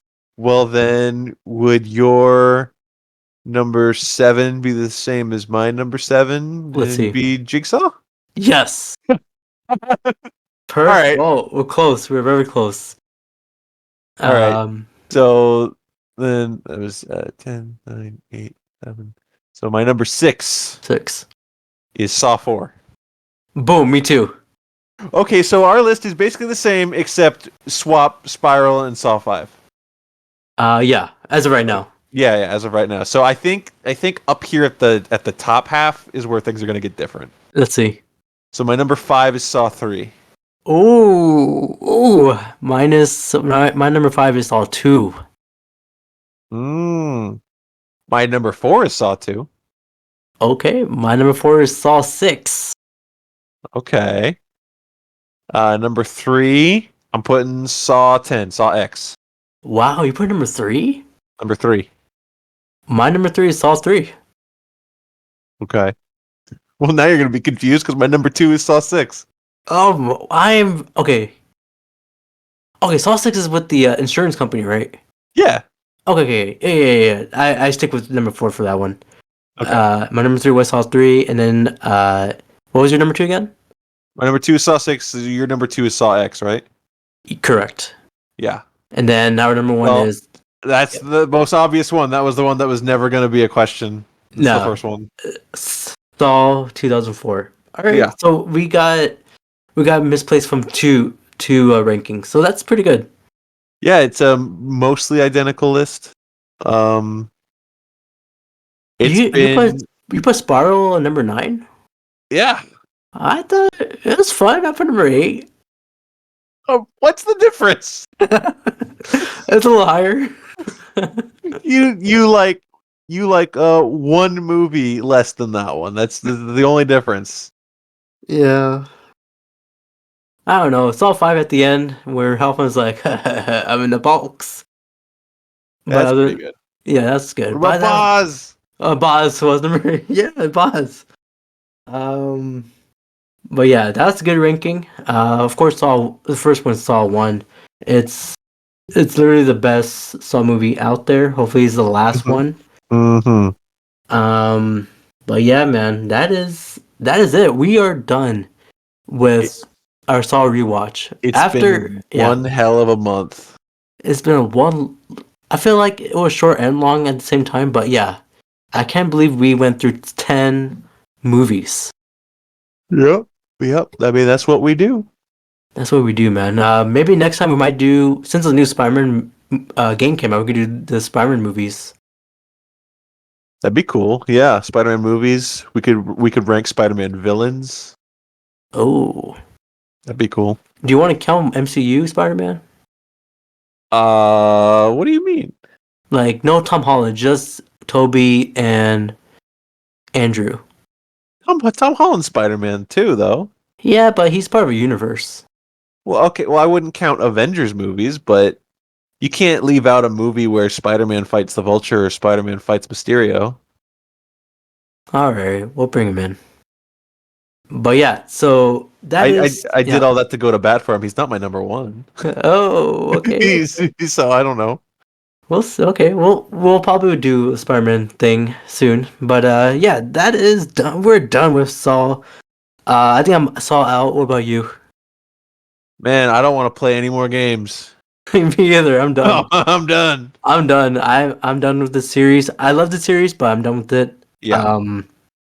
But yeah, so that is it. And Skyler, where can the audience find you? Hopefully, they can find you at a good place here. Well, it sounds like they can find me in another episode of the Brown Boy Wonder podcast talking about Spider-Man. Maybe so. But yeah, you can find this podcast on Spotify, Apple Podcasts, and now I am recently in iHeartRadio podcasts. Wow. Yeah. Do people listen to iHeartRadio? I'm sure internationally people do. I don't know. I don't know. Well, let's bring back 2008, you know what I'm saying? But yeah. Yeah. That's where Tropic Thunder came out with Simple Jack. Oh, Simple Jack. Let's not end it with Simple Jack. Oh, you have to. No. But let's end it with how what did John say at the end of Saw 1? You know what he said? Yeah. I'll tell you what he said. Let's say it at the same time. All right, at the count of 3, ready? Yeah. All right, 3, 2, 1. You game make me happy. You make me happy. No, game over.